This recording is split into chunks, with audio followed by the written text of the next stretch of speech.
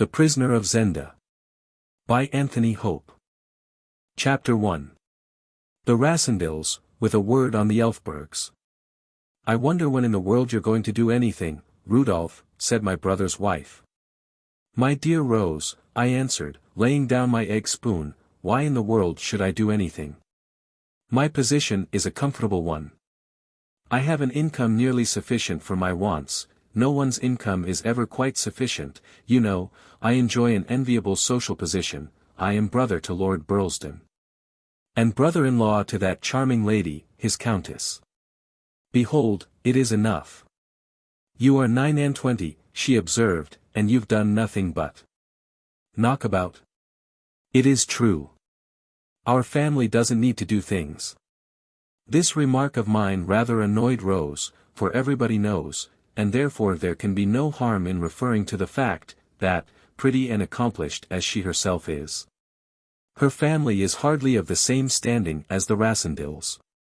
Besides her attractions, she possessed a large fortune, and my brother Robert was wise enough not to mind about her ancestry. Ancestry is, in fact, a matter concerning which the next observation of Rose's has some truth. Good families are generally worse than any others, she said. Upon this I stroked my hair. I knew quite well what she meant. I'm so glad Robert's is black, she cried. At this moment Robert, who rises at 7 and works before breakfast, came in. He glanced at his wife, her cheek was slightly flushed, he patted it caressingly. What's the matter, my dear? He asked. She objects to my doing nothing and having red hair, said I, in an injured tone. Oh. Of course he can't help his hair, admitted Rose. It generally crops out once in a generation, said my brother. So does the nose. Rudolf has got them both. I wish they didn't crop out, said Rose, still flushed. I rather like them myself, said I, and, rising, I bowed to the portrait of Countess Amelia. My brother's wife uttered an exclamation of impatience. I wish you'd take that picture away, Robert, said she. My dear, he cried. Good heavens! I added. Then it might be forgotten, she continued. Hardly, with Rudolf about, said Robert, shaking his head. Why should it be forgotten? I asked. Rudolf, exclaimed my brother's wife, blushing very prettily. I laughed, and went on with my egg. At least I had shelved the question of what, if anything, I ought to do. And, by way of closing the discussion, and also, I must admit, of exasperating my strict little sister-in-law a trifle more, I observed. I rather like being an Elphberg myself. When I read a story, I skip the explanations, yet the moment I begin to write one, I find that I must have an explanation. For it is manifest that I must explain why my sister-in-law was vexed with my nose and hair, and why I ventured to call myself an Elphberg. For eminent as, I must protest, the Rassendylls have been for many generations, yet participation in their blood of course does not, at first sight, justify the boast of a connection with the grander stock of the Elphbergs or a claim to be one of that royal house. For what relationship is there between Ruritania and Burlesdon, between the palace at Strelsau or the castle of Zenda and number 305, Park Lane, W?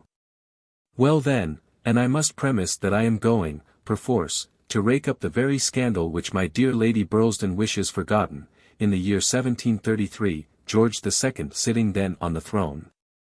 Peace reigning for the moment, and the King and the Prince of Wales being not yet at loggerheads, there came on a visit to the English court a certain prince, who was afterwards known to history as Rudolf III of Ruritania. The prince was a tall, handsome young fellow, marked, maybe marred, it is not for me to say, by a somewhat unusually long, sharp and straight nose, and a mass of dark red hair, in fact, the nose and the hair which have stamped the Elphbergs time out of mind. He stayed some months in England, where he was most courteously received, yet, in the end, he left rather under a cloud. For he fought a duel, it was considered highly well bred of him to waive all question of his rank, with a nobleman, well known in the society of the day, not only for his own merits, but as the husband of a very beautiful wife. In that duel Prince Rudolf received a severe wound, and, recovering therefrom, was adroitly smuggled off by the Ruritanian ambassador, who had found him a pretty handful. The nobleman was not wounded in the duel. But the morning being raw and damp on the occasion of the meeting, he contracted a severe chill, and, failing to throw it off, he died some 6 months after the departure of Prince Rudolf. Without having found leisure to adjust his relations with his wife, who, after another 2 months, bore an heir to the title and estates of the family of Burlesdon. This lady was the Countess Amelia, whose picture my sister-in-law wished to remove from the drawing-room in Park Lane. And her husband was James, 5th Earl of Burlesdon and 22nd Baron Rassendyll, both in the peerages of England, and a Knight of the Garter.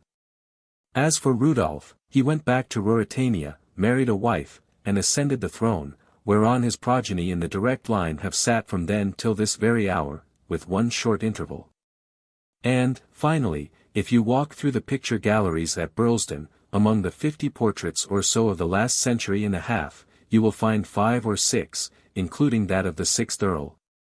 Distinguished by long, sharp, straight noses and a quantity of dark red hair. These 5 or 6 have also blue eyes, whereas among the Rassendylls dark eyes are the commoner.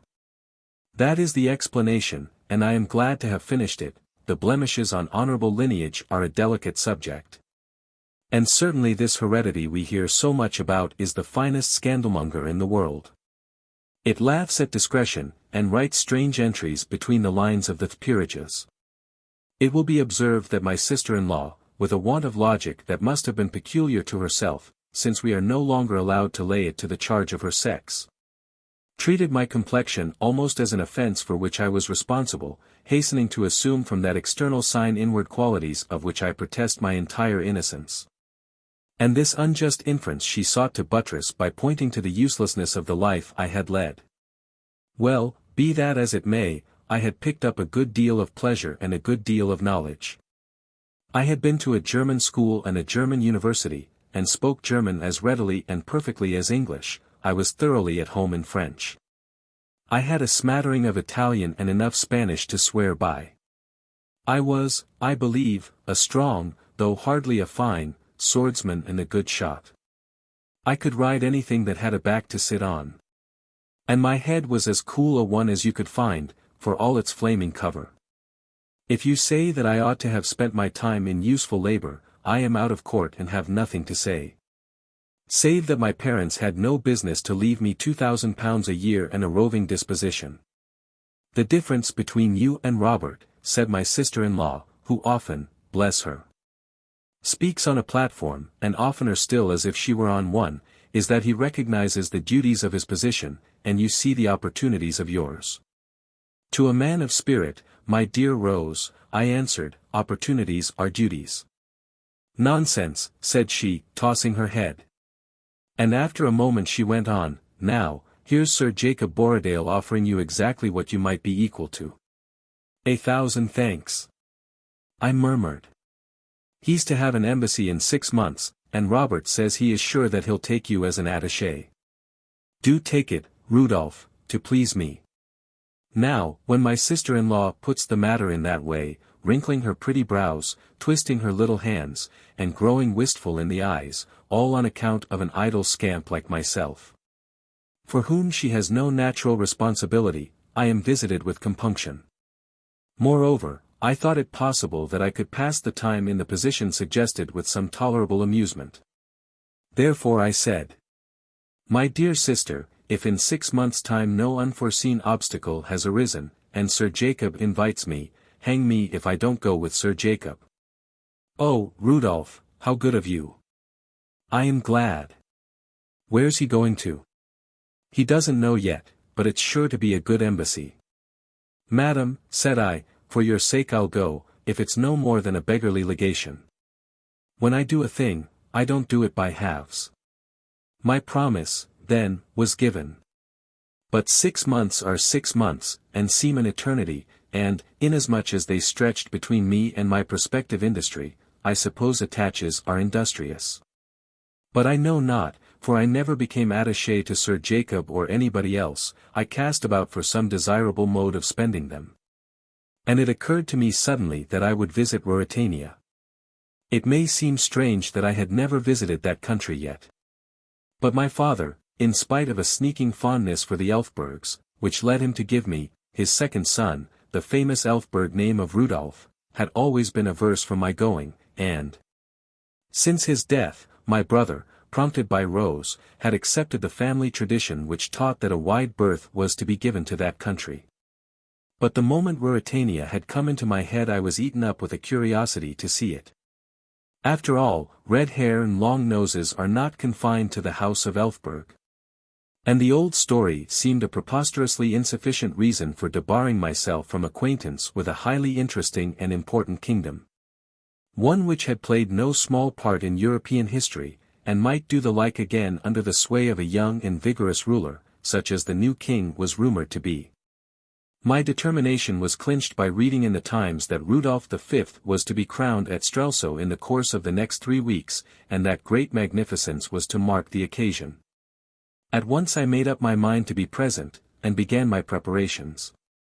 But, inasmuch as it has never been my practice to furnish my relatives with an itinerary of my journeys, and in this case I anticipated opposition to my wishes, I gave out that I was going for a ramble in the Tyrol, an old haunt of mine, and propitiated Rose's wrath by declaring that I intended to study the political and social problems of the interesting community which dwells in that neighborhood.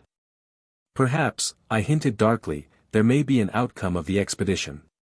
What do you mean? She asked. Well, said I carelessly, there seems a gap that might be filled by an exhaustive work on. Oh! Will you write a book? She cried, clapping her hands. That would be splendid, wouldn't it, Robert?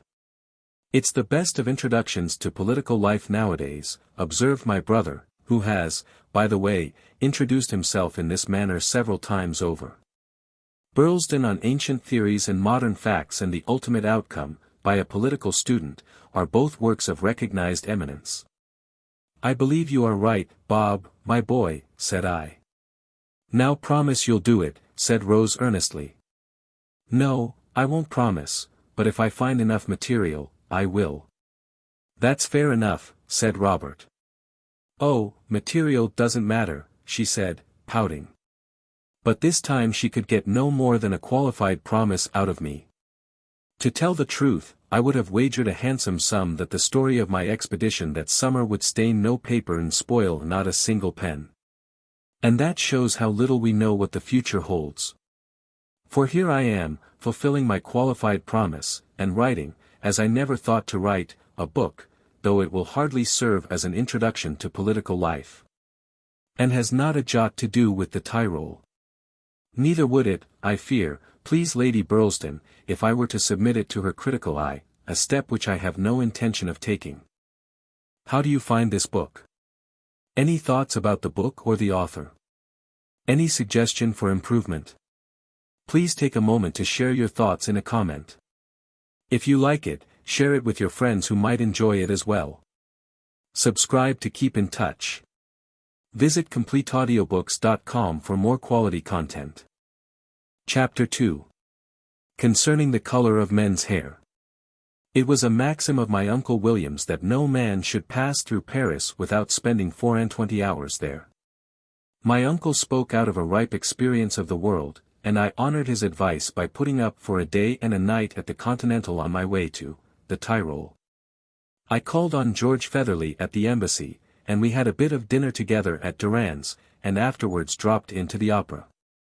And after that we had a little supper, and after that we called on Bertram Bertrand, a versifier of some repute and Paris correspondent to the Critic. He had a very comfortable suite of rooms, and we found some pleasant fellows smoking and talking.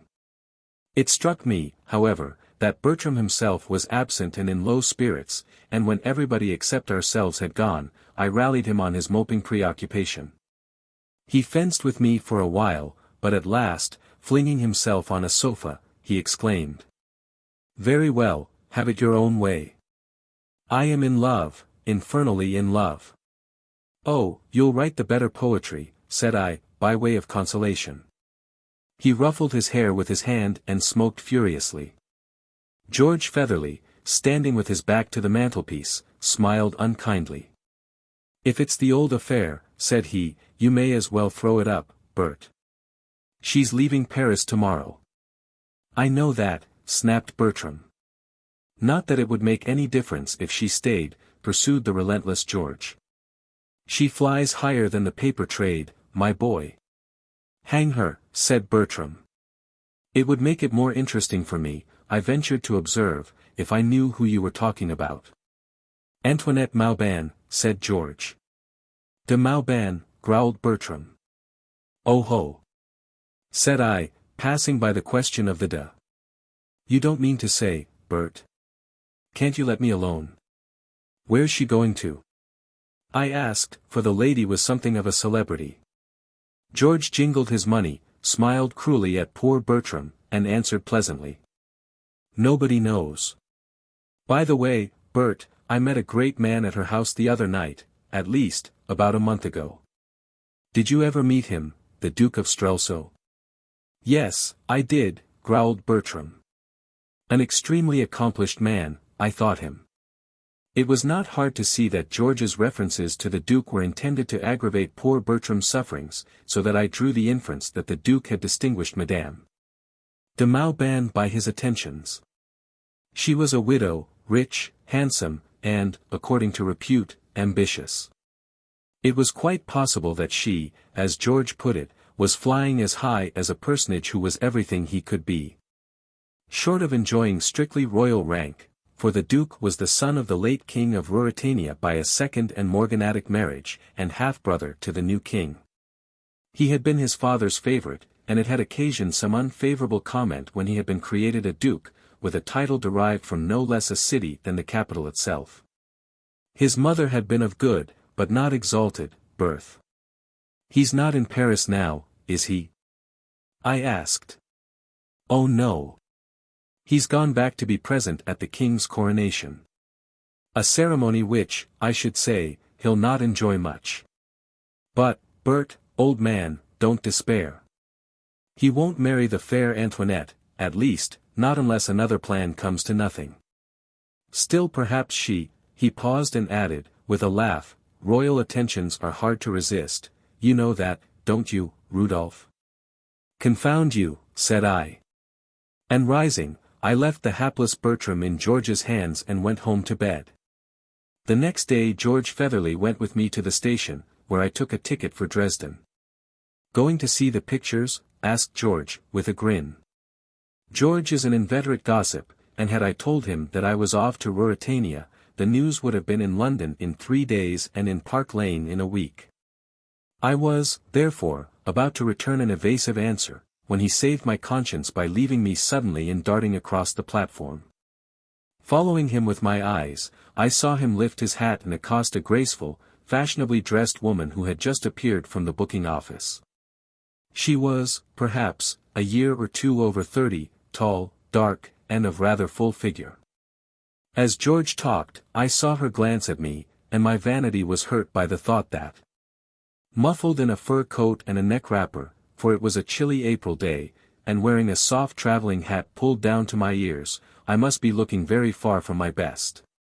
A moment later, George rejoined me. You've got a charming traveling companion, he said. That's poor Bertram's goddess, Antoinette de Mauban, and, like you, she's going to Dresden, also, no doubt, to see the pictures. It's very queer, though, that she doesn't at present desire the honor of your acquaintance. I didn't ask to be introduced, I observed, a little annoyed. Well, I offered to bring you to her. But she said, another time. Never mind, old fellow, perhaps there'll be a smash, and you'll have a chance of rescuing her and cutting out the Duke of Strelsau. No smash, however, happened either to me or to Madame de Mauban. I can speak for her as confidently as for myself. For when, after a night's rest in Dresden, I continued my journey, she got into the same train. Understanding that she wished to be let alone, I avoided her carefully, but I saw that she went the same way as I did to the very end of my journey. And I took opportunities of having a good look at her, when I could do so unobserved. As soon as we reached the Ruritanian frontier, where the old officer who presided over the custom house favored me with such a stare that I felt surer than before of my Elphberg physiognomy. I bought the papers, and found in them news which affected my movements. For some reason, which was not clearly explained, and seemed to be something of a mystery, the date of the coronation had been suddenly advanced. And the ceremony was to take place on the next day but one. The whole country seemed in a stir about it, and it was evident that Strelsau was thronged. Rooms were all let and hotels overflowing. There would be very little chance of my obtaining a lodging, and I should certainly have to pay an exorbitant charge for it. I made up my mind to stop at Zenda, a small town 50 miles short of the capital, and about 10 from the frontier. My train reached there in the evening. I would spend the next day, Tuesday, in a wander over the hills, which were said to be very fine, and in taking a glance at the famous castle. And go over by train to Strelsau on the Wednesday morning, returning at night to sleep at Zenda. Accordingly at Zenda I got out, and as the train passed where I stood on the platform, I saw my friend Madame de Mauban in her place. Clearly she was going through to Strelsau, having, with more providence than I could boast, secured apartments there. I smiled to think how surprised George Featherly would have been to know that she and I had been fellow travelers for so long. I was very kindly received at the hotel. It was really no more than an inn, kept by a fat old lady and her 2 daughters. They were good, quiet people, and seemed very little interested in the great doings at Strelsau. The old lady's hero was the Duke, for he was now, under the late king's will, master of the Zenda estates and of the castle, which rose grandly on its steep hill at the end of the valley a mile or so from the inn. The old lady, indeed, did not hesitate to express regret that the Duke was not on the throne, instead of his brother. "We know Duke Michael," said she. "He has always lived among us. Every Ruritanian knows Duke Michael. But the king is almost a stranger, he has been so much abroad, not 1 in 10 knows him even by sight." "And now," chimed in one of the young women, "they say he has shaved off his beard, so that no one at all knows him." "Shaved his beard," exclaimed her mother. "Who says so?" "Johann, the Duke's keeper. He has seen the king." "Ah, yes. The king, sir, is now at the Duke's hunting lodge in the forest here. From here he goes to Strelsau to be crowned on Wednesday morning." I was interested to hear this, and made up my mind to walk next day in the direction of the lodge, on the chance of coming across the king. The old lady ran on garrulously. "Ah, and I wish he would stay at his shooting, that and wine, and one thing more, are all he loves, they say, and suffer our Duke to be crowned on Wednesday. That I wish, and I don't care who knows it." "Hush, mother," urged the daughters. "Oh, there's many to think as I do," cried the old woman stubbornly. I threw myself back in my deep armchair, and laughed at her zeal. "For my part," said the younger and prettier of the 2 daughters, a fair, buxom, smiling wench, "I hate Black Michael. A red Elphberg for me, mother. The king, they say, is as red as a fox or as—" And she laughed mischievously as she cast a glance at me, and tossed her head at her sister's reproving face. "Many a man has cursed their red hair before now," muttered the old lady, and I remembered James, 5th Earl of Burlesdon. "But never a woman," cried the girl. "Aye, and women, when it was too late," was the stern answer, reducing the girl to silence and blushes. "How comes the king here?" I asked, to break an embarrassed silence. "It is the Duke's land here, you say." "The Duke invited him, sir, to rest here till Wednesday. The Duke is at Strelsau, preparing the king's reception." "Then they're friends?" "None better," said the old lady. But my rosy damsel tossed her head again. She was not to be repressed for long, and she broke out again. "Aye, they love one another as men do who want the same place and the same wife." The old woman glowered. But the last words pricked my curiosity, and I interposed before she could begin scolding. "What, the same wife, too? How's that, young lady? All the world knows that Black Michael, well, then, mother, the Duke, would give his soul to marry his cousin, the Princess Flavia, and that she is to be the queen. Upon my word, said I begin to be sorry for your duke. But if a man will be a younger son, why he must take what the elder leaves, and be as thankful to God as he can. And, thinking of myself, I shrugged my shoulders and laughed. And then I thought also of Antoinette de Mauban and her journey to Strelsau. It's little dealing Black Michael has with, began the girl, braving her mother's anger. But as she spoke a heavy step sounded on the floor, and a gruff voice asked in a threatening tone. Who talks of Black Michael in his Highness's own burg? The girl gave a little shriek, half of fright, half, I think, of amusement. You'll not tell of me, Johann, she said. See where your chatter leads, said the old lady. The man who had spoken came forward. We have company, Johann, said my hostess, and the fellow plucked off his cap. A moment later he saw me, and, to my amazement, he started back a step, as though he had seen something wonderful. What ails you, Johann? Asked the elder girl. This is a gentleman on his travels, come to see the coronation. The man had recovered himself, but he was staring at me with an intense, searching, almost fierce glance. Good evening to you, said I. Good evening, sir, he muttered, still scrutinizing me, and the merry girl began to laugh as she called. See, Johann, it is the color you love. He started to see your hair, sir. It's not the color we see most of here in Zenda. I crave your pardon, sir, stammered the fellow, with puzzled eyes. I expected to see no one. Give him a glass to drink my health in, and I'll bid you good night, and thanks to you, ladies, for your courtesy and pleasant conversation. So speaking, I rose to my feet, and with a slight bow turned to the door. The young girl ran to light me on the way, and the man fell back to let me pass, his eyes still fixed on me. The moment I was by, he started a step forward, asking. Pray, sir, do you know our king? I never saw him, said I hope to do so on Wednesday. He said no more, but I felt his eyes following me till the door closed behind me. My saucy conductor, looking over her shoulder at me as she preceded me upstairs, said. There's no pleasing Master Johann for one of your color, sir. He prefers yours, maybe? I suggested. I meant, sir, in a man, she answered, with a coquettish glance. What, asked I, taking hold of the other side of the candlestick, does color matter in a man? Nay, but I love yours, it's the Elphberg red. Color in a man, said I, is a matter of no more moment than that. And I gave her something of no value. God send the kitchen door be shut. Said she. Amen, said I, and left her. In fact, however, as I now know, color is sometimes of considerable moment to a man. Chapter 3. A merry evening with a distant relative.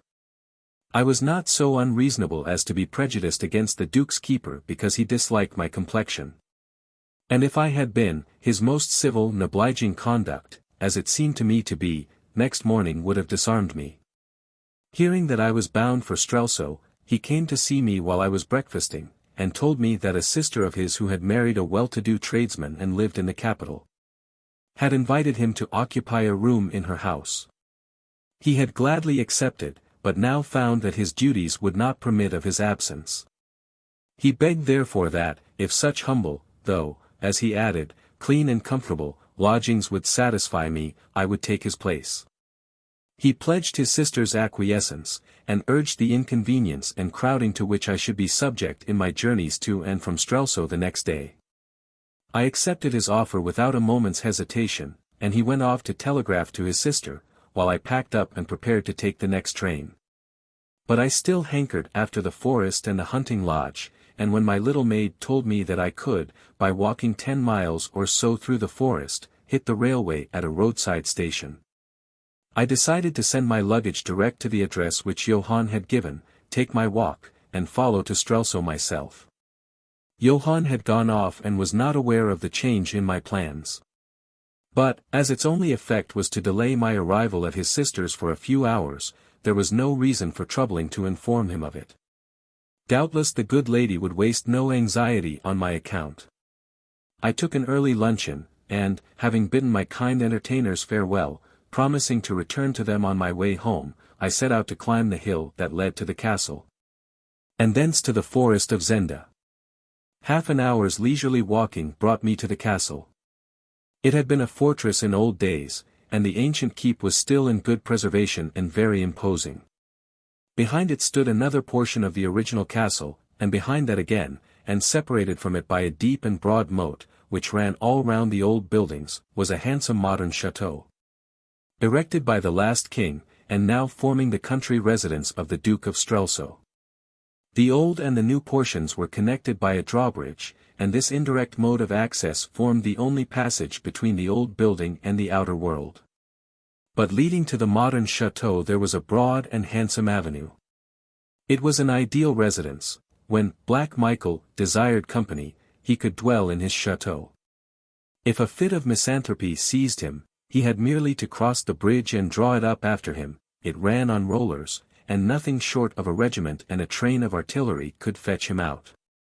I went on my way, glad that poor Black Michael, though he could not have the throne or the princess, had, at least, as fine a residence as any prince in Europe. Soon I entered the forest, and walked on for an hour or more in its cool sombre shade. The great trees enlaced with one another over my head, and the sunshine stole through in patches as bright as diamonds, and hardly bigger. I was enchanted with the place, and, finding a felled tree trunk, propped my back against it, and stretching my legs out gave myself up to undisturbed contemplation of the solemn beauty of the woods and to the comfort of a good cigar. And when the cigar was finished and I had, I suppose, inhaled as much beauty as I could, I went off into the most delightful sleep, regardless of my train to Strelsau and of the fast waning afternoon. To remember a train in such a spot would have been rank sacrilege. Instead of that, I fell to dreaming that I was married to the Princess Flavia and dwelt in the castle of Zenda, and beguiled whole days with my love in the glades of the forest, which made a very pleasant dream. In fact, I was just impressing a fervent kiss on the charming lips of the princess, when I heard, and the voice seemed at first a part of the dream, someone exclaim, in rough strident tones. "Why? The devil's in it. Shave him, and he'd be the king." The idea seemed whimsical enough for a dream. By the sacrifice of my heavy mustache and carefully pointed imperial, I was to be transformed into a monarch. I was about to kiss the princess again, when I arrived, very reluctantly, at the conclusion that I was awake. I opened my eyes, and found two men regarding me with much curiosity. Both wore shooting costumes and carried guns. One was rather short and very stoutly built, with a big bullet-shaped head, a bristly grey mustache, and small pale blue eyes, a trifle bloodshot. The other was a slender young fellow, of middle height, dark in complexion, and bearing himself with grace and distinction. I set the one down as an old soldier, the other for a gentleman accustomed to move in good society, but not unused to military life either. It turned out afterwards that my guess was a good one. The elder man approached me, beckoning the younger to follow. He did so, courteously raising his hat. I rose slowly to my feet. "He's the height, too," I heard the elder murmur, as he surveyed my 6 feet 2 inches of stature. Then, with a cavalier touch of the cap, he addressed me. "May I ask your name?" "As you have taken the first step in the acquaintance, gentlemen," said I, with a smile, "suppose you give me a lead in the matter of names." The young man stepped forward with a pleasant smile. "This," said he, "is Colonel Sapt, and I am called Fritz von Tarlenheim. We are both in the service of the King of Ruritania." I bowed and, baring my head, answered. "I am Rudolf Rassendyll. I am a traveller from England, and once for a year or two I held a commission from Her Majesty the Queen." "Then we are all brethren of the sword," answered Tarlenheim, holding out his hand, which I took readily. "Rassendyll, Rassendyll," muttered Colonel Sapt. Then a gleam of intelligence flitted across his face. By heaven, he cried, you're of the Burlesdons. My brother is now Lord Burlesdon, said I. Thy head betrayeth thee, he chuckled, pointing to my uncovered poll. Why, Fritz, you know the story. The young man glanced apologetically at me. He felt a delicacy which my sister-in-law would have admired. To put him at his ease, I remarked with a smile. Ah! The story is known here as well as among us, it seems. Known, cried Sapt. If you stay here, the deuce a man in all Ruritania will doubt of it, or a woman either. I began to feel uncomfortable. Had I realized what a very plainly written pedigree I carried about with me, I should have thought long before I visited Ruritania. However, I was in for it now. At this moment a ringing voice sounded from the wood behind us. Fritz, Fritz. Where are you, man? Tarlenheim started, and said hastily. It's the king. Old Sapt chuckled again. Then a young man jumped out from behind the trunk of a tree and stood beside us. As I looked at him, I uttered an astonished cry, and he, seeing me, drew back in sudden wonder. Saving the hair on my face and a manner of conscious dignity which his position gave him, saving also that he lacked perhaps half an inch, nay, less than that, but still something, of my height. The king of Ruritania might have been Rudolf Rassendyll, and I, Rudolf, the king. For an instant we stood motionless, looking at one another. Then I bared my head again and bowed respectfully. The king found his voice, and asked in bewilderment. Colonel, Fritz, who is this gentleman? I was about to answer, when Colonel Sapt stepped between the king and me, and began to talk to his Majesty in a low growl. The king towered over Sapt, and, as he listened, his eyes now and again sought mine. I looked at him long and carefully. The likeness was certainly astonishing, though I saw the points of difference also. The king's face was slightly more fleshy than mine, the oval of its contour the least trifle more pronounced, and, as I fancied, his mouth lacking something of the firmness, or obstinacy, which was to be gathered from my close-shutting lips. But, for all that, and above all minor distinctions, the likeness rose striking, salient, wonderful. Sapt ceased speaking, and the king still frowned. Then, gradually, the corners of his mouth began to twitch, his nose came down, as mine does when I laugh, his eyes twinkled, and, behold, he burst into the merriest fit of irrepressible laughter, which rang through the woods and proclaimed him a jovial soul. Well met, cousin! He cried, stepping up to me, clapping me on the back, and laughing still. You must forgive me if I was taken aback. A man doesn't expect to see double at this time of day, Fritz. I must pray pardon, sire, for my presumption, said I trust it will not forfeit your Majesty's favor. By heaven! You'll always enjoy the king's countenance, he laughed, whether I like it or not, and, sir, I shall very gladly add to it what services I can.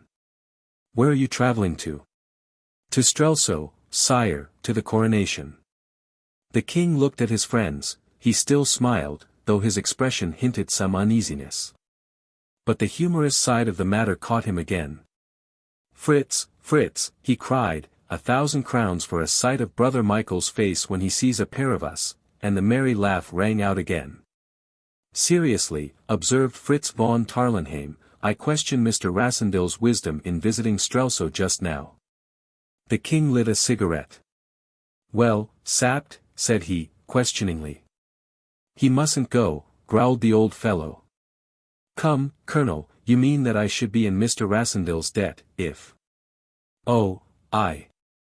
Wrap it up in the right way, said Sapt, hauling a great pipe out of his pocket.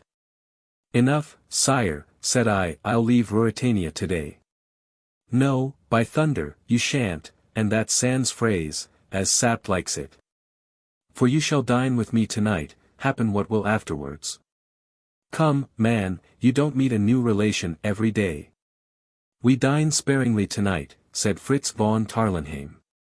Not we, with our new cousin for a guest, cried the king, and, as Fritz shrugged his shoulders, he added, oh. I'll remember our early start, Fritz. So will I, tomorrow morning, said old Sapt, pulling at his pipe. Oh, wise old Sapt, cried the king. Come, Mr. Rassendyll, by the way, what name did they give you? Your Majesty's, I answered, bowing. Well, that shows they weren't ashamed of us, he laughed. Come, then, cousin Rudolf. I've got no house of my own here, but my dear brother Michael lends us a place of his, and will make shift to entertain you there. And he put his arm through mine and, signing to the others to accompany us, walked me off, westerly, through the forest. We walked for more than half an hour, and the king smoked cigarettes and chattered incessantly.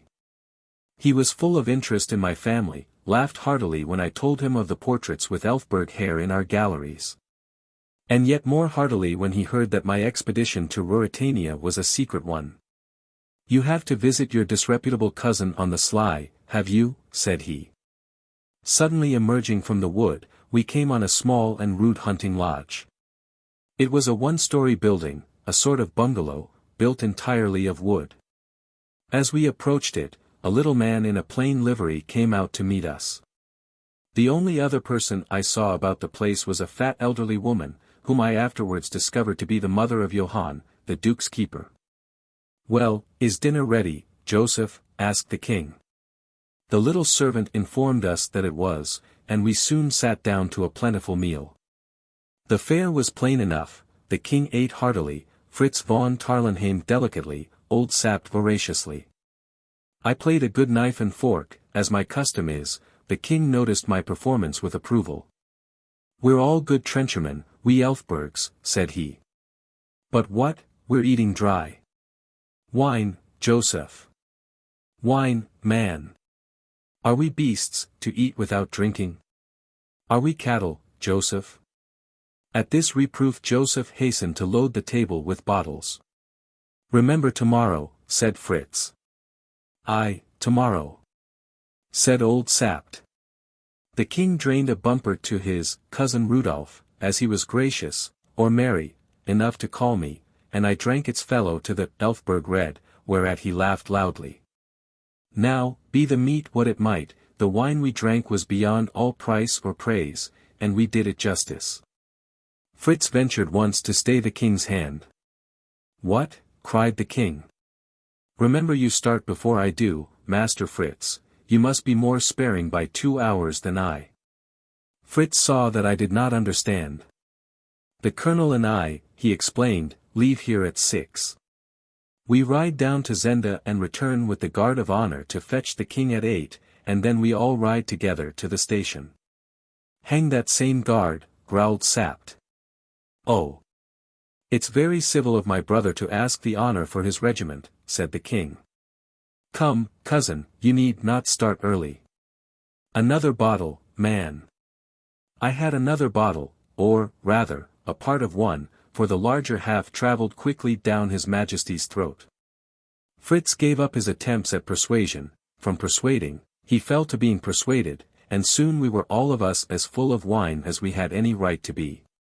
The king began talking of what he would do in the future, old Sapt of what he had done in the past, Fritz of some beautiful girl or other, and I of the wonderful merits of the Elphberg dynasty. We all talked at once, and followed to the letter Sapt's exhortation to let the morrow take care of itself. At last the king set down his glass and leant back in his chair. I have drunk enough, said he. Far be it from me to contradict the king, said I. Indeed, his remark was most absolutely true, so far as it went.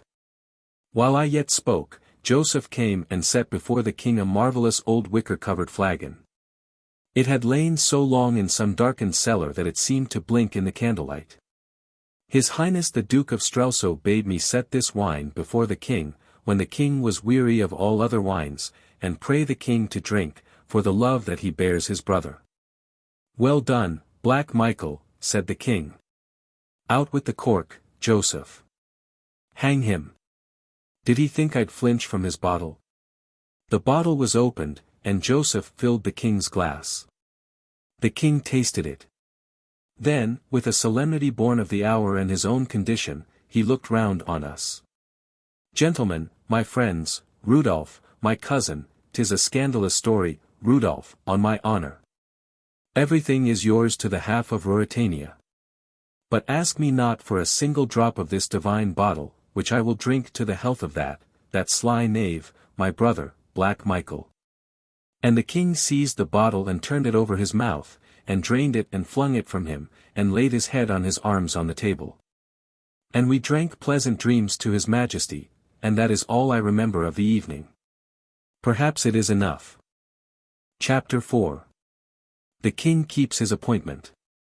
Whether I had slept a minute or a year I knew not. I awoke with a start and a shiver. My face, hair and clothes dripped water, and opposite me stood old Sapt, a sneering smile on his face and an empty bucket in his hand. On the table by him sat Fritz von Tarlenheim, pale as a ghost and black as a crow under the eyes. I leapt to my feet in anger. "Your joke goes too far, sir," I cried. "Tut, man, we've no time for quarreling. Nothing else would rouse you. It's 5 o'clock. "I'll thank you, Colonel Sapt," I began again, hot in spirit, though I was uncommonly cold in body. "Rassendyll," interrupted Fritz, getting down from the table and taking my arm, "look here." The king lay full length on the floor. His face was red as his hair, and he breathed heavily. Sapt, the disrespectful old dog, kicked him sharply. He did not stir, nor was there any break in his breathing. I saw that his face and head were wet with water, as were mine. "We've spent half an hour on him," said Fritz. "He drank 3 times what either of you did," growled Sapt. I knelt down and felt his pulse. It was alarmingly languid and slow. We 3 looked at one another. "Was it drugged, that last bottle?" I asked in a whisper.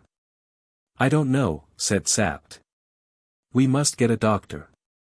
There's none within 10 miles, and 1,000 doctors wouldn't take him to Strelsau today. I know the look of it. He'll not move for 6 or 7 hours yet." "But the coronation?"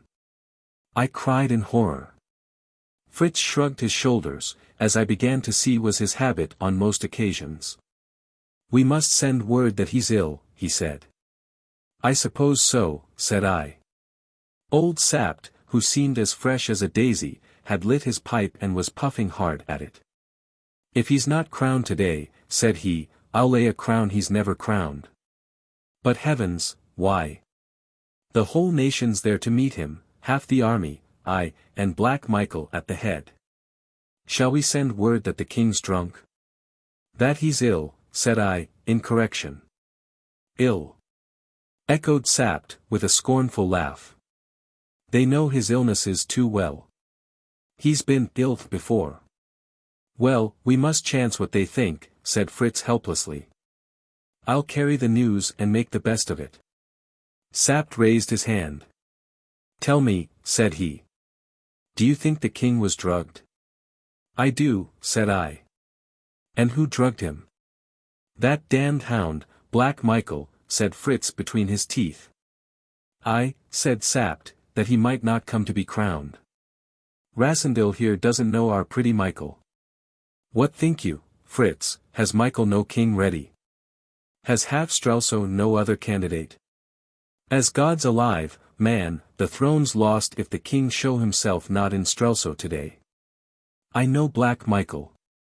We could carry him there," said I. "And a very pretty picture he makes," sneered Sapt. Fritz von Tarlenheim buried his face in his hands. The king breathed loudly and heavily. Sapt stirred him again with his foot. "The drunken dog," he said, "but he's an Elphberg and the son of his father, and may I rot in hell before Black Michael sits in his place." For a moment or two we were all silent, then Sapt, knitting his bushy grey brows, took his pipe from his mouth and said to me, "As a man grows old he believes in fate.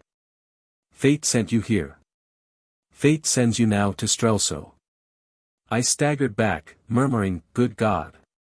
Fritz looked up with an eager, bewildered gaze.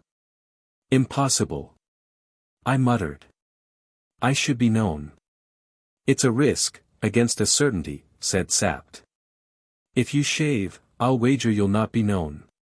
Are you afraid? Sir. Come, lad, there. But it's your life, you know, if you're known, and mine, and Fritz is here.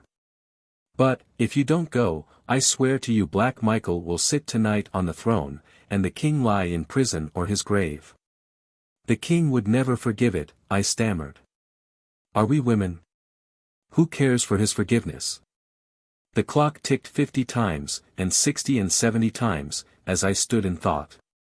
Then I suppose a look came over my face, for old Sapt caught me by the hand, crying. You'll go? Yes, I'll go, said I, and I turned my eyes on the prostrate figure of the king on the floor. Tonight, Sapt went on in a hasty whisper, we are to lodge in the palace. The moment they leave us you and I will mount our horses, Fritz must stay there and guard the king's room, and ride here at a gallop. The king will be ready, Joseph will tell him, and he must ride back with me to Strelsau, and you ride as if the devil were behind you to the frontier. I took it all in a second, and nodded my head. There's a chance, said Fritz, with his first sign of hopefulness. If I escape detection, said I. If we're detected, said Sapt. I'll send Black Michael down below before I go myself, so help me heaven. Sit in that chair, man. I obeyed him. He darted from the room, calling, Joseph. Joseph. In 3 minutes he was back, and Joseph with him. The latter carried a jug of hot water, soap and razors. He was trembling as Sapt told him how the land lay, and bade him shave me. Suddenly Fritz smote on his thigh. But the guard. They'll know. They'll know. Pooh. We shan't wait for the guard. We'll ride to Hofbau and catch a train there. When they come, the bird'll be flown. But the king? The king will be in the wine cellar. I'm going to carry him there now. If they find him. They won't. How should they? Joseph will put them off. But. Sapt stamped his foot. We're not playing, he roared. My God. Don't I know the risk? If they do find him, he's no worse off than if he isn't crowned today in Strelsau. So speaking, he flung the door open and, stooping, put forth a strength I did not dream he had, and lifted the king in his hands. And as he did so, the old woman, Johann the keeper's mother, stood in the doorway. For a moment she stood, then she turned on her heel, without a sign of surprise, and clattered down the passage.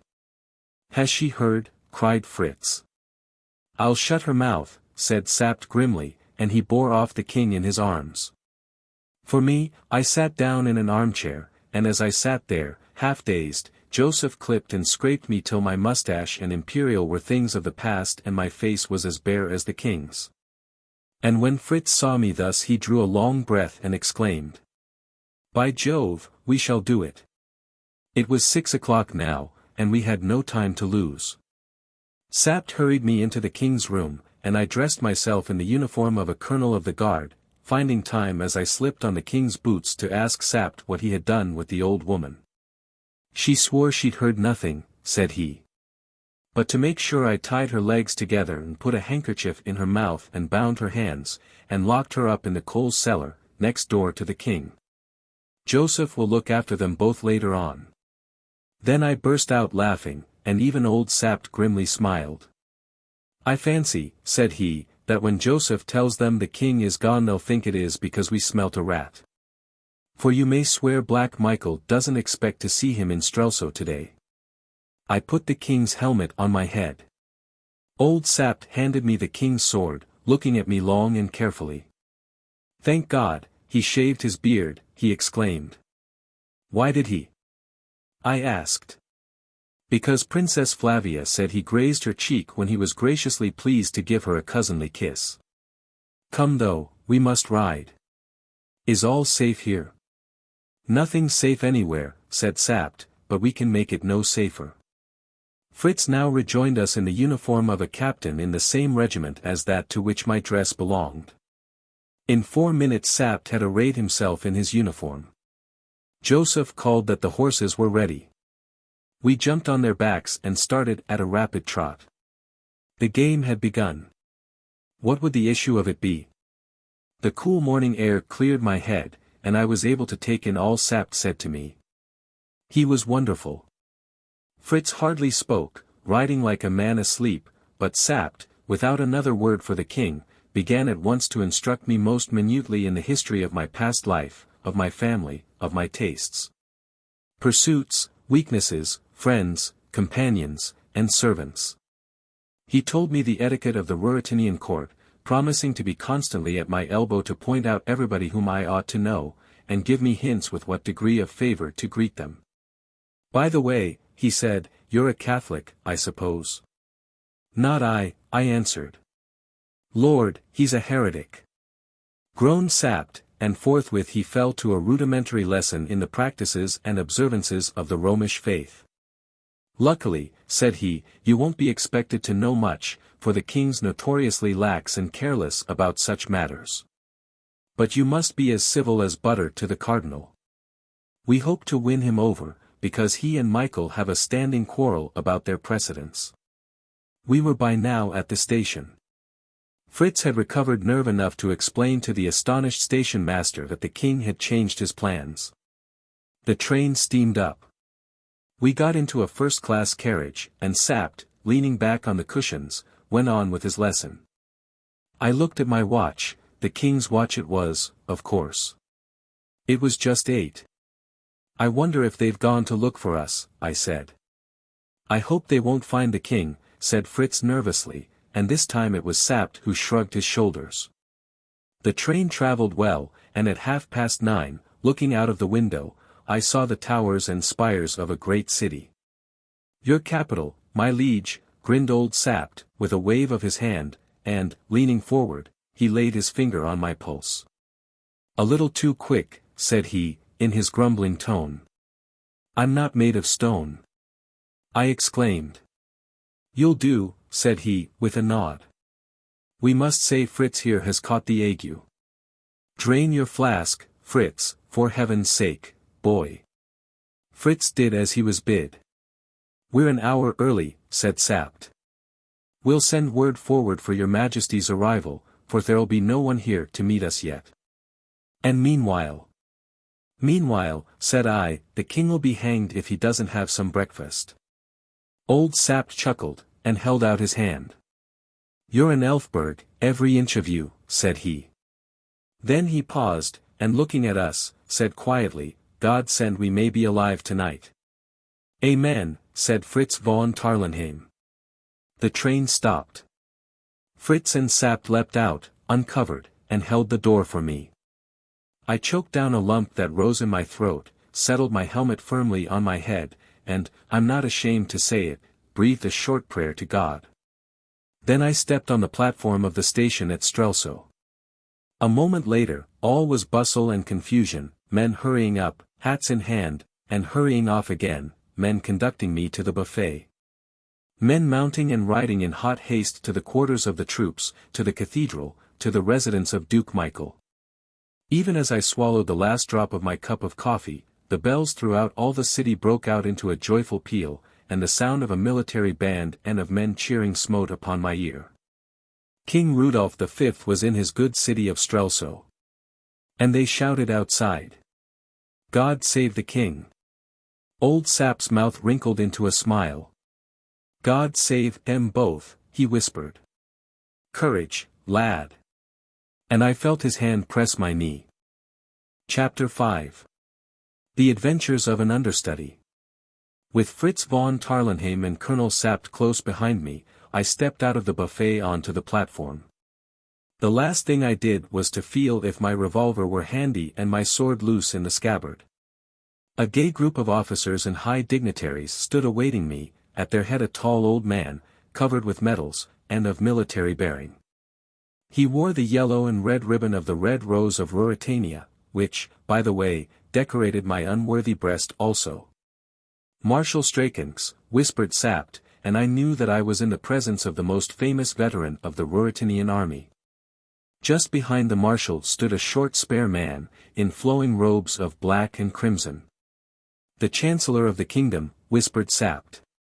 The marshal greeted me in a few loyal words, and proceeded to deliver an apology from the Duke of Strelsau. The Duke, it seemed, had been afflicted with a sudden indisposition which made it impossible for him to come to the station, but he craved leave to await His Majesty at the cathedral. I expressed my concern, accepted the marshal's excuses very suavely, and received the compliments of a large number of distinguished personages. No one betrayed the least suspicion, and I felt my nerve returning and the agitated beating of my heart subsiding. But Fritz was still pale, and his hand shook like a leaf as he extended it to the marshal. Presently we formed procession and took our way to the door of the station. Here I mounted my horse, the marshal holding my stirrup. The civil dignitaries went off to their carriages, and I started to ride through the streets with the marshal on my right and Sapt, who, as my chief aide-de-camp, was entitled to the place, on my left. The city of Strelsau is partly old and partly new. Spacious modern boulevards and residential quarters surround and embrace the narrow, tortuous, and picturesque streets of the original town. In the outer circles the upper classes live, in the inner the shops are situated. And, behind their prosperous fronts, lie hidden populous but wretched lanes and alleys, filled with a poverty-stricken, turbulent, and, in large measure, criminal class. These social and local divisions corresponded, as I knew from Sap's information, to another division more important to me. The new town was for the king. But to the old town Michael of Strelsau was a hope, a hero, and a darling. The scene was very brilliant as we passed along the grand boulevard and on to the great square where the royal palace stood. Here I was in the midst of my devoted adherents. Every house was hung with red and bedecked with flags and mottos. The streets were lined with raised seats on each side, and I passed along, bowing this way and that, under a shower of cheers, blessings, and waving handkerchiefs. The balconies were full of gaily dressed ladies, who clapped their hands and curtsied and threw their brightest glances at me. A torrent of red roses fell on me. One bloom lodged in my horse's mane, and I took it and stuck it in my coat. The marshal smiled grimly. I had stolen some glances at his face, but he was too impassive to show me whether his sympathies were with me or not. "The red rose for the Elphbergs, Marshal," said I gaily, and he nodded. I have written gaily, and a strange word it must seem. But the truth is, that I was drunk with excitement. At that moment I almost believed, that I was in very truth the king. And, with a look of laughing triumph, I raised my eyes to the beauty-laden balconies again, and then I started. For, looking down on me, with her handsome face and proud smile, was the lady who had been my fellow traveller, Antoinette de Mauban. And I saw her also start, and her lips moved, and she leant forward and gazed at me. And I, collecting myself, met her eyes full and square, while again I felt my revolver. Suppose she had cried aloud, "That's not the king." Well, we went by. And then the marshal, turning round in his saddle, waved his hand, and the cuirassiers closed round us, so that the crowd could not come near me. We were leaving my quarter and entering Duke Michael's, and this action of the marshal's showed me more clearly than words what the state of feeling in the town must be. But if fate made me a king, the least I could do was to play the part handsomely. "Why this change in our order, Marshal?" said I. The marshal bit his white mustache. "It is more prudent, sire," he murmured. I drew rein. "Let those in front ride on," said I, "till they are 50 yards ahead. But do you, Marshal, and Colonel Sapt and my friends, wait here till I have ridden 50 yards. And see that no one is nearer to me. I will have my people see that their king trusts them." Sapt laid his hand on my arm. I shook him off. The marshal hesitated. "Am I not understood?" said I, and, biting his mustache again, he gave the orders.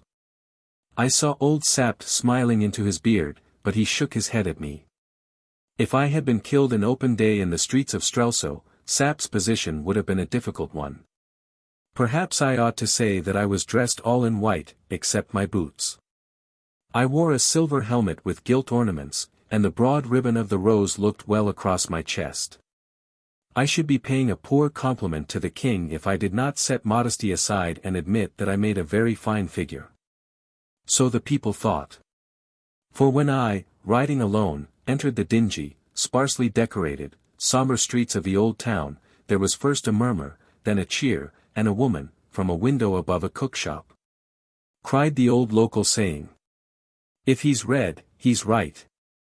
Whereat I laughed and took off my helmet that she might see that I was of the right color, and they cheered me again at that. It was more interesting riding thus alone, for I heard the comments of the crowd. "He looks paler than his wont," said one. "You'd look pale if you lived as he does," was the highly disrespectful retort. "He's a bigger man than I thought," said another. "So he had a good jaw under that beard after all," commented a third. "The pictures of him aren't handsome enough," declared a pretty girl, taking great care that I should hear.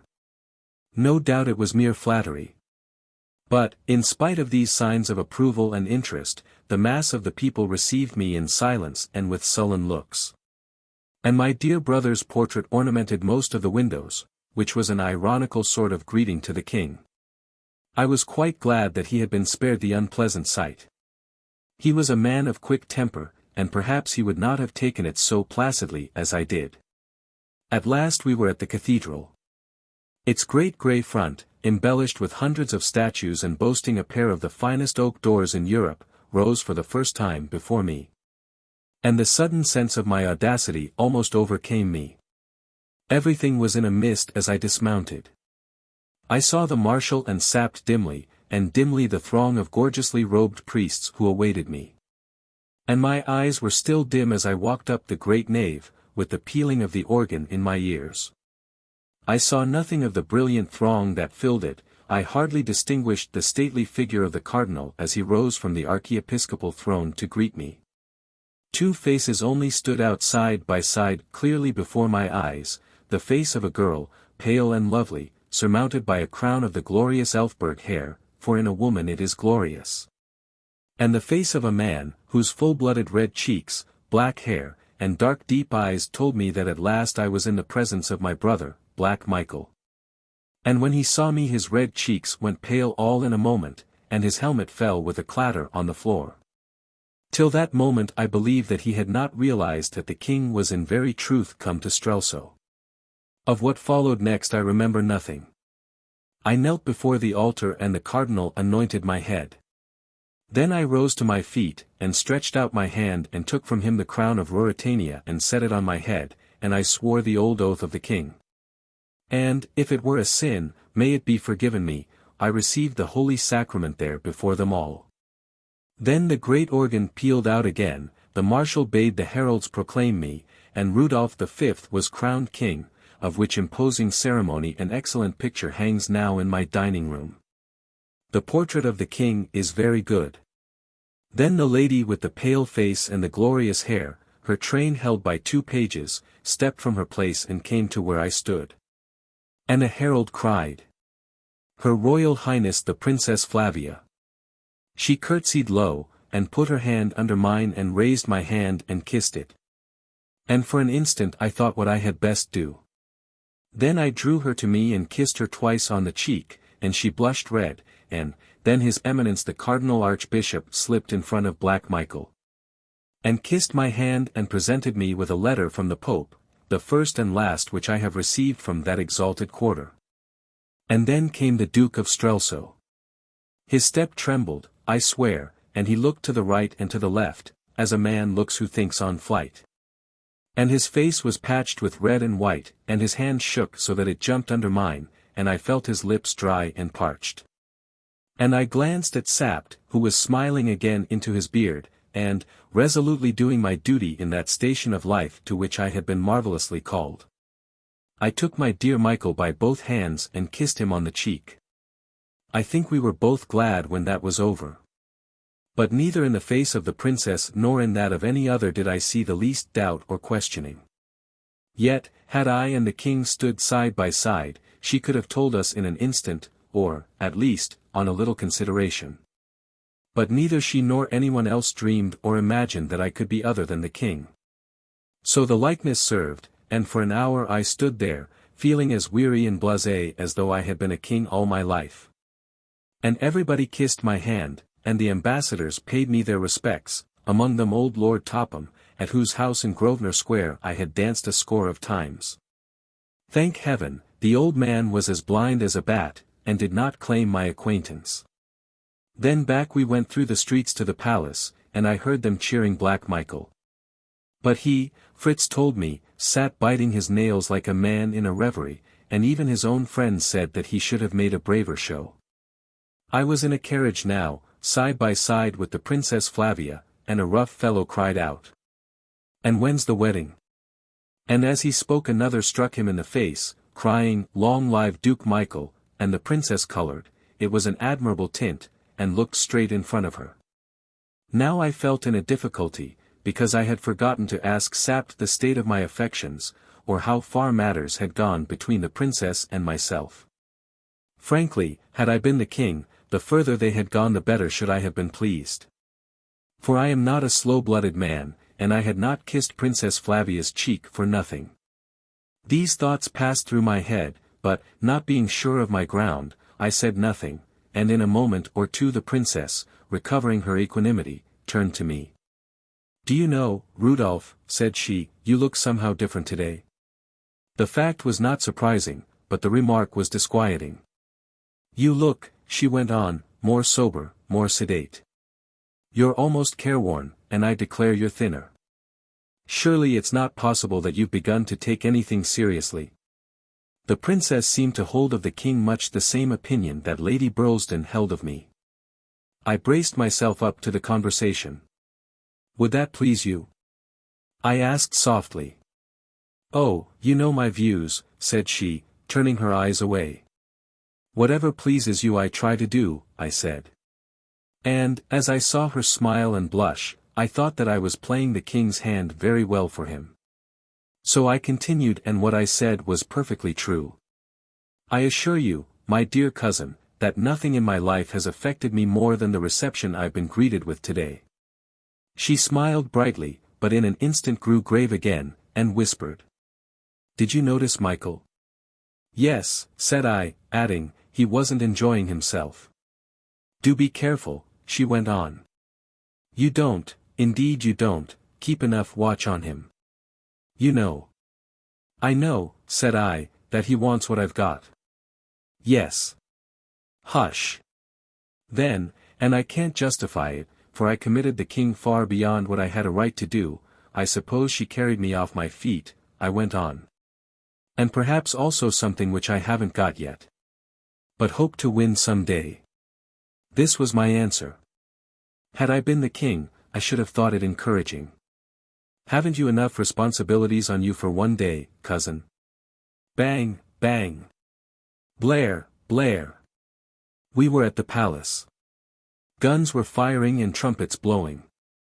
Rows of lackeys stood waiting, and, handing the princess up the broad marble staircase, I took formal possession, as a crowned king, of the house of my ancestors, and sat down at my own table.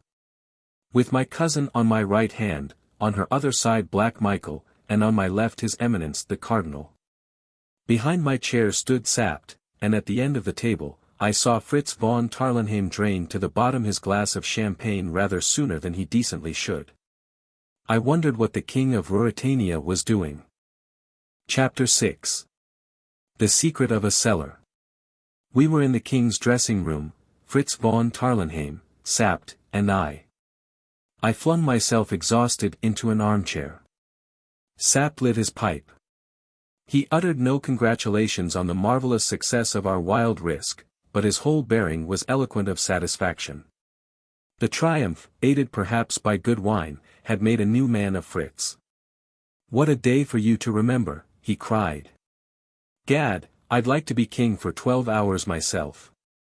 But, Rassendyll, you mustn't throw your heart too much into the part." I don't wonder Black Michael looked blacker than ever. You and the princess had so much to say to one another. "How beautiful she is!" I exclaimed. Never mind the woman, growled Sapt. Are you ready to start? Yes, said I, with a sigh. It was 5 o'clock, and at 12 I should be no more than Rudolf Rassendyll. I remarked on it in a joking tone. You'll be lucky, observed Sapt grimly, if you're not the late Rudolf Rassendyll. By heaven! I feel my head wobbling on my shoulders every minute you're in the city. Do you know, friend, that Michael has had news from Zenda? He went into a room alone to read it, and he came out looking like a man dazed. I'm ready, said I, this news making me none the more eager to linger. Sapt sat down. I must write us an order to leave the city. Michael's governor, you know, and we must be prepared for hindrances. You must sign the order. My dear Colonel, I've not been bred a forger. Out of his pocket Sapt produced a piece of paper. There's the king's signature, he said, and here, he went on, after another search in his pocket, is some tracing paper. If you can't manage a Rudolf in 10 minutes, why, I can. Your education has been more comprehensive than mine, said I, you write it. And a very tolerable forgery did this versatile hero produce. Now, Fritz, said he, the king goes to bed. He is upset.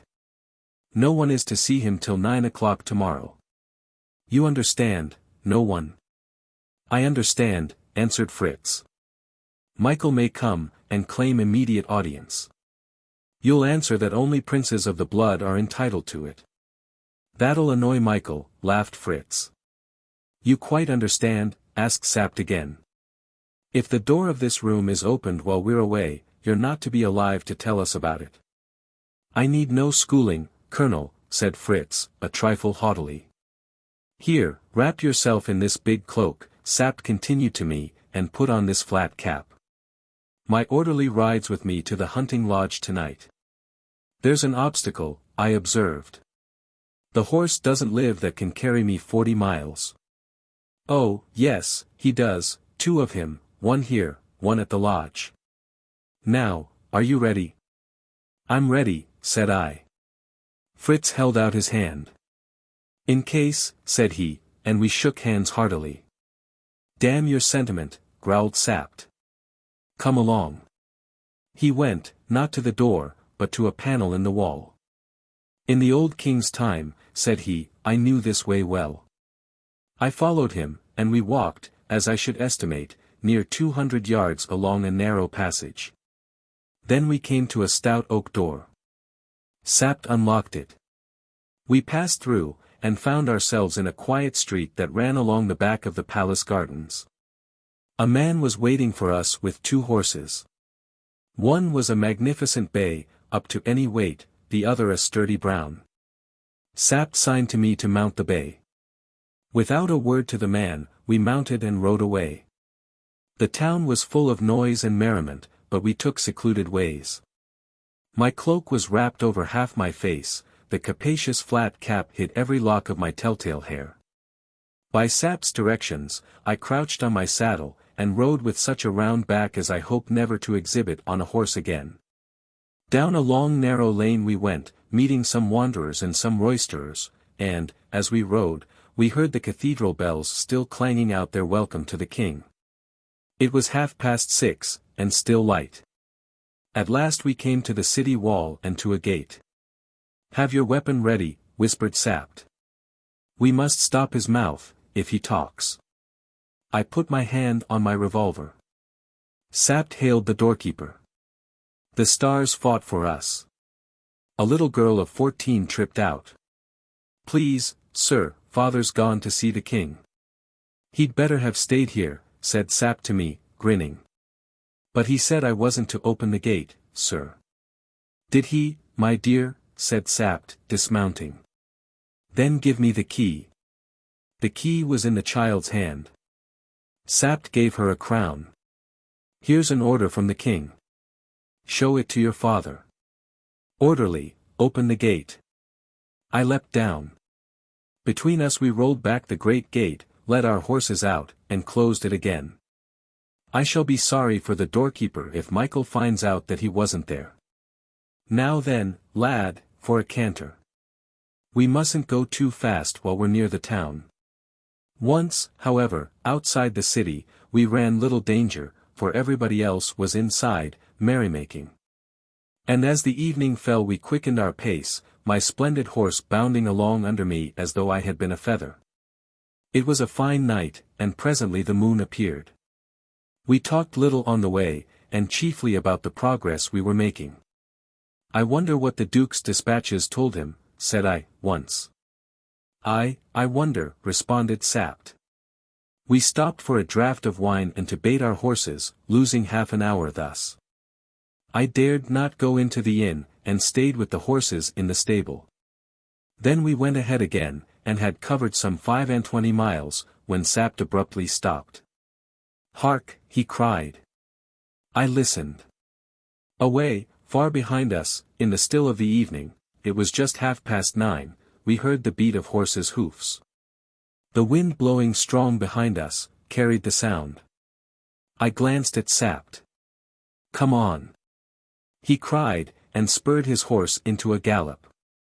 When we next paused to listen, the hoof beats were not audible, and we relaxed our pace. Then we heard them again. Sapt jumped down and laid his ear to the ground. "There are two," he said. "They're only a mile behind. Thank God the road curves in and out, and the wind's our way." We galloped on. We seemed to be holding our own. We had entered the outskirts of the forest of Zenda, and the trees, closing in behind us as the track zigged and zagged, prevented us seeing our pursuers, and them from seeing us. Another half hour brought us to a divide of the road. Sapt drew rein. "To the right is our road," he said. "To the left, to the castle. Each about 8 miles. Get down." "But they'll be on us," I cried. "Get down," he repeated brusquely, and I obeyed. The wood was dense up to the very edge of the road. We led our horses into the covert, bound handkerchiefs over their eyes, and stood beside them. "You want to see who they are?" I whispered. "Aye, and where they're going," he answered. I saw that his revolver was in his hand. Nearer and nearer came the hoofs. The moon shone out now clear and full, so that the road was white with it. The ground was hard, and we had left no traces. "Here they come," whispered Sapt. "It's the Duke." "I thought so," he answered. It was the Duke. And with him a burly fellow whom I knew well, and who had cause to know me afterwards, Max Hulf, brother to Johann the keeper, and body servant to his Highness. They were up to us. The Duke reined up. I saw Sapt's finger curl lovingly towards the trigger. I believe he would have given 10 years of his life for a shot. And he could have picked off Black Michael as easily as I could a barn-door fowl in a farmyard. I laid my hand on his arm. He nodded reassuringly. He was always ready to sacrifice inclination to duty. "Which way?" asked Black Michael. "To the castle, your Highness," urged his companion. "There we shall learn the truth." For an instant the Duke hesitated. "I thought I heard hoofs," said he. "I think not, your Highness." "Why shouldn't we go to the lodge?" "I fear a trap." "If all is well, why go to the lodge? If not, it's a snare to trap us." Suddenly the Duke's horse neighed. In an instant we folded our cloaks close round our horses' heads, and, holding them thus, covered the Duke and his attendant with our revolvers. If they had found us, they had been dead men, or our prisoners. Michael waited a moment longer. Then he cried. "To Zenda, then," and setting spurs to his horse, galloped on. Sapt raised his weapon after him, and there was such an expression of wistful regret on his face that I had much ado not to burst out laughing. For 10 minutes we stayed where we were. "You see," said Sapt, "they've sent him news that all is well." "What does that mean?" I asked. "God knows," said Sapt, frowning heavily. "But it's brought him from Strelsau in a rare puzzle." Then we mounted, and rode as fast as our weary horses could lay their feet to the ground. For those last 8 miles we spoke no more. Our minds were full of apprehension. All is well. What did it mean? Was all well with the king? At last the lodge came in sight. Spurring our horses to a last gallop, we rode up to the gate. All was still and quiet. Not a soul came to meet us. We dismounted in haste. Suddenly Sapt caught me by the arm. "Look there," he said, pointing to the ground. I looked down. At my feet lay 5 or 6 silk handkerchiefs, torn and slashed and rent. I turned to him questioningly. "They're what I tied the old woman up with," said he. "Fasten the horses, and come along." The handle of the door turned without resistance. We passed into the room which had been the scene of last night's bout. It was still strewn with the remnants of our meal and with empty bottles. "Come on," cried Sapt, whose marvelous composure had at last almost given way. We rushed down the passage towards the cellars. The door of the coal cellar stood wide open. "They found the old woman," said I. "You might have known that from the handkerchiefs," he said. Then we came opposite the door of the wine cellar. It was shut. It looked in all respects as it had looked when we left it that morning. "Come, it's all right," said I. A loud oath from Sapt rang out. His face turned pale, and he pointed again at the floor. From under the door a red stain had spread over the floor of the passage and dried there. Sapt sank against the opposite wall. I tried the door. It was locked. "Where's Joseph?" muttered Sapt. "Where's the king?" I responded. Sapt took out a flask and put it to his lips. I ran back to the dining room, and seized a heavy poker from the fireplace. In my terror and excitement I rained blows on the lock of the door, and I fired a cartridge into it. It gave way, and the door swung open. "Give me a light," said I. But Sapt still leant against the wall. He was, of course, more moved than I, for he loved his master. Afraid for himself he was not, no man ever saw him that. But to think what might lie in that dark cellar was enough to turn any man's face pale. I went myself, and took a silver candlestick from the dining table and struck a light, and, as I returned, I felt the hot wax drip on my naked hand as the candle swayed to and fro. So that I cannot afford to despise Colonel Sapt for his agitation. I came to the door of the cellar. The red stain, turning more and more to a dull brown, stretched inside. I walked 2 yards into the cellar, and held the candle high above my head.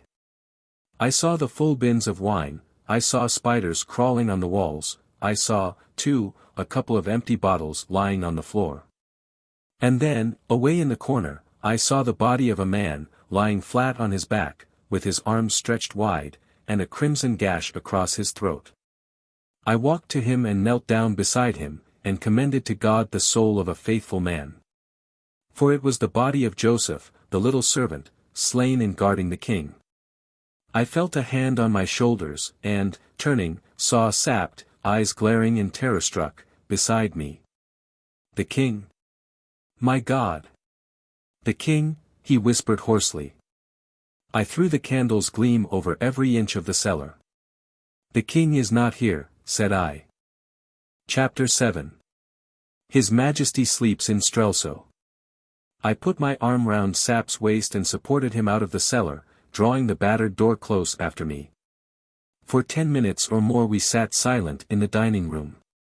Then old Sapt rubbed his knuckles into his eyes, gave one great gasp, and was himself again. As the clock on the mantelpiece struck 1 he stamped his foot on the floor, saying, "They've got the king." "Yes," said I, "all's well," as Black Michael's dispatch said. What a moment it must have been for him when the royal salutes fired at Strelsau this morning. I wonder when he got the message. "It must have been sent in the morning," said Sapt. "They must have sent it before news of your arrival at Strelsau reached Zenda. I suppose it came from Zenda. And he's carried it about all day." I exclaimed. "Upon my honor, I'm not the only man who's had a trying day." "What did he think, Sapt?" "What does that matter? What does he think, lad, now?" I rose to my feet. We must get back, I said, and rouse every soldier in Strelsau. We ought to be in pursuit of Michael before midday. Old Sapt pulled out his pipe and carefully lit it from the candle which guttered on the table. The king may be murdered while we sit here, I urged. Sapt smoked on for a moment in silence. That cursed old woman, he broke out. She must have attracted their attention somehow. I see the game. They came up to kidnap the king, and, as I say, somehow they found him. If you hadn't gone to Strelsau, you and I and Fritz had been in heaven by now. And the king? Who knows where the king is now? He asked. Come, let's be off, said I, but he sat still. And suddenly he burst into one of his grating chuckles. By Jove, we've shaken up Black Michael. Come, come.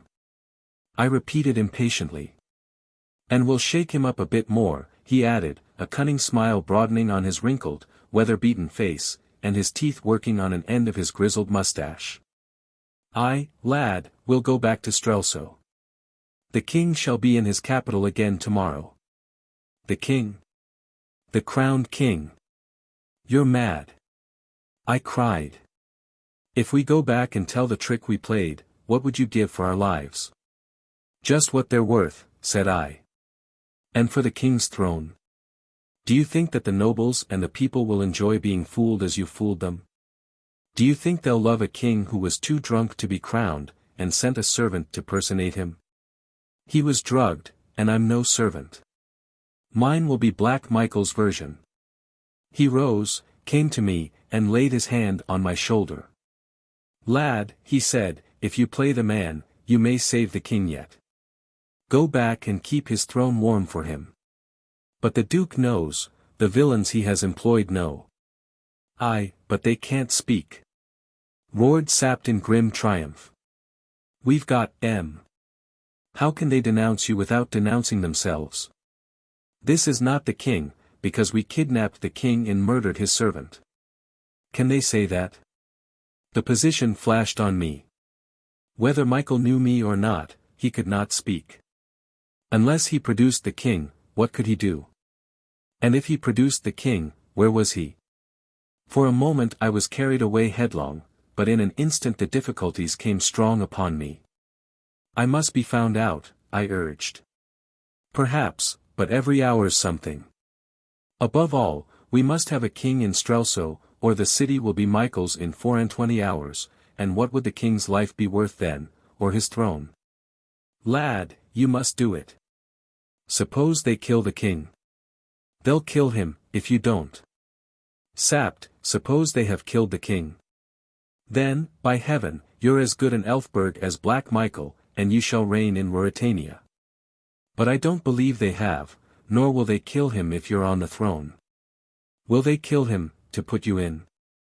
It was a wild plan, wilder even and more hopeless than the trick we had already carried through, but as I listened to Sapt I saw the strong points in our game. And then I was a young man and I loved action, and I was offered such a hand in such a game as perhaps never man played yet. I shall be found out, I said. Perhaps, said Sapt. Come. To Strelsau. We shall be caught like rats in a trap if we stay here. Sapt, I cried, I'll try it. Well played, said he. I hope they've left us the horses. I'll go and see. We must bury that poor fellow, said I. No time, said Sapt. I'll do it. Hang you, he grinned. I make you a king, and, well, do it. Go and fetch him, while I look to the horses. He can't lie very deep, but I doubt if he'll care about that. Poor little Joseph. He was an honest bit of a man. He went out, and I went to the cellar. I raised poor Joseph in my arms and bore him into the passage and thence towards the door of the house. Just inside I laid him down, remembering that I must find spades for our task. At this instant Sapt came up. The horses are all right, there's the own brother to the one that brought you here. But you may save yourself that job. I'll not go before he's buried. Yes, you will. Not I, Colonel Sapt, not for all Ruritania. You fool, said he. Come here. He drew me to the door. The moon was sinking, but about 300 yards away, coming along the road from Zenda, I made out a party of men. There were 7 or 8 of them. 4 were on horseback and the rest were walking, and I saw that they carried long implements, which I guessed to be spades and mattocks, on their shoulders.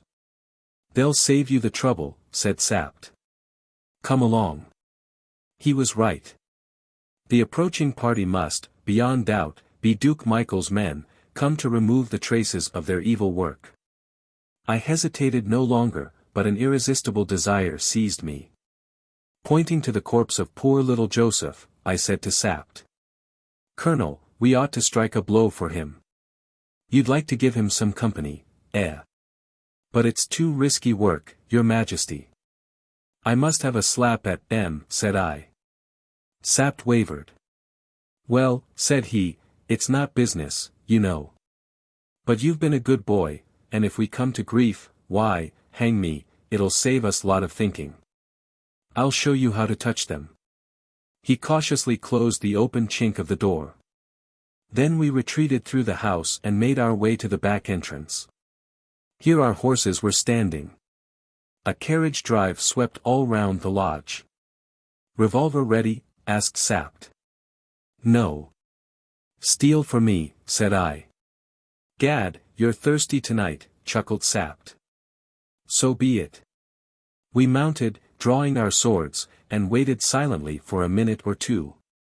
Then we heard the tramp of men on the drive the other side of the house. They came to a stand, and one cried. Now then, fetch him out. Now, whispered Sapt. Driving the spurs into our horses, we rushed at a gallop round the house, and in a moment we were among the ruffians. Sapt told me afterwards that he killed a man, and I believe him. But I saw no more of him. With a cut, I split the head of a fellow on a brown horse, and he fell to the ground. Then I found myself opposite a big man, and I was half conscious of another to my right. It was too warm to stay, and with a simultaneous action I drove my spurs into my horse again and my sword full into the big man's breast. His bullet whizzed past my ear, I could almost swear it touched it. I wrenched at the sword, but it would not come, and I dropped it and galloped after Sapt, whom I now saw about 20 yards ahead. I waved my hand in farewell, and dropped it a second later with a yell, for a bullet had grazed my finger and I felt the blood. Old Sapt turned round in the saddle. Someone fired again, but they had no rifles, and we were out of range. Sapt fell to laughing. That's 1 to me and 2 to you, with decent luck, said he. Little Joseph will have company. Aye, there'll be a party carry, said I. My blood was up, and I rejoiced to have killed them. Well, a pleasant night's work to the rest, said he. I wonder if they noticed you. The big fellow did. As I stuck him I heard him cry, the king. Good. Good. Oh, we'll give Black Michael some work before we've done. Pausing an instant, we made a bandage for my wounded finger, which was bleeding freely and ached severely, the bone being much bruised. Then we rode on, asking of our good horses all that was in them. The excitement of the fight and of our great resolve died away, and we rode in gloomy silence. Day broke clear and cold.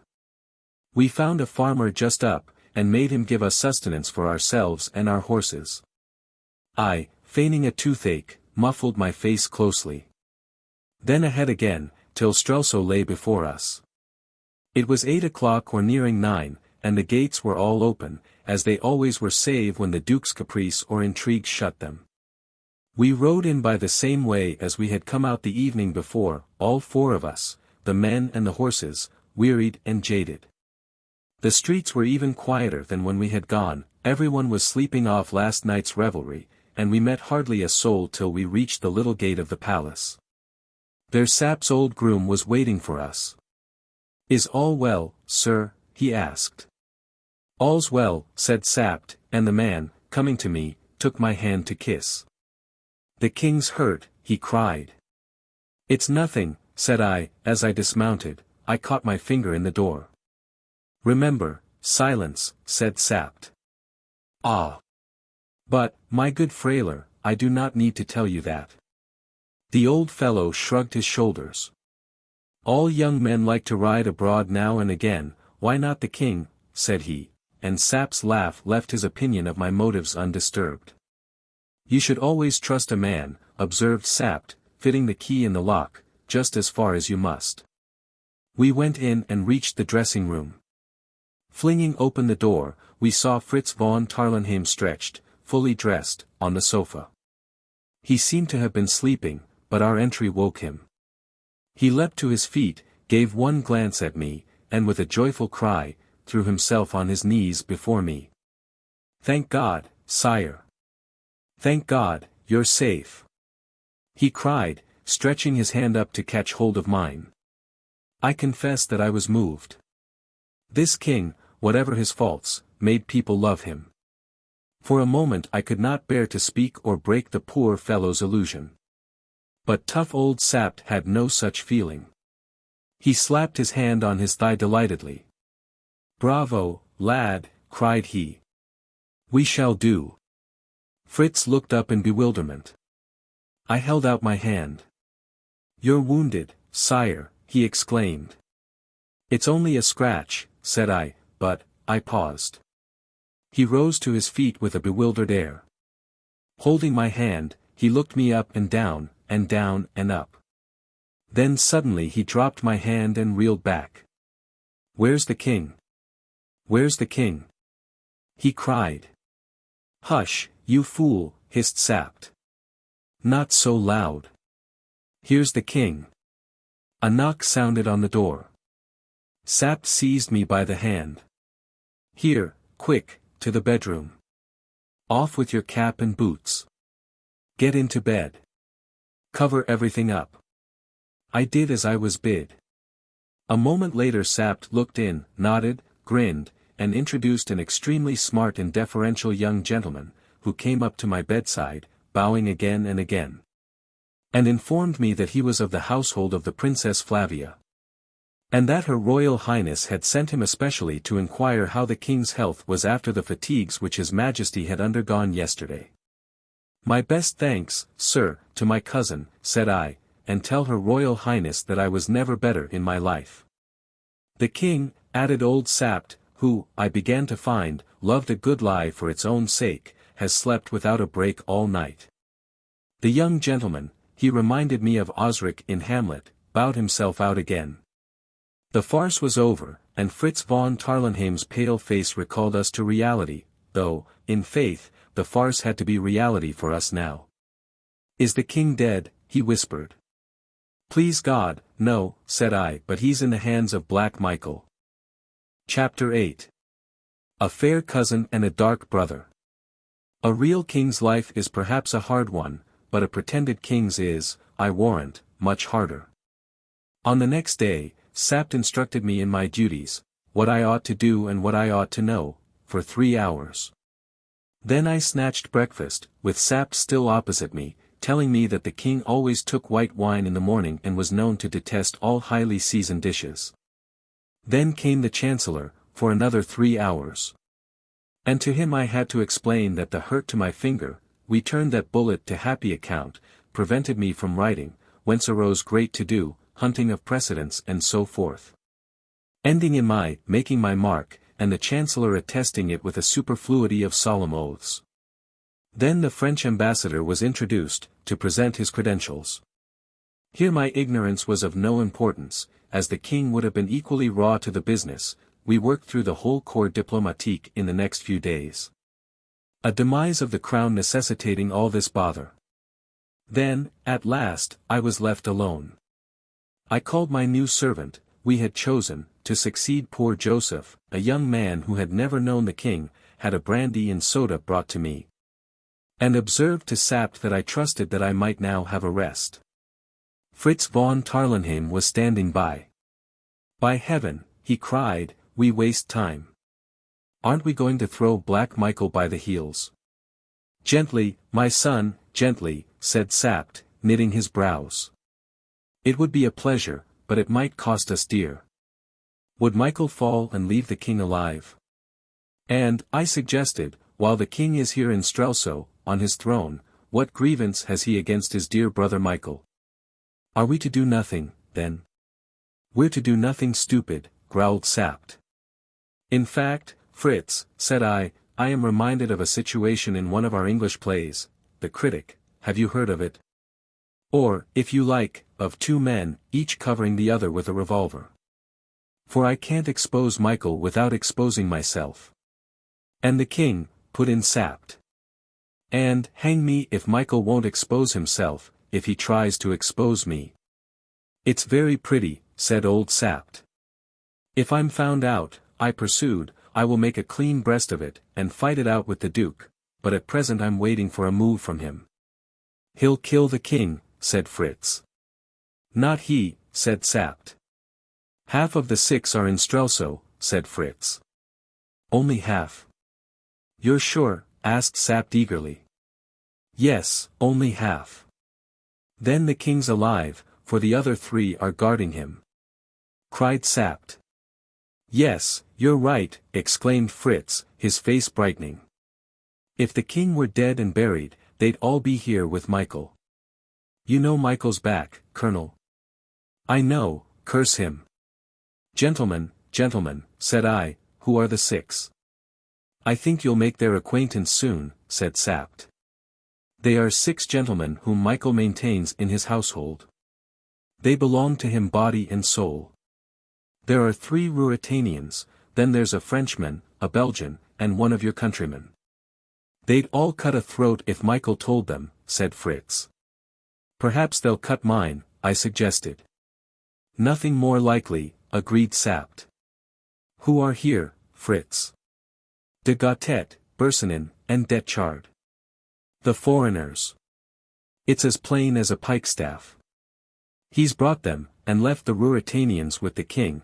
That's because he wants to commit the Ruritanians as deep as he can. They were none of them among our friends at the lodge, then? I asked. I wish they had been, said Sapt wistfully. They had been, not 6, but 4, by now. I had already developed one attribute of royalty, a feeling that I need not reveal all my mind or my secret designs even to my intimate friends. I had fully resolved on my course of action.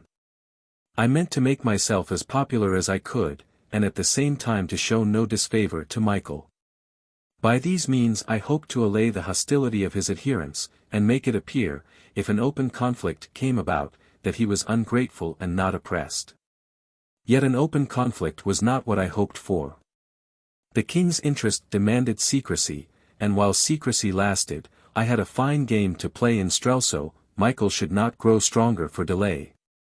I ordered my horse, and, attended by Fritz von Tarlenheim, rode in the grand new avenue of the Royal Park, returning all the salutes which I received with punctilious politeness. Then I rode through a few of the streets, stopped and bought flowers of a pretty girl, paying her with a piece of gold. And then, having attracted the desired amount of attention, for I had a trail of 50,000 people after me, I rode to the residence of the Princess Flavia, and asked if she would receive me.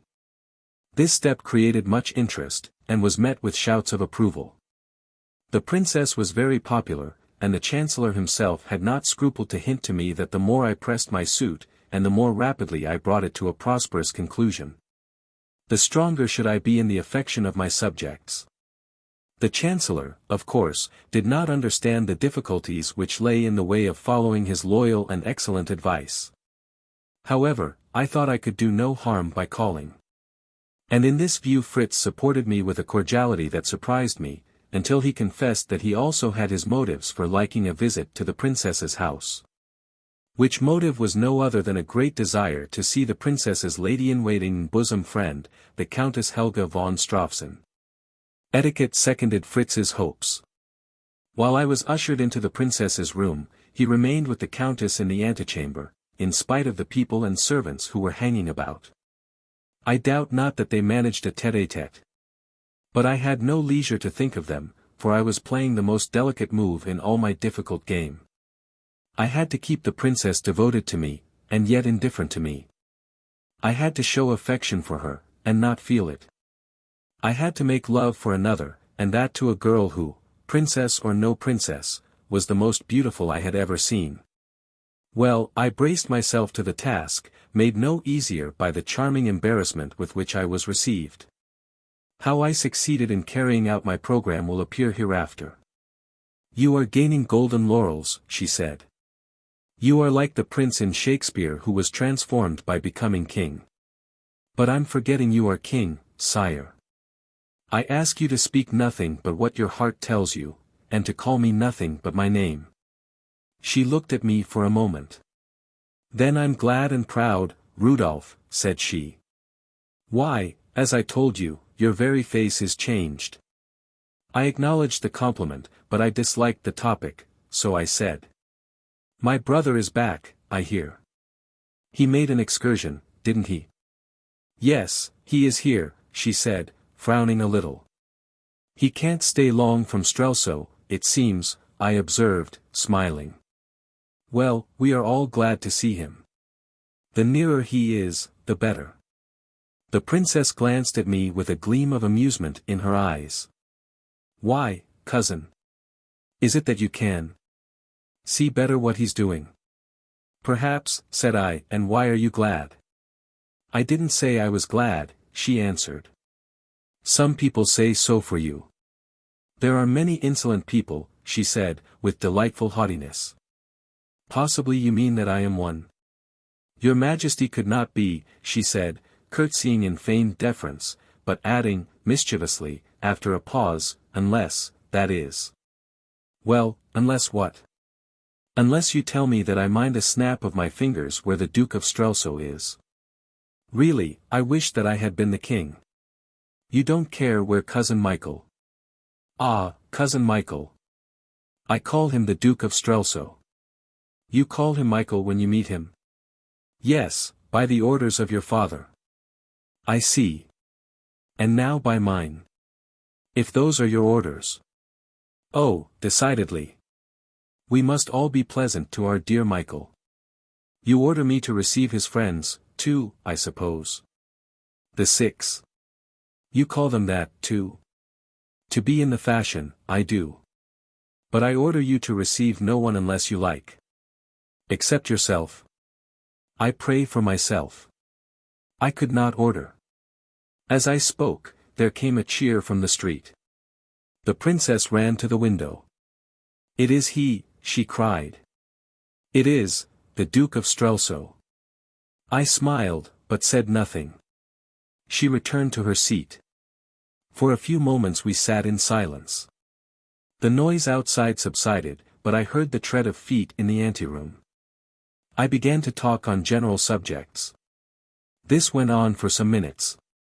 I wondered what had become of Michael, but it did not seem to be for me to interfere. All at once, to my great surprise, Flavia, clasping her hands, asked in an agitated voice. "Are you wise to make him angry?" "What? Who? How am I making him angry?" "Why, by keeping him waiting." "My dear cousin, I don't want to keep him."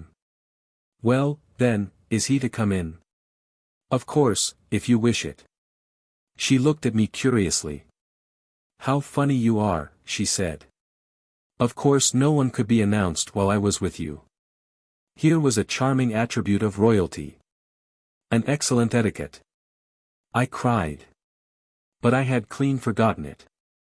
"And if I were alone with someone else, couldn't you be announced?"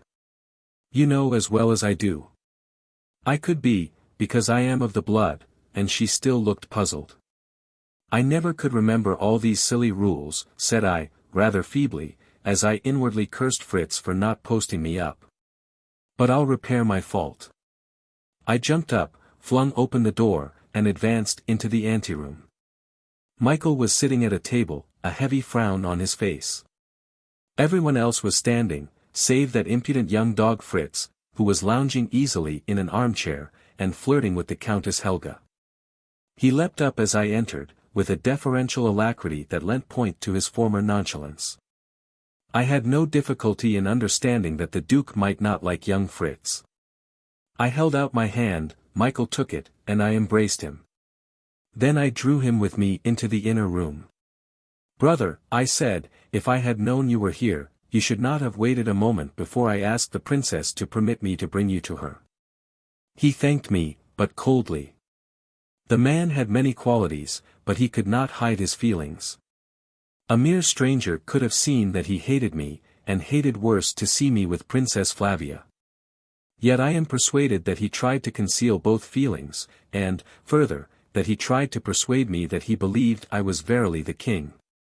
I did not know, of course. But, unless the king were an impostor, at once cleverer and more audacious than I, and I began to think something of myself in that role, Michael could not believe that. And, if he didn't, how he must have loathed paying me deference, and hearing my Michael and my Flavia. "Your hand is hurt, sire," he observed, with concern. "Yes, I was playing a game with a mongrel dog. I meant to stir him, and you know, brother, such have uncertain tempers." He smiled sourly, and his dark eyes rested on me for a moment. "But is there no danger from the bite?" cried Flavia anxiously. "None from this," said I. "If I gave him a chance to bite deeper, it would be different, cousin." "But surely he has been destroyed," said she. "Not yet. We're waiting to see if his bite is harmful." "And if it is?" asked Michael, with his sour smile. "He'll be knocked on the head, brother," said I. "You won't play with him any more," urged Flavia. "Perhaps I shall. He might bite again." "Doubtless he'll try," said I, smiling. Then, fearing Michael would say something which I must appear to resent, for, though I might show him my hate, I must seem to be full of favor, I began to compliment him on the magnificent condition of his regiment, and of their loyal greeting to me on the day of my coronation. Thence I passed to a rapturous description of the hunting lodge which he had lent me. But he rose suddenly to his feet. His temper was failing him, and, with an excuse, he said farewell. However, as he reached the door he stopped, saying, "3 friends of mine are very anxious to have the honor of being presented to you, sire. They are here in the antechamber." I joined him directly, passing my arm through his. The look on his face was honey to me. We entered the antechamber in fraternal fashion. Michael beckoned, and 3 men came forward. "These gentlemen," said Michael, with a stately courtesy which, to do him justice, he could assume with perfect grace and ease, "are the loyalest and most devoted of your Majesty's servants. And are my very faithful and attached friends. On the last ground as much as the first," said I am very pleased to see them. They came one by one and kissed my hand, de Gautet, a tall lean fellow, with hair standing straight up and waxed mustache. Bersonin, the Belgian, a portly man of middle height with a bald head, though he was not far past 30. And last, the Englishman, Detchard, a narrow-faced fellow, with close-cut fair hair and a bronzed complexion. He was a finely made man, broad in the shoulder and slender in the hips. A good fighter, but a crooked customer, I put him down for. I spoke to him in English, with a slight foreign accent, and I swear the fellow smiled, though he hid the smile in an instant. So Mr. Detchard is in the secret, thought I. Having got rid of my dear brother and his friends, I returned to make my adieu to my cousin. She was standing at the door. I bade her farewell, taking her hand in mine. "Rudolf," she said, very low, "be careful, won't you?" "Of what?" "You know, I can't say. But think what your life is to." "Well, to Ruritania. Was I right to play the part, or wrong to play the part? I know not, evil lay both ways, and I dared not tell her the truth." "Only to Ruritania?" I asked softly. A sudden flush spread over her incomparable face. "To your friends, too," she said. "Friends? And to your cousin," she whispered, "and loving servant." I could not speak. I kissed her hand, and went out cursing myself. Outside I found Master Fritz, quite reckless of the footmen, playing at cat's cradle with the Countess Helga. "Hang it," said he, "we can't always be plotting. Love claims his share. I'm inclined to think he does, said I, and Fritz, who had been by my side, dropped respectfully behind. Chapter 9. A new use for a tea table. If I were to detail the ordinary events of my daily life at this time, they might prove instructive to people who are not familiar with the inside of palaces. If I revealed some of the secrets I learnt, they might prove of interest to the statesmen of Europe. I intend to do neither of these things. I should be between the Scylla of dullness and the Charybdis of indiscretion. And I feel that I had far better confine myself strictly to the underground drama which was being played beneath the surface of Ruritanian politics. I need only say that the secret of my imposture defied detection. I made mistakes. I had bad minutes. It needed all the tact and graciousness whereof I was master to smooth over some apparent lapses of memory and unmindfulness of old acquaintances of which I was guilty. But I escaped, and I attribute my escape, as I have said before, most of all, to the very audacity of the enterprise. It is my belief that, given the necessary physical likeness, it was far easier to pretend to be king of Ruritania than it would have been to personate my next-door neighbor. One day Sapt came into my room. He threw me a letter, saying, "That's for you, a woman's hand, I think. But I've some news for you first." "What's that?" "The king's at the castle of Zenda," said he. "How do you know?" "Because the other half of Michael's six are there." I had inquiries made, and they're all there, Lauengram, Krafstein, and young Rupert Hentzau, 3 rogues, too, on my honor, as fine as live in Ruritania. "Well?" "Well, Fritz wants you to march to the castle with horse, foot, and artillery." "And drag the moat?" I asked. "That would be about it," grinned Sapt, "and we shouldn't find the king's body then." "You think it's certain he's there?" "Very probable. Besides the fact of those 3 being there, the drawbridge is kept up, and no one goes in without an order from young Hentzau or Black Michael himself. We must tie Fritz up." "I'll go to Zenda," said I. "You're mad." "Some day." "Oh, perhaps. You'll very likely stay there though, if you do." "That may be, my friend," said I carelessly. "His Majesty looks sulky," observed Sapt. "How's the love affair?" "Damn you, hold your tongue," I said. He looked at me for a moment, then he lit his pipe. It was quite true that I was in a bad temper, and I went on perversely. "Wherever I go, I'm dogged by half a dozen fellows." "I know you are, I send M," he replied composedly. "What for?" "Well," said Sapt, puffing away, "it wouldn't be exactly inconvenient for Black Michael if you disappeared. With you gone, the old game that we stopped would be played, or he'd have a shot at it. I can take care of myself. De Gautet, Bersenin, and Detchard are in Strelsau. And any one of them, lad, would cut your throat as readily as I would Black Michael's, and a deal more treacherously." "What's the letter?" I opened it and read it aloud. "If the king desires to know what it deeply concerns the king to know, let him do as this letter bids him. At the end of the new avenue there stands a house in large grounds. The house has a portico, with a statue of a nymph on it. A wall encloses the garden, there is a gate in the wall at the back.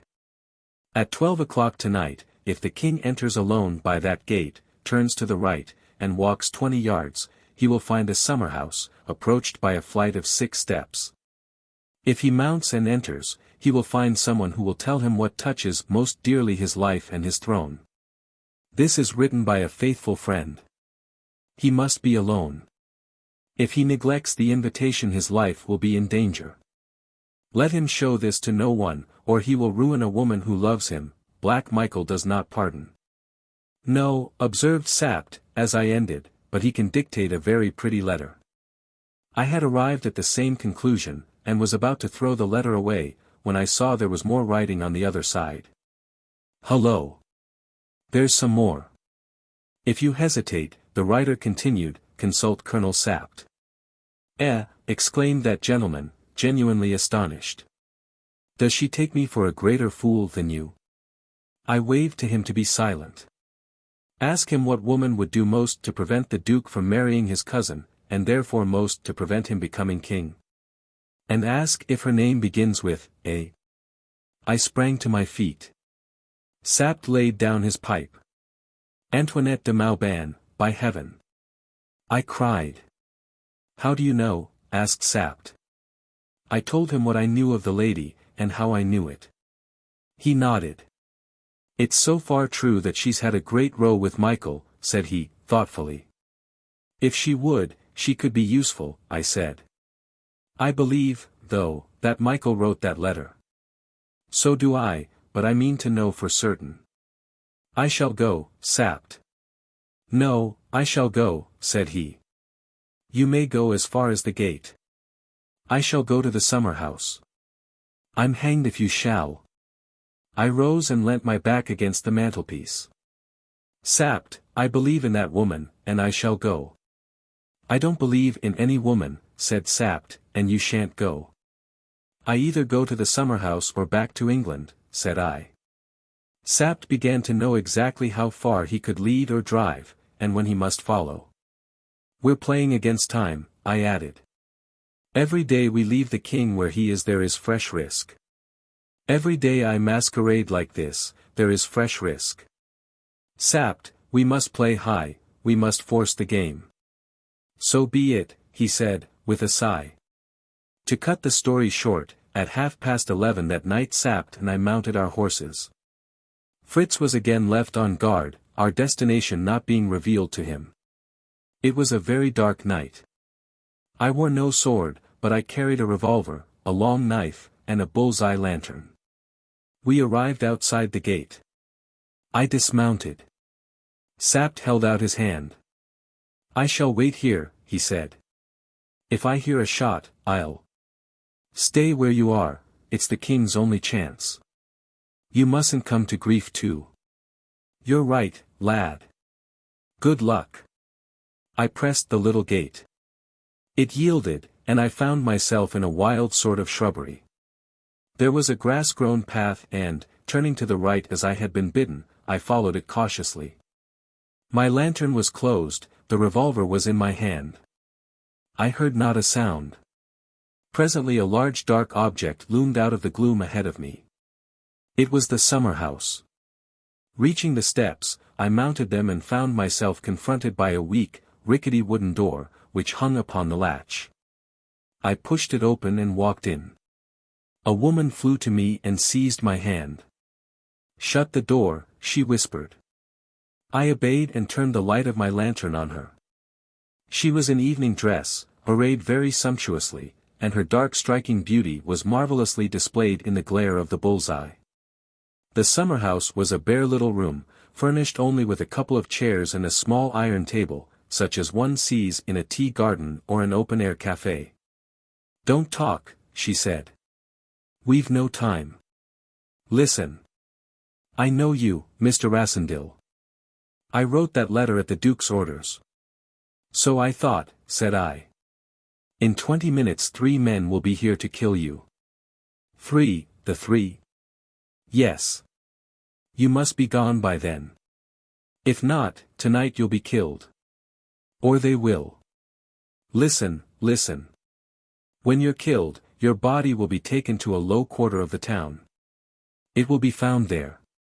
Michael will at once arrest all your friends, Colonel Sapt and Captain von Tarlenheim first, proclaim a state of siege in Strelsau, and send a messenger to Zenda. The other 3 will murder the king in the castle, and the Duke will proclaim either himself or the princess, himself, if he is strong enough. Anyhow, he'll marry her, and become king in fact, and soon in name. Do you see? It's a pretty plot.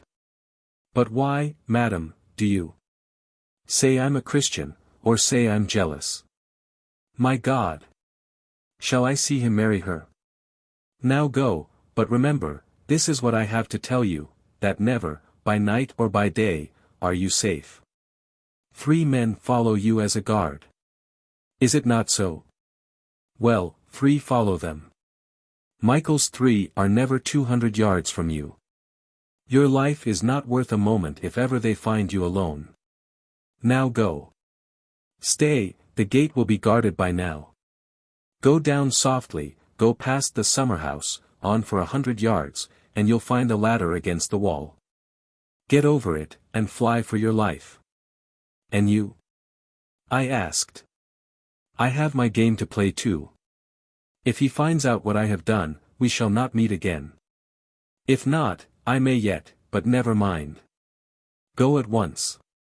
But what will you tell him? That you never came, that you saw through the trick. I took her hand and kissed it. Madam, said I, you have served the king well tonight. Where is he in the castle? She sank her voice to a fearful whisper. I listened eagerly. Across the drawbridge you come to a heavy door, behind that lies, hark. What's that? There were steps outside. They're coming. They're too soon. Heavens! They're too soon. And she turned pale as death. They seem to me, said I, to be in the nick of time. Close your lantern. See, there's a chink in the door. Can you see them? I put my eye to the chink. On the lowest step I saw 3 dim figures. I cocked my revolver. Antoinette hastily laid her hand on mine. You may kill one, said she. But what then? A voice came from outside, a voice that spoke perfect English. Mr. Rassendyll, it said. I made no answer. We want to talk to you. Will you promise not to shoot till we've done? Have I the pleasure of addressing Mr. Detchard? I said. Never mind names. Then let mine alone. All right, sire. I've an offer for you. I still had my eye to the chink. The 3 had mounted 2 steps more, 3 revolvers pointed full at the door. Will you let us in? We pledge our honor to observe the truce. Don't trust them, whispered Antoinette. We can speak through the door, said I. But you might open it and fire, objected Detchard, and though we should finish you, you might finish one of us. Will you give your honor not to fire while we talk? Don't trust them, whispered Antoinette again. A sudden idea struck me. I considered it for a moment. It seemed feasible. I give my honor not to fire before you do, said I, but I won't let you in. Stand outside and talk. That's sensible, he said. The 3 mounted the last step, and stood just outside the door. I laid my ear to the chink. I could hear no words, but Detchard's head was close to that of the taller of his companions, de Gautet, I guessed. Private communications, thought I. Then I said aloud. Well, gentlemen, what's the offer? A safe conduct to the frontier, and £50,000 English. No, no, whispered Antoinette in the lowest of whispers. They are treacherous. That seems handsome, said I, reconnoitering through the chink. They were all close together, just outside the door now. I had probed the hearts of the ruffians, and I did not need Antoinette's warning. They meant to rush me as soon as I was engaged in talk. Give me a minute to consider, said I. And I thought I heard a laugh outside. I turned to Antoinette. Stand up close to the wall, out of the line of fire from the door, I whispered. What are you going to do? She asked in fright. You'll see, said I. I took up the little iron table. It was not very heavy for a man of my strength, and I held it by the legs. The top, protruding in front of me, made a complete screen for my head and body. I fastened my closed lantern to my belt and put my revolver in a handy pocket. Suddenly I saw the door move ever so slightly, perhaps it was the wind, perhaps it was a hand trying it outside. I drew back as far as I could from the door, holding the table in the position that I have described. Then I called out. Gentlemen, I accept your offer, relying on your honor. If you will open the door. Open it yourself, said Detchard. It opens outwards, said I. Stand back a little, gentlemen, or I shall hit you when I open it. I went and fumbled with the latch. Then I stole back to my place on tiptoe. I can't open it. I cried. The latch has caught. Tut. I'll open it, cried Detchard. Nonsense, Bersonin, why not? Are you afraid of one man? I smiled to myself. An instant later the door was flung back. The gleam of a lantern showed me the three close together outside, their revolvers leveled. With a shout, I charged at my utmost pace across the summer-house and through the doorway. 3 shots rang out and battered into my shield. Another moment, and I leapt out and the table caught them full and square, and in a tumbling, swearing, struggling mass, they and I and that brave table rolled down the steps of the summer-house to the ground below.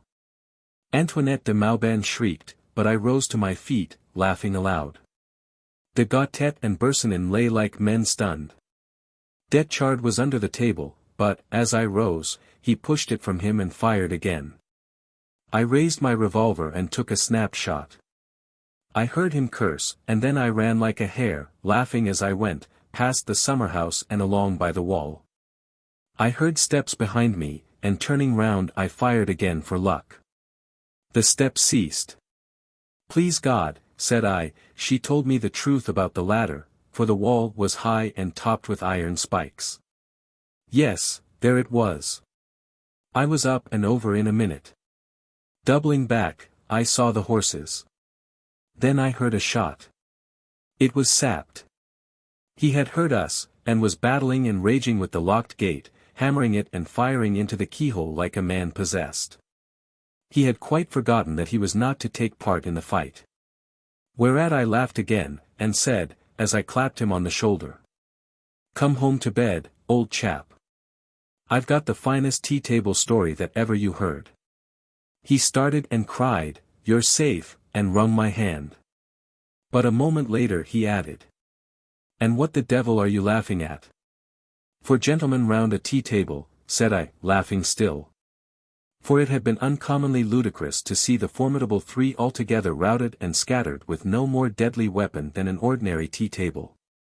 Moreover, you will observe that I had honorably kept my word, and not fired till they did. Chapter 10. A great chance for a villain.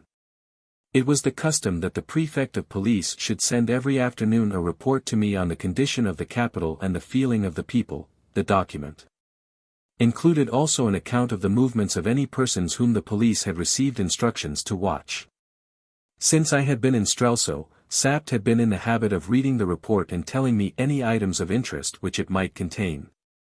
On the day after my adventure in the summer-house, he came in as I was playing a hand of écarté with Fritz von Tarlenheim.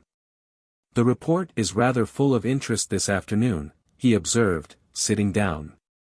"Do you find," I asked, "any mention of a certain fracas?" He shook his head with a smile. "I find this first," he said, "His Highness the Duke of Strelsau left the city, so far as it appears, suddenly, accompanied by several of his household. His destination is believed to be the castle of Zenda, but the party travelled by road and not by train. De Gautet, Bersonin, and Detchard followed an hour later, the last named carrying his arm in a sling. The cause of his wound is not known, but it is suspected that he has fought a duel, probably incidental to a love affair." "That is remotely true," I observed, very well pleased to find that I had left my mark on the fellow. "Then we come to this," pursued Sapt, "Madame de Mauban, whose movements have been watched according to instructions, left by train at midday. She took a ticket for Dresden." "It's an old habit of hers," said I. "The Dresden train stops at Zenda." An acute fellow, this. And finally listen to this, the state of feeling in the city is not satisfactory. The king is much criticized, you know, he's told to be quite frank, for taking no steps about his marriage. From inquiries among the entourage of the Princess Flavia, Her Royal Highness is believed to be deeply offended by the remissness of His Majesty. The common people are coupling her name with that of the Duke of Strelsau, and the Duke gains much popularity from the suggestion. I have caused the announcement that the King gives a ball tonight in honor of the Princess to be widely diffused, and the effect is good. "That is news to me," said I. Oh, the preparations are all made, laughed Fritz. I've seen to that. Sapt turned to me and said, in a sharp, decisive voice. You must make love to her tonight, you know. I think it is very likely I shall, if I see her alone, said I. Hang it, Sapt, you don't suppose I find it difficult? Fritz whistled a bar or two, then he said, you'll find it only too easy. Look here, I hate telling you this, but I must. The Countess Helga told me that the princess had become most attached to the king. Since the coronation, her feelings have undergone a marked development. It's quite true that she is deeply wounded by the king's apparent neglect. Here's a kettle of fish. I groaned. Tut, tut, said Sapt. I suppose you've made pretty speeches to a girl before now. That's all she wants. Fritz, himself a lover, understood better my distress. He laid his hand on my shoulder, but said nothing. I think, though, pursued that cold-blooded old Sapt, that you'd better make your offer tonight. Good heavens! Or, any rate, go near it. And I shall send it semi-official to the papers. I'll do nothing of the sort, no more will you, said I. I utterly refused to take part in making a fool of the princess. Sapt looked at me with his small keen eyes. A slow cunning smile passed over his face. All right, lad, all right, said he. We mustn't press you too hard. Soothe her down a bit, if you can, you know. Now for Michael. Oh, damn Michael, said I, he'll do tomorrow. Here, Fritz, come for a stroll in the garden. Sapt at once yielded. His rough manner covered a wonderful tact, and as I came to recognize more and more, a remarkable knowledge of human nature. Why did he urge me so little about the princess? Because he knew that her beauty and my ardor would carry me further than all his arguments, and that the less I thought about the thing, the more likely was I to do it. He must have seen the unhappiness he might bring on the princess, but that went for nothing with him. Can I say, confidently, that he was wrong?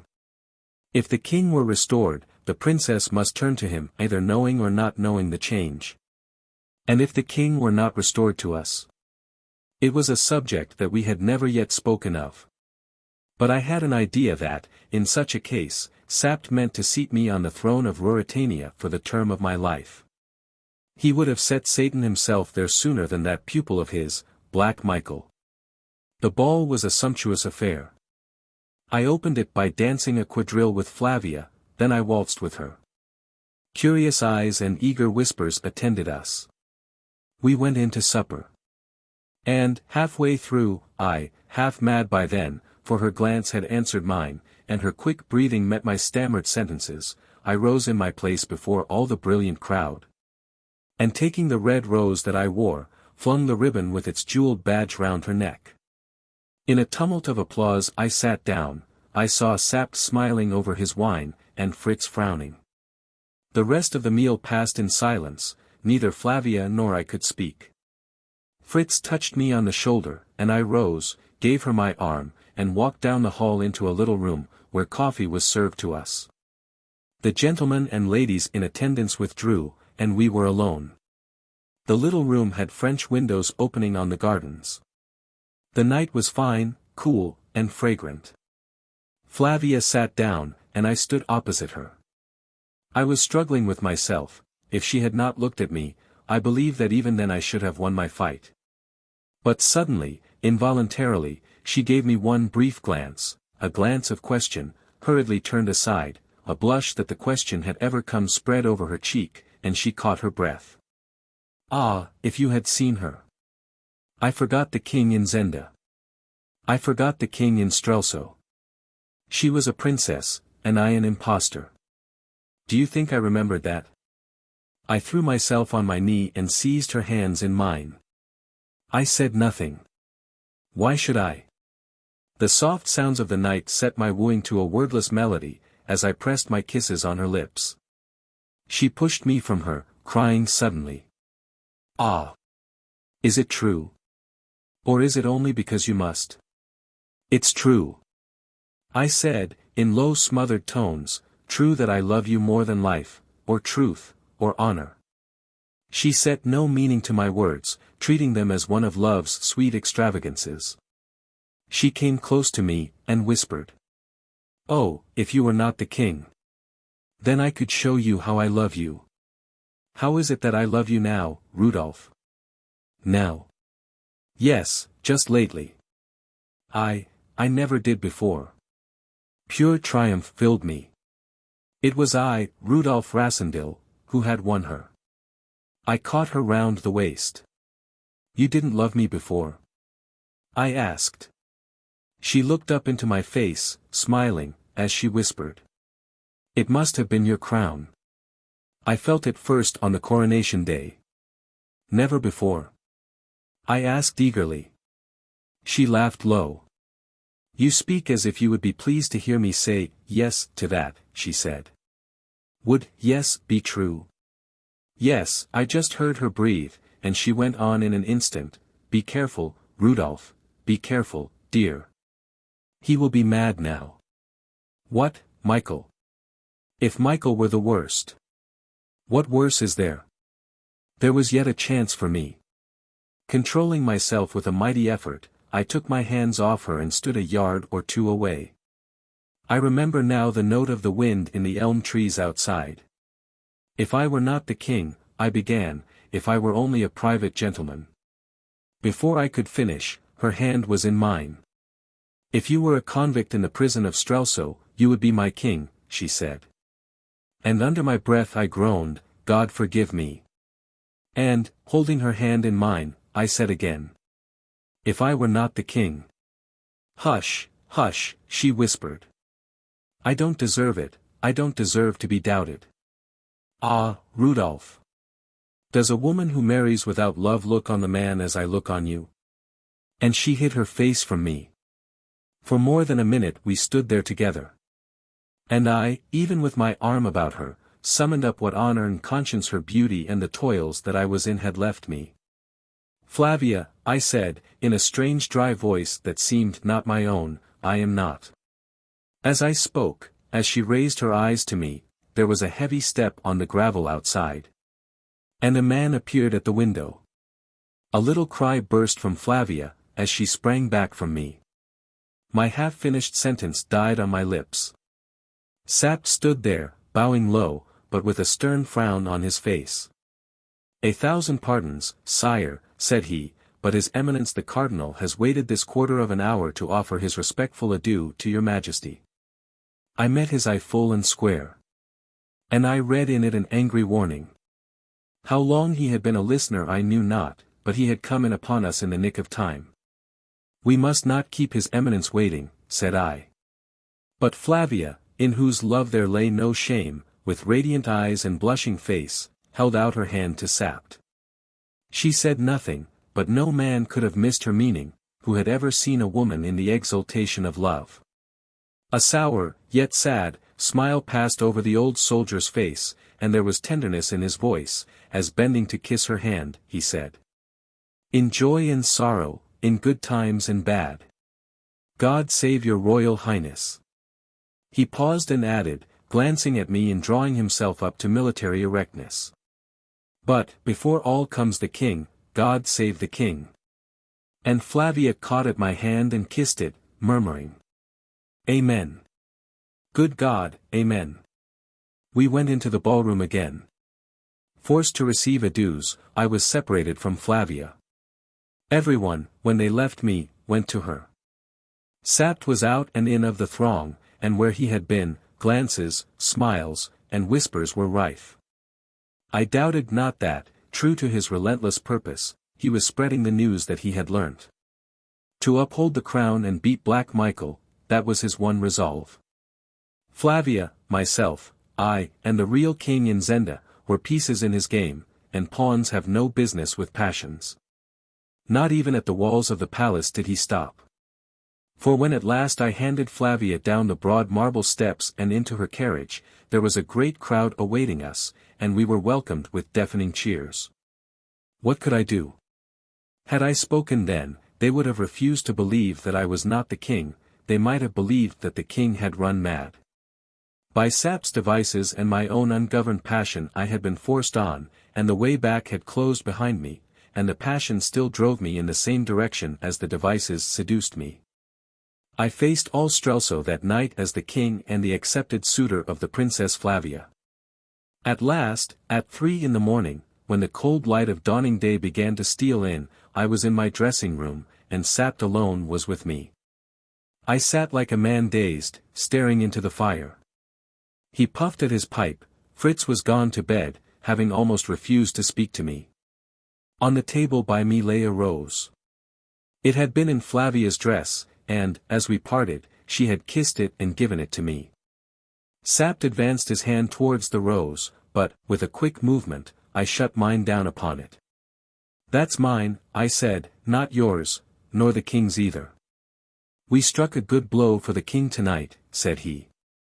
I turned on him fiercely. "What's to prevent me striking a blow for myself?" I said. He nodded his head.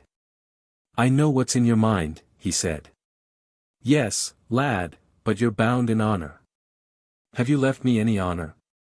"Oh, come, to play a little trick on a girl. You can spare me that. Colonel Sapt, if you would not have me utterly a villain, if you would not have your king rot in Zenda, while Michael and I play for the great stake outside, you follow me?" I follow you. We must act, and quickly. You saw tonight, you heard, tonight. "I did," said he. "Your cursed acuteness told you what I should do. Well, leave me here a week, and there's another problem for you. Do you find the answer?" "Yes, I find it," he answered, frowning heavily. "But if you did that, you'd have to fight me first, and kill me." "Well, and if I had, or a score of men? I tell you, I could raise all Strelsau on you in an hour, and choke you with your lies, yes, your mad lies, in your mouth." "It's gospel truth," he said, "thanks to my advice you could. I could marry the princess, and send Michael and his brother together too." "I'm not denying it, lad," said he. "Then, in God's name," I cried, stretching out my hands to him, "let us go to Zenda and crush this Michael and bring the king back to his own again." The old fellow stood and looked at me for full a minute. "And the princess," he said. I bowed my head to meet my hands, and crushed the rose between my fingers and my lips. I felt his hand on my shoulder, and his voice sounded husky as he whispered low in my ear. "Before God, you're the finest Elphberg of them all. But I have eaten of the king's bread, and I am the king's servant. Come, we will go to Zenda." And I looked up and caught him by the hand. And the eyes of both of us were wet. Chapter 11. Hunting a very big boar. The terrible temptation which was assailing me will now be understood. I would so force Michael's hand that he must kill the king. I was in a position to bid him defiance and tighten my grasp on the crown, not for its own sake, but because the king of Ruritania was to wed the Princess Flavia. What of Sapt and Fritz? Ah! But a man cannot be held to write down in cold blood the wild and black thoughts that storm his brain when an uncontrolled passion has battered a breach for them. Yet, unless he sets up as a saint, he need not hate himself for them. He is better employed, as it humbly seems to me, in giving thanks that power to resist was vouchsafed to him, than in fretting over wicked impulses which come unsought and extort an unwilling hospitality from the weakness of our nature. It was a fine bright morning when I walked, unattended, to the princess's house, carrying a nosegay in my hand. Policy made excuses for love, and every attention that I paid her, while it riveted my own chains, bound closer to me the people of the great city, who worshipped her. I found Fritz's inamorata, the Countess Helga, gathering blooms in the garden for her mistress's wear, and prevailed on her to take mine in their place. The girl was rosy with happiness, for Fritz, in his turn, had not wasted his evening, and no dark shadow hung over his wooing, save the hatred which the Duke of Strelsau was known to bear him. "And that," she said, with a mischievous smile, "your Majesty has made of no moment."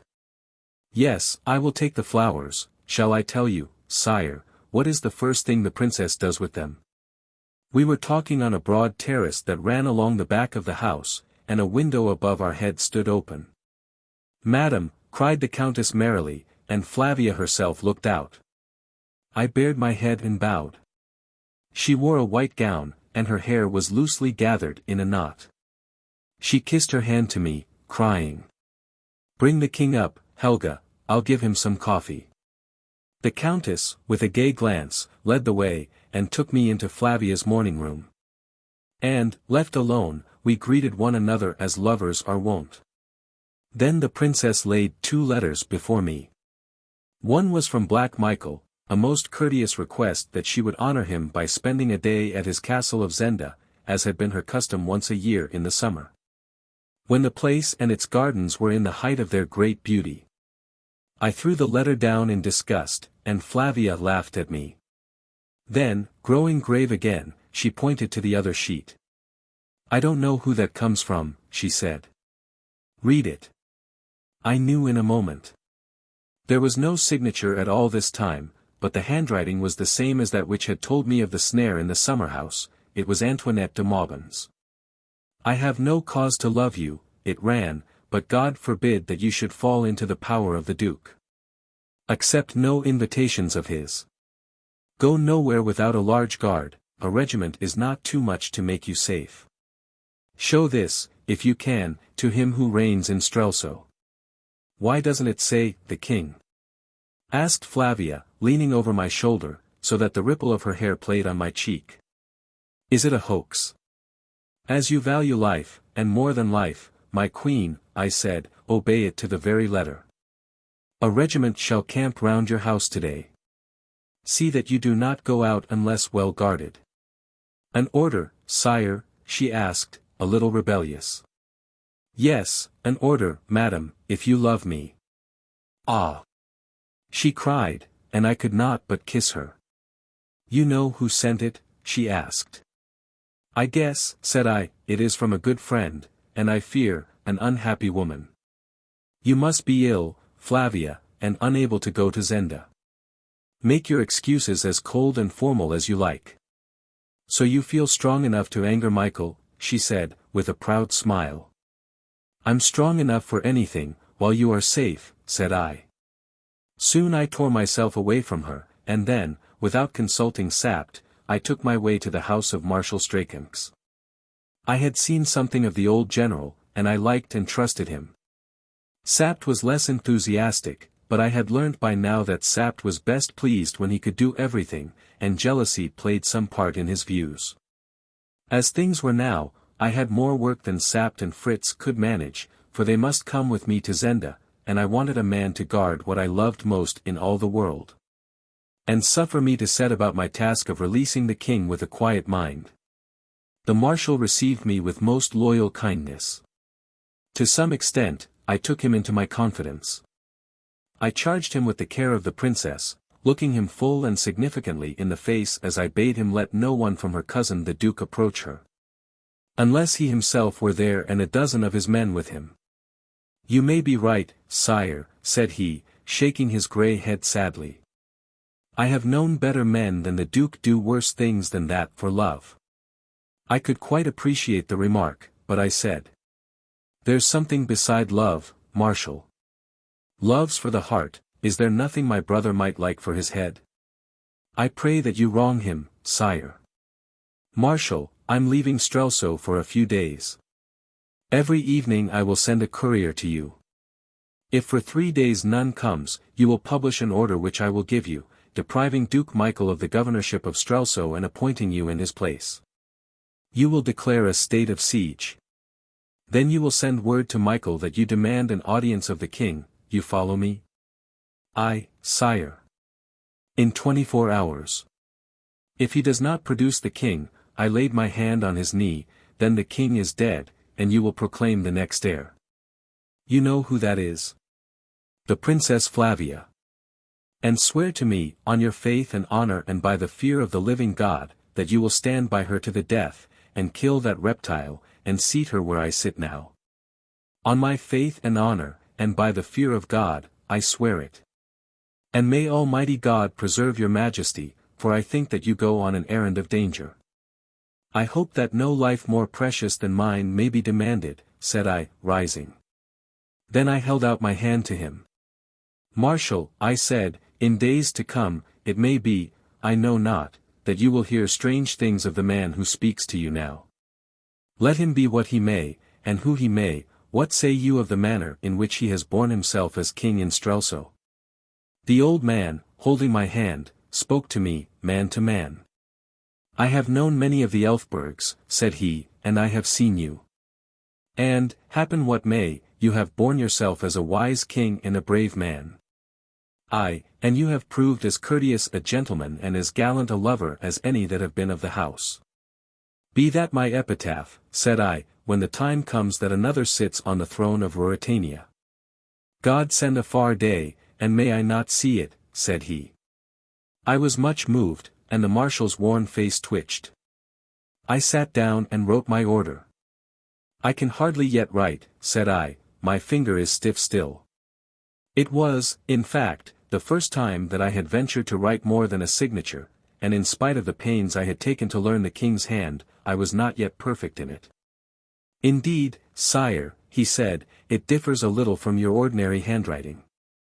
It is unfortunate, for it may lead to a suspicion of forgery. Marshal, said I, with a laugh, what use are the guns of Strelsau, if they can't assuage a little suspicion? He smiled grimly, and took the paper. Colonel Sapt and Fritz von Tarlenheim go with me, I continued. You go to seek the Duke, he asked in a low tone. Yes, the Duke, and someone else of whom I have need, and who is at Zenda, I replied. I wish I could go with you, he cried, tugging at his white mustache. I'd like to strike a blow for you and your crown. I leave you what is more than my life and more than my crown, said I, because you are the man I trust more than all other in Ruritania. I will deliver her to you safe and sound, said he, and, failing that, I will make her queen. We parted, and I returned to the palace and told Sapt and Fritz what I had done. Sapt had a few faults to find and a few grumbles to utter. This was merely what I expected, for Sapt liked to be consulted beforehand, not informed afterwards. But on the whole he approved of my plans, and his spirits rose high as the hour of action drew nearer and nearer. Fritz, too, was ready. Though he, poor fellow, risked more than Sapt did, for he was a lover, and his happiness hung in the scale. Yet how I envied him! For the triumphant issue which would crown him with happiness and unite him to his mistress, the success for which we were bound to hope and strive and struggle, meant to me sorrow more certain and greater than if I were doomed to fail.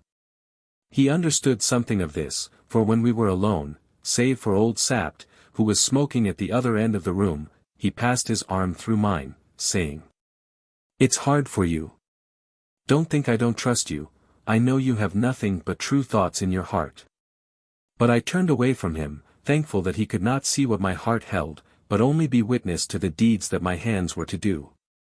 Yet even he did not understand, for he had not dared to lift his eyes to the Princess Flavia, as I had lifted mine.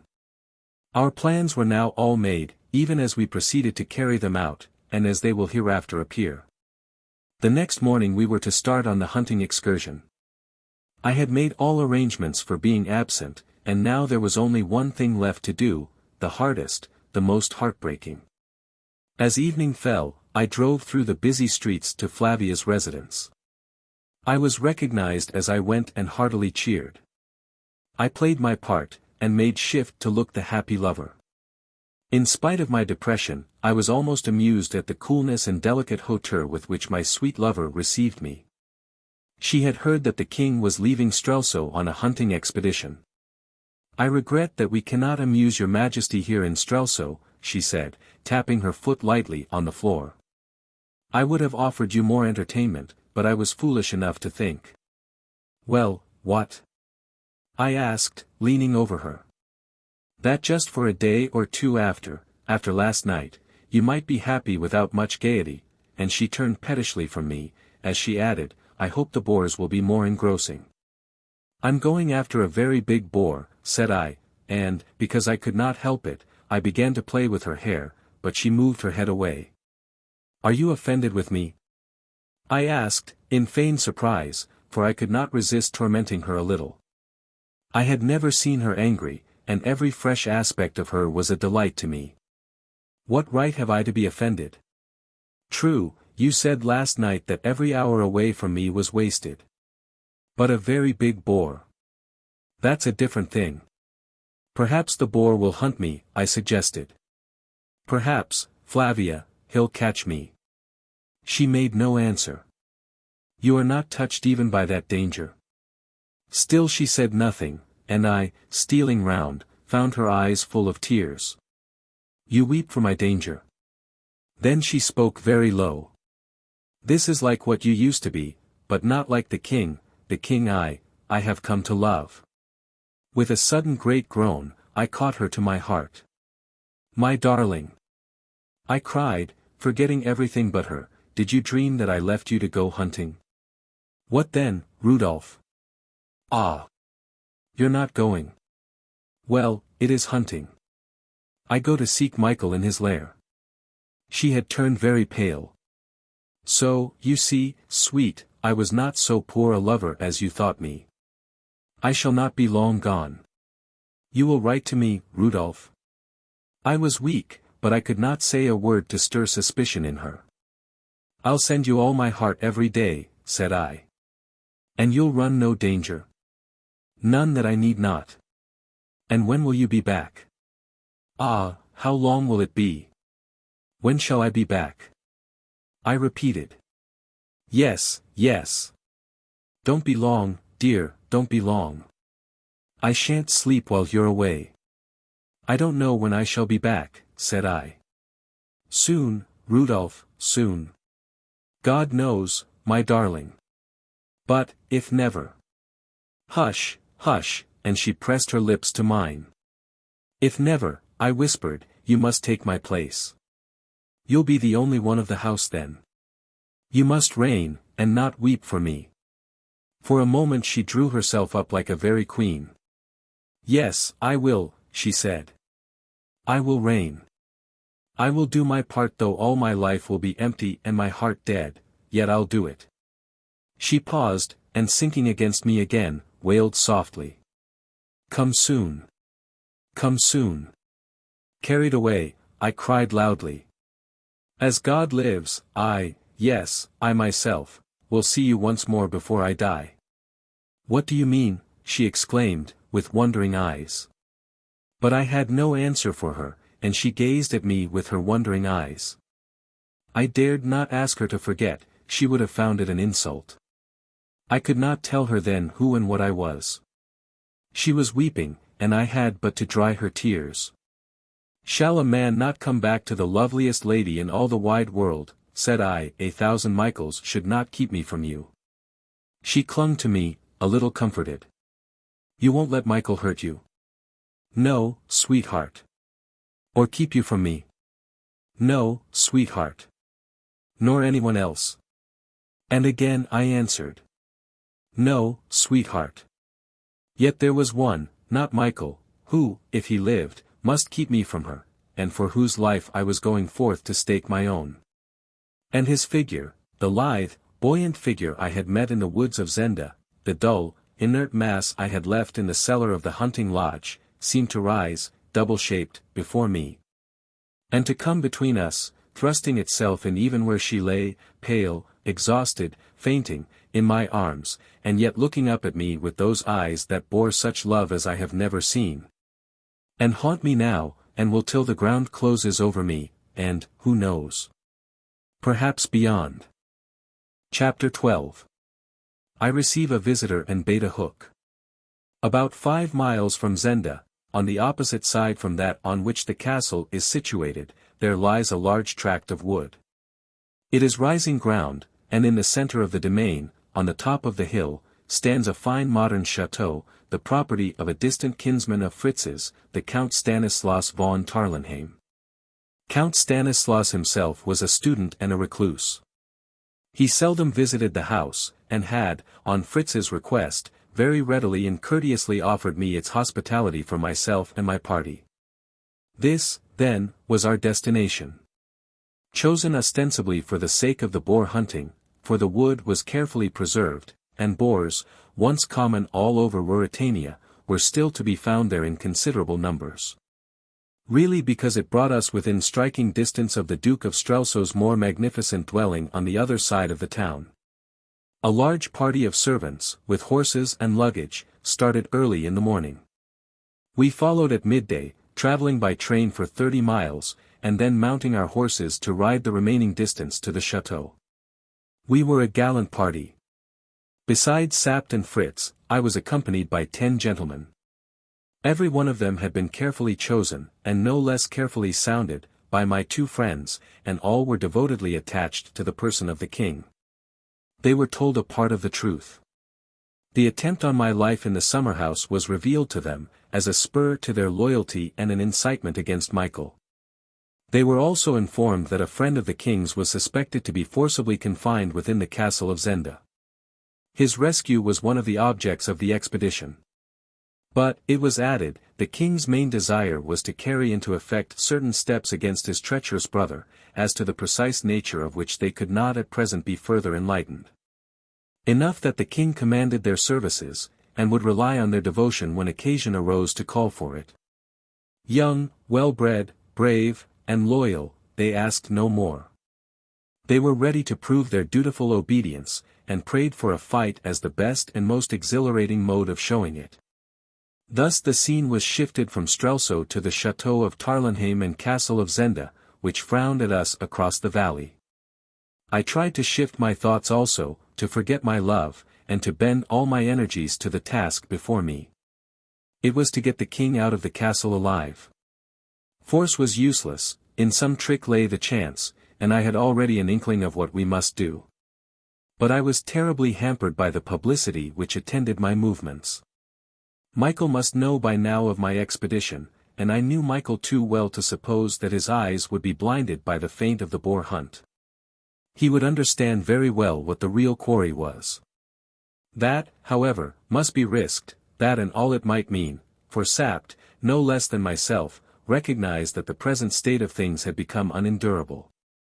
And there was one thing that I dared to calculate on, not, as I now know, without warrant. It was this, that Black Michael would not believe that I meant well by the king. He could not appreciate, I will not say an honest man, for the thoughts of my own heart have been revealed, but a man acting honestly. He saw my opportunity as I had seen it, as Sapt had seen it. He knew the princess, nay, and I declare that a sneaking sort of pity for him invaded me. In his way he loved her, he would think that Sapt and Fritz could be bribed, so the bribe was large enough. Thinking thus, would he kill the king, my rival and my danger? Aye, verily, that he would, with as little compunction as he would kill a rat. But he would kill Rudolf Rassendyll first, if he could. And nothing but the certainty of being utterly damned by the release of the king alive and his restoration to the throne would drive him to throw away the trump card which he held in reserve to balk. The supposed game of the impudent impostor Rassendyll. Musing on all this as I rode along, I took courage. Michael knew of my coming, sure enough. I had not been in the house an hour, when an imposing embassy arrived from him. He did not quite reach the impudence of sending my would-be assassins, but he sent the other 3 of his famous 6, the 3 Ruritanian gentlemen, Lauengram, Krafstein, and Rupert Hentzau. A fine, strapping trio they were, splendidly horsed and admirably equipped. Young Rupert, who looked a daredevil, and could not have been more than 22 or 23, took the lead, and made us the neatest speech. Wherein my devoted subject and loving brother Michael of Strelsau, prayed me to pardon him for not paying his addresses in person, and, further, for not putting his castle at my disposal. The reason for both of these apparent derelictions being that he and several of his servants lay sick of scarlet fever, and were in a very sad, and also a very infectious state. So declared young Rupert with an insolent smile on his curling upper lip and a toss of his thick hair, he was a handsome villain. And the gossip ran that many a lady had troubled her heart for him already. If my brother has scarlet fever, said I, he is nearer my complexion than he is wont to be, my lord. I trust he does not suffer. He is able to attend to his affairs, sire. I hope all beneath your roof are not sick. What of my good friends, de Gautet, Bersonin, and Detchard? I heard the last had suffered a hurt. Lauengram and Krafstein looked glum and uneasy, but young Rupert's smile grew broader. He hopes soon to find a medicine for it, sire, he answered. And I burst out laughing, for I knew what medicine Detchard longed for. It is called revenge. You will dine with us, gentlemen? I asked. Young Rupert was profuse in apologies. They had urgent duties at the castle. Then, said I, with a wave of my hand, to our next meeting, gentlemen. May it make us better acquainted. We will pray your majesty for an early opportunity, quoth Rupert airily. And he strode past sapped with such jeering scorn on his face that I saw the old fellow clench his fist and scowl black as night.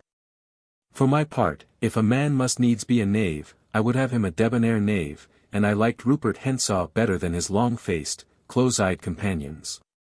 It makes your sin no worse, as I conceive, to do it à la mode and stylishly. Now it was a curious thing that on this first night, instead of eating the excellent dinner my cooks had prepared for me, I must needs leave my gentlemen to eat it alone. Under Sapp's presiding care, and ride myself with Fritz to the town of Zenda and a certain little inn that I knew of. There was little danger in the excursion, the evenings were long and light, and the road this side of Zenda well frequented. So off we rode, with a groom behind us. I muffled myself up in a big cloak. Fritz, said I, as we entered the town, there's an uncommonly pretty girl at this inn. How do you know? He asked. Because I've been there, said I. Since, he began. No. Before, said I. But they'll recognize you. Well, of course they will. Now, don't argue, my good fellow, but listen to me. We're two gentlemen of the king's household, and one of us has a toothache. The other will order a private room and dinner, and, further, a bottle of the best wine for the sufferer. And if he be as clever a fellow as I take him for, the pretty girl and no other will wait on us. What if she won't? Objected Fritz. My dear Fritz, said I, if she won't for you, she will for me. We were at the inn. Nothing of me but my eyes was visible as I walked in. The landlady received us.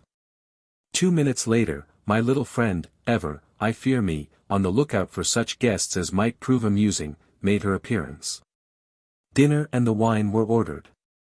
I sat down in the private room. A minute later Fritz came in. She's coming, he said. If she were not, I should have to doubt the Countess Helga's taste. She came in. I gave her time to set the wine down, I didn't want it dropped. Fritz poured out a glass and gave it to me. Is the gentleman in great pain? The girl asked, sympathetically. The gentleman is no worse than when he saw you last, said I, throwing away my cloak. She started, with a little shriek. Then she cried. It was the king, then. I told mother so the moment I saw his picture. Oh, sir, forgive me. Faith, you gave me nothing that hurt much, said I. But the things we said. I forgive them for the thing you did. I must go and tell mother. Stop, said I, assuming a graver air. We are not here for sport tonight.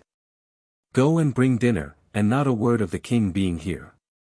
She came back in a few minutes, looking grave, yet very curious. Well, how is Johann? I asked, beginning my dinner. Oh, that fellow, sir, my lord king, I mean. Sir, will do, please. How is he? We hardly see him now, sir. And why not? I told him he came too often, sir, said she, tossing her head. So he sulks and stays away. Yes, sir. But you could bring him back. I suggested with a smile. Perhaps I could, said she. I know your powers, you see, said I, and she blushed with pleasure. It's not only that, sir, that keeps him away. He's very busy at the castle. But there's no shooting on now. No, sir, but he's in charge of the house. Johann turned housemaid. The little girl was brimming over with gossip. Well, there are no others, said she. There's not a woman there, not as a servant, I mean. They do say, but perhaps it's false, sir. Let's have it for what it's worth, said I. Indeed, I'm ashamed to tell you, sir. Oh, see, I'm looking at the ceiling. They do say there is a lady there, sir. But, except for her, there's not a woman in the place. And Johann has to wait on the gentleman. Poor Johann. He must be overworked. Yet I'm sure he could find half an hour to come and see you. It would depend on the time, sir, perhaps. Do you love him? I asked. Not I, sir. And you wish to serve the king? Yes, sir. Then tell him to meet you at the second milestone out of Zenda tomorrow evening at 10 o'clock. Say you'll be there and will walk home with him. Do you mean him harm, sir? Not if he will do as I bid him. But I think I've told you enough, my pretty maid. See that you do as I bid you. And, mind, no one is to know that the king has been here. I spoke a little sternly, for there is seldom harm in infusing a little fear into a woman's liking for you, and I softened the effect by giving her a handsome present.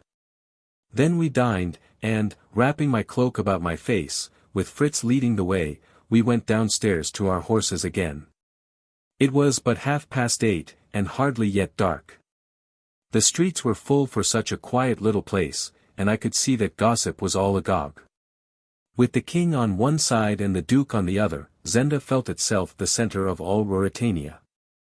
We jogged gently through the town, but set our horses to a sharper pace when we reached the open country. You want to catch this fellow Johann? Asked Fritz. Aye, and I fancy I've baited the hook right. Our little Delilah will bring our Samson. It is not enough, Fritz, to have no women in a house, though Brother Michael shows some wisdom there. If you want safety, you must have none within 50 miles. None nearer than Strelsau, for instance, said poor Fritz, with a lovelorn sigh. We reached the avenue of the chateau, and were soon at the house. As the hoofs of our horses sounded on the gravel, Sapt rushed out to meet us. Thank God, you're safe, he cried. Have you seen anything of them? Of whom? I asked, dismounting. He drew us aside, that the grooms might not hear. Lad, he said to me, you must not ride about here, unless with half a dozen of us. You know among our men a tall young fellow, Bernstein by name. I knew him. He was a fine strapping young man, almost of my height, and of light complexion. He lies in his room upstairs, with a bullet through his arm. The deuce he does. After dinner he strolled out alone, and went a mile or so into the wood, and as he walked, he thought he saw 3 men among the trees, and one leveled a gun at him. He had no weapon, and he started at a run back towards the house. But one of them fired, and he was hit, and had much ado to reach here before he fainted. By good luck, they feared to pursue him nearer the house. He paused and added. Lad, the bullet was meant for you. It is very likely, said I, and it's first blood to Brother Michael. I wonder which 3 it was, said Fritz. Well, Sapt, I said, I went out tonight for no idle purpose, as you shall hear. But there's one thing in my mind. What's that? He asked. Why this, I answered. That I shall ill requite the very great honors Ruritania has done me if I depart from it leaving one of those 6 alive, neither with the help of God, will I. And Sapt shook my hand on that. Chapter 13. An improvement on Jacob's ladder. In the morning of the day after that on which I swore my oath against the 6, I gave certain orders. And then rested in greater contentment than I had known for some time. I was at work, and work, though it cannot cure love, is yet a narcotic to it. So that Sapt, who grew feverish, marveled to see me sprawling in an armchair in the sunshine, listening to one of my friends who sang me amorous songs in a mellow voice and induced in me a pleasing melancholy.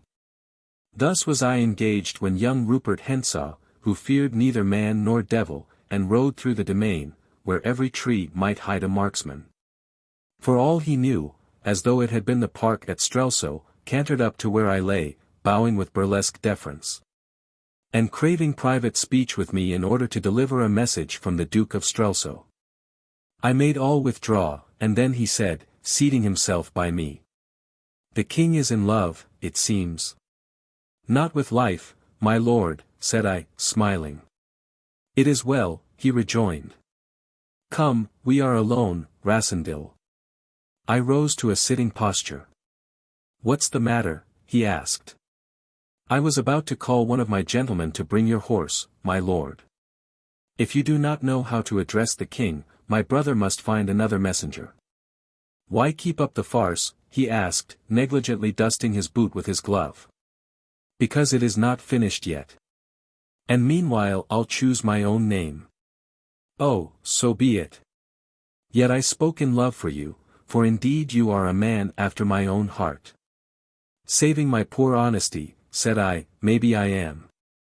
But that I keep faith with men, and honor with women, maybe I am, my lord." He darted a glance at me, a glance of anger. "Is your mother dead?" said I. "Aye, she's dead." "She may thank God," said I, and I heard him curse me softly. "Well, what's the message?" I continued. I had touched him on the raw, for all the world knew he had broken his mother's heart and flaunted his mistresses in her house, and his airy manner was gone for the moment. "The Duke offers you more than I would," he growled. "A halter for you, sire," was my suggestion.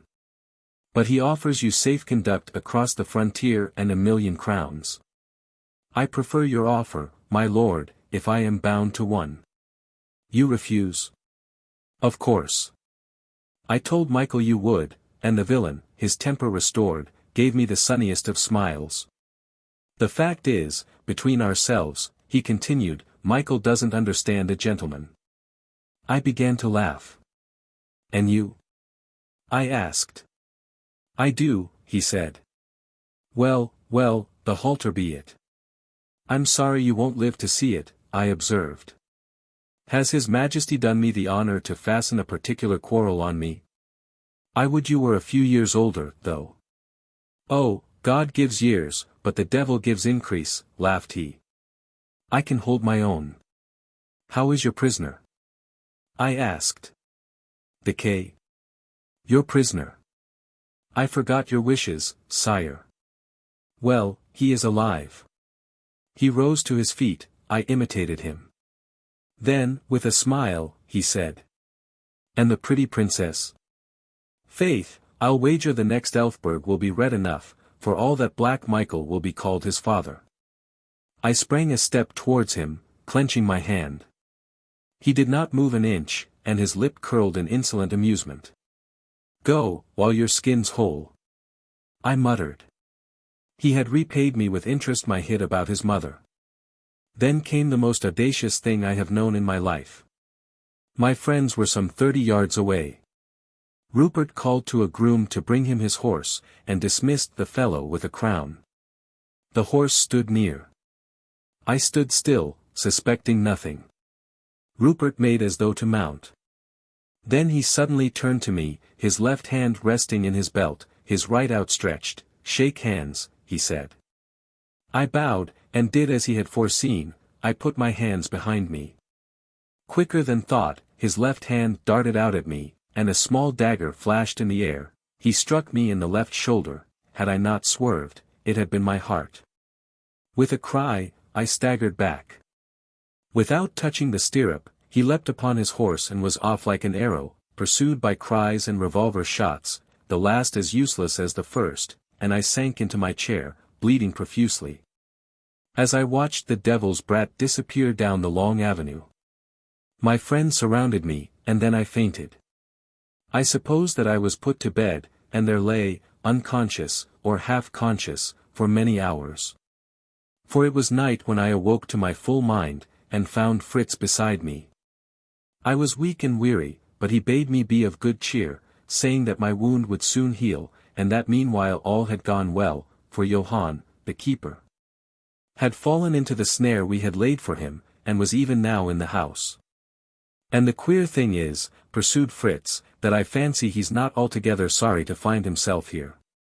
He seems to think that when Black Michael has brought off his coup, witnesses of how it was effected, saving, of course, the six themselves, will not be at a premium. This idea argued a shrewdness in our captive which led me to build hopes on his assistance. I ordered him to be brought in at once. Sapt conducted him, and set him in a chair by my bedside. He was sullen, and afraid. But, to say truth, after young Rupert's exploit, we also had our fears, and, if he got as far as possible from Sapt's formidable six-shooter, Sapt kept him as far as he could from me. Moreover, when he came in his hands were bound, but that I would not suffer. I need not stay to recount the safeguards and rewards we promised the fellow, all of which were honorably observed and paid, so that he lives now in prosperity, though where I may not mention. And we were the more free inasmuch as we soon learnt that he was rather a weak man than a wicked, and had acted throughout this matter more from fear of the Duke and of his own brother Max than for any love of what was done. But he had persuaded all of his loyalty. And though not in their secret councils, was yet, by his knowledge of their dispositions within the castle, able to lay bare before us the very heart of their devices. And here, in brief, is his story. Below the level of the ground in the castle, approached by a flight of stone steps which abutted on the end of the drawbridge, were situated two small rooms, cut out of the rock itself. The outer of the two had no windows, but was always lighted with candles. The inner had one square window, which gave upon the moat. In the outer room there lay always, day and night, 3 of the 6. And the instructions of Duke Michael were, that on any attack being made on the outer room, the 3 were to defend the door of it so long as they could without risk to themselves. But, so soon as the door should be in danger of being forced, then Rupert Hensaw or Detchard, for one of these 2 was always there, should leave the others to hold it as long as they could, and himself pass into the inner room, and, without more ado, kill the king who lay there, well treated indeed, but without weapons, and with his arms confined in fine steel chains, which did not allow him to move his elbow more than 3 inches from his side. Thus, before the outer door were stormed, the king would be dead. And his body? For his body would be evidence as damning as himself. Nay, sir, said Johann, His Highness has thought of that. While the 2 hold the outer room, the one who has killed the king unlocks the bars in the square window, they turn on a hinge. The window now gives no light, for its mouth is choked by a great pipe of earthenware. And this pipe, which is large enough to let pass through it the body of a man, passes into the moat, coming to an end immediately above the surface of the water, so that there is no perceptible interval between water and pipe. The king being dead, his murderer swiftly ties a weight to the body, and, dragging it to the window, raises it by a pulley, for, lest the weight should prove too great, Detchard has provided one, till it is level with the mouth of the pipe. He inserts the feet in the pipe, and pushes the body down. Silently, without splash or sound, it falls into the water and thence to the bottom of the moat, which is 20 feet deep thereabouts. This done, the murderer cries loudly, "All's well," and himself slides down the pipe. And the others, if they can and the attack is not too hot, run to the inner room and, seeking a moment's delay, bar the door, and in their turn slide down. And though the king rises not from the bottom, they rise and swim round to the other side, where the orders are for men to weight them with ropes, to haul them out, and horses. And here, if things go ill, the Duke will join them and seek safety by riding, but if all goes well, they will return to the castle, and have their enemies in a trap. That, sir, is the plan of His Highness for the disposal of the king in case of need. But it is not to be used till the last. For, as we all know, he is not minded to kill the king unless he can, before or soon after, kill you also, sir. Now, sir, I have spoken the truth, as God is my witness, and I pray you to shield me from the vengeance of Duke Michael. For if, after he knows what I have done, I fall into his hands, I shall pray for one thing out of all the world, a speedy death, and that I shall not obtain from him. The fellow's story was rudely told, but our questions supplemented his narrative. What he had told us applied to an armed attack. But if suspicions were aroused, and there came overwhelming force, such, for instance, as I, the king, could bring, the idea of resistance would be abandoned. The king would be quietly murdered and slid down the pipe. And, here comes an ingenious touch, one of the six would take his place in the cell, and, on the entrance of the searchers, loudly demand release and redress. And Michael, being summoned, would confess to hasty action. But he would say the man had angered him by seeking the favor of a lady in the castle. This was Antoinette de Mauban, and he had confined him there, as he conceived he, as Lord of Zenda, had right to do. But he was now, on receiving his apology, content to let him go, and so end the gossip which, to his Highness's annoyance, had arisen concerning a prisoner in Zenda, and had given his visitors the trouble of this inquiry. The visitors, baffled, would retire, and Michael could, at his leisure, dispose of the body of the king. Sapt, Fritz, and I in my bed, looked round on one another in horror and bewilderment at the cruelty and cunning of the plan. Whether I went in peace or in war, openly at the head of a corps, or secretly by a stealthy assault, the king would be dead before I could come near him. If Michael were stronger and overcame my party, there would be an end. But if I were stronger, I should have no way to punish him, no means of proving any guilt in him without proving my own guilt also. On the other hand, I should be left as king. For a moment my pulse quickened, and it would be for the future to witness the final struggle between him and me. He seemed to have made triumph possible and ruin impossible. At the worst, he would stand as well as he had stood before I crossed his path, with but one man between him and the throne, and that man an impostor. At best, there would be none left to stand against him. I had begun to think that Black Michael was over-fond of leaving the fighting to his friends. But now I acknowledged that the brains, if not the arms, of the conspiracy were his. Does the king know this? I asked. I and my brother, answered Johann, put up the pipe, under the orders of my lord of Hensau. He was on guard that day, and the king asked my lord what it meant. Faith, he answered, with his airy laugh, it's a new improvement on the ladder of Jacob, whereby, as you have read, sire, men pass from the earth to heaven. We thought it not meet that your majesty should go, in case, sire, you must go, by the common route. So we have made you a pretty private passage where the vulgar cannot stare at you or incommode your passage. That, sire, is the meaning of that pipe. And he laughed and bowed, and prayed the king's leave to replenish the king's glass, for the king was at supper. And the king, though he is a brave man, as are all of his house, grew red and then white as he looked on the pipe and at the merry devil who mocked him. Ah, sir, and the fellow shuddered, it is not easy to sleep quiet in the castle of Zenda, for all of them would as soon cut a man's throat as play a game at cards. And my lord Rupert would choose it sooner for a pastime than any other, sooner than he would ruin a woman, though that he loves also. The man ceased, and I bade Fritz take him away and have him carefully guarded, and, turning to him, I added. If anyone asks you if there is a prisoner in Zenda, you may answer, yes. But if any asks who the prisoner is, do not answer. For all my promises will not save you if any man here learns from you the truth as to the prisoner of Zenda. I'll kill you like a dog if the thing be so much as breathed within the house. Then, when he was gone, I looked at Sapt. It's a hard nut, said I. So hard, said he, shaking his grizzled head, that as I think, this time next year is like to find you still king of Ruritania, and he broke out into curses on Michael's cunning. I lay back on my pillows. There seems to me, I observed, to be two ways by which the king can come out of Zenda alive. One is by treachery in the duke's followers. You can leave that out, said Sapt. I hope not, I rejoined, because the other I was about to mention is, by a miracle from heaven. Chapter 14. A night outside the castle. It would have surprised the good people of Ruritania to know of the foregoing talk.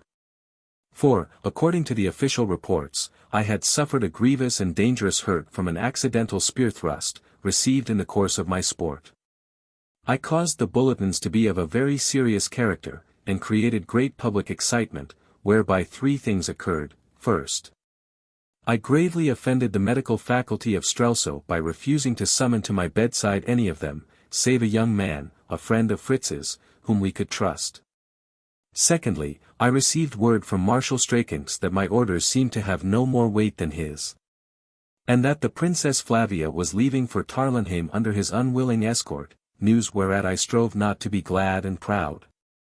And thirdly, my brother, the Duke of Strelsau, although too well informed to believe the account of the origin of my sickness, was yet persuaded by the reports and by my seeming inactivity that I was in truth incapable of action, and that my life was in some danger. This I learnt from the man Johann, whom I was compelled to trust and send back to Zenda, where, by the way, Rupert Hentzau had him soundly flogged for daring to smirch the morals of Zenda by staying out all night in the pursuits of love. This, from Rupert, Johann deeply resented, and the Duke's approval of it did more to bind the keeper to my side than all my promises. On Flavia's arrival I cannot dwell. Her joy at finding me up and well, instead of on my back and fighting with death, makes a picture that even now dances before my eyes till they grow too dim to see it. And her reproaches that I had not trusted even her must excuse the means I took to quiet them. In truth, to have her with me once more was like a taste of heaven to a damned soul, the sweeter for the inevitable doom that was to follow. And I rejoiced in being able to waste 2 whole days with her. And when I had wasted 2 days, the Duke of Strelsau arranged a hunting party. The stroke was near now. For Sapt and I, after anxious consultations, had resolved that we must risk a blow, our resolution being clinched by Johann's news that the king grew peaked, pale, and ill, and that his health was breaking down under his rigorous confinement. Now a man, be he king or no king, may as well die swiftly and as becomes a gentleman, from bullet or thrust, as rot his life out in a cellar. That thought made prompt action advisable in the interests of the king. From my own point of view, it grew more and more necessary. For Straekens urged on me the need of a speedy marriage, and my own inclinations seconded him with such terrible insistence that I feared for my resolution. I do not believe that I should have done the deed I dreamt of, but I might have come to flight, and my flight would have ruined the cause. And, yes, I am no saint, ask my little sister-in-law, and worse still might have happened.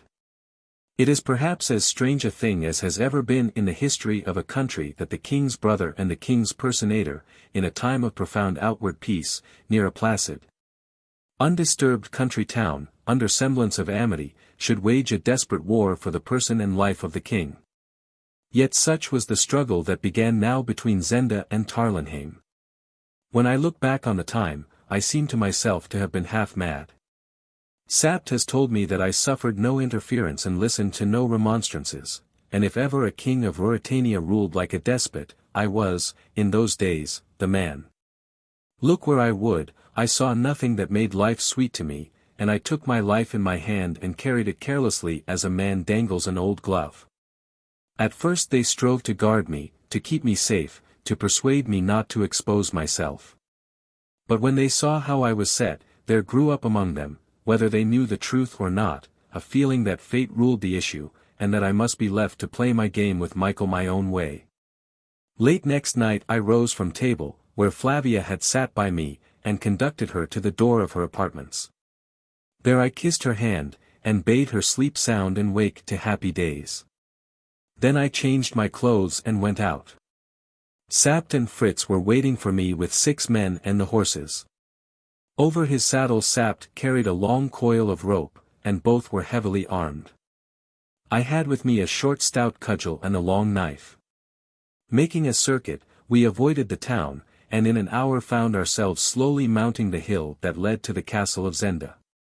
The night was dark and very stormy, gusts of wind and spits of rain caught us as we breasted the incline, and the great trees moaned and sighed. When we came to a thick clump, about a quarter of a mile from the castle, we bade our 6 friends hide there with the horses. Sapt had a whistle, and they could rejoin us in a few moments if danger came, but, up to now, we had met no one. I hoped that Michael was still off his guard, believing me to be safe in bed. However that might be, we gained the top of the hill without accident, and found ourselves on the edge of the moat where it sweeps under the road, separating the old castle from it. A tree stood on the edge of the bank, and sapped, silently and diligently, set to make fast the rope. I stripped off my boots, took a pull at a flask of brandy, loosened the knife in its sheath, and took the cudgel between my teeth. Then I shook hands with my friends, not heeding a last look of entreaty from Fritz, and laid hold of the rope. I was going to have a look at Jacob's ladder. Gently I lowered myself into the water. Though the night was wild, the day had been warm and bright, and the water was not cold. I struck out, and began to swim round the great walls which frowned above me. I could see only 3 yards ahead. I had then good hopes of not being seen, as I crept along close under the damp, moss-grown masonry. There were lights from the new part of the castle on the other side, and now and again I heard laughter and merry shouts. I fancied I recognized young Rupert Hensaw's ringing tones, and pictured him flushed with wine. Recalling my thoughts to the business in hand, I rested a moment. If Johann's description were right, I must be near the window now. Very slowly I moved, and out of the darkness ahead loomed a shape. It was the pipe, curving from the window to the water. About 2 feet of its surface was displayed. It was as big round as 2 men. I was about to approach it, when I saw something else, and my heart stood still. The nose of a boat protruded beyond the pipe on the other side, and listening intently, I heard a slight shuffle, as of a man shifting his position. Who was the man who guarded Michael's invention? Was he awake or was he asleep? I felt if my knife were ready, and trod water. As I did so, I found bottom under my feet. The foundations of the castle extended some 15 inches, making a ledge. And I stood on it, out of water from my armpits upwards. Then I crouched and peered through the darkness under the pipe, where, curving, it left a space. There was a man in the boat. A rifle lay by him. I saw the gleam of the barrel. Here was the sentinel. He sat very still. I listened. He breathed heavily, regularly, monotonously. By heaven, he slept. Kneeling on the shelf, I drew forward under the pipe till my face was within 2 feet of his. He was a big man, I saw. It was Max Hulf, the brother of Johann. My hand stole to my belt, and I drew out my knife. Of all the deeds of my life, I love the least to think of this, and whether it were the act of a man or a traitor I will not ask. I said to myself, it is war, and the king's life is the stake. And I raised myself from beneath the pipe and stood up by the boat, which lay moored by the ledge. Holding my breath, I marked the spot and raised my arm. The great fellow stirred. He opened his eyes, wide, wider. He gasped in terror at my face and clutched at his rifle. I struck home. And I heard the chorus of a love song from the opposite bank. Leaving him where he lay, a huddled mass, I turned to Jacob's ladder. My time was short. This fellow's turn of watching might be over directly, and relief would come. Leaning over the pipe, I examined it, from the end near the water to the topmost extremity where it passed, or seemed to pass, through the masonry of the wall. There was no break in it, no chink. Dropping on my knees, I tested the underside. And my breath went quick and fast, for on this lower side, where the pipe should have clung close to the masonry, there was a gleam of light. That light must come from the cell of the king. I set my shoulder against the pipe and exerted my strength. The chink widened a very, very little, and hastily I desisted. I had done enough to show that the pipe was not fixed in the masonry at the lower side.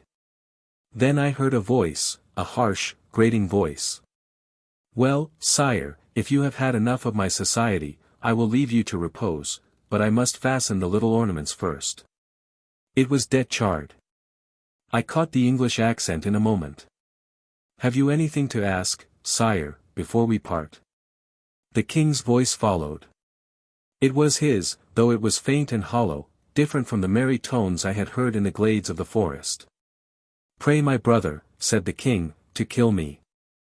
I am dying by inches here." "The duke does not desire your death, sire, yet," sneered Detchard, "when he does behold your path to heaven." The king answered, "So be it. And now, if your orders allow it, pray leave me." "May you dream of paradise," said the ruffian. The light disappeared. I heard the bolts of the door run home. And then I heard the sobs of the king. He was alone, as he thought. Who dares mock at him? I did not venture to speak to him. The risk of some exclamation escaping him in surprise was too great. I dared do nothing that night. And my task now was to get myself away in safety, and to carry off the carcass of the dead man. To leave him there would tell too much. Casting loose the boat, I got in. The wind was blowing a gale now, and there was little danger of oars being heard. I rowed swiftly round to where my friends waited. I had just reached the spot, when a loud whistle sounded over the moat behind me. "Hullo, Max!" I heard shouted. I hailed Sapt in a low tone. The rope came down. I tied it round the corpse, and then went up it myself. "Whistle you too," I whispered, "for our men, and haul in the line. No talk now."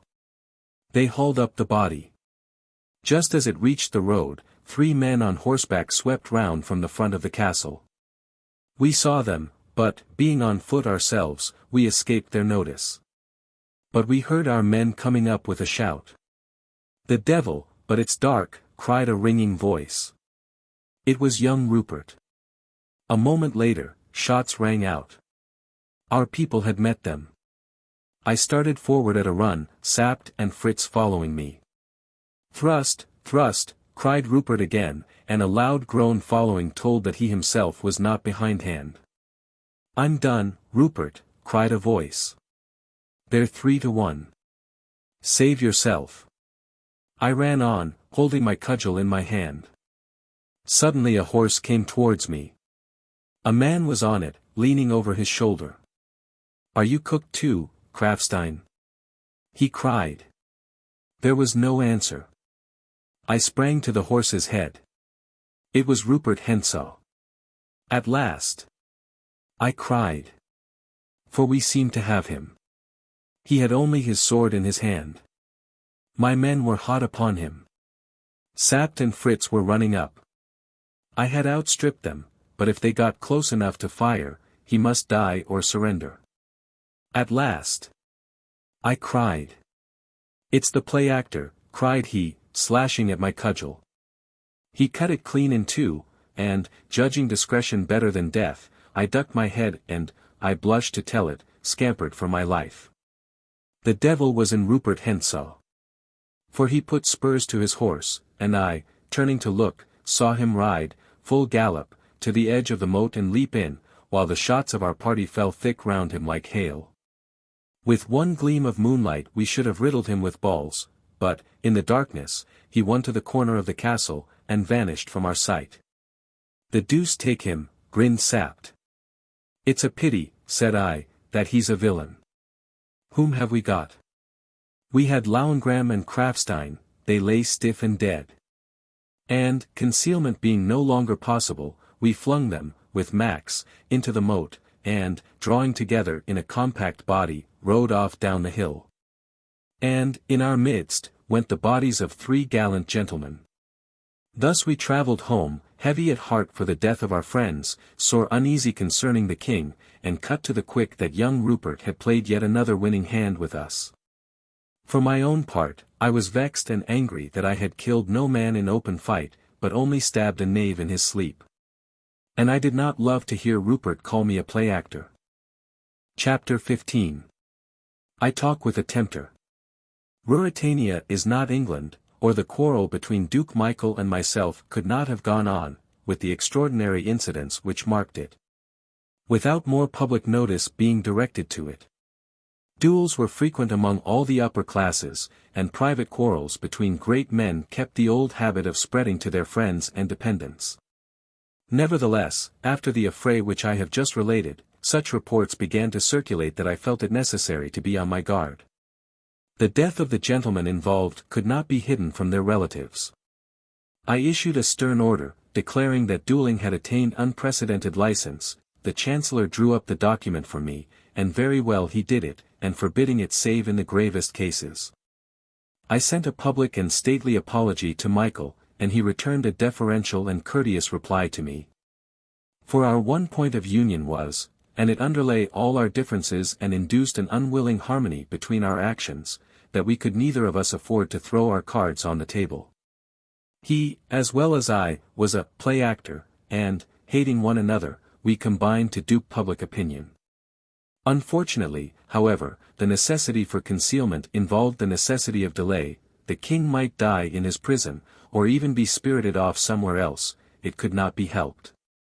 For a little while I was compelled to observe a truce, and my only consolation was that Flavia most warmly approved of my edict against dueling.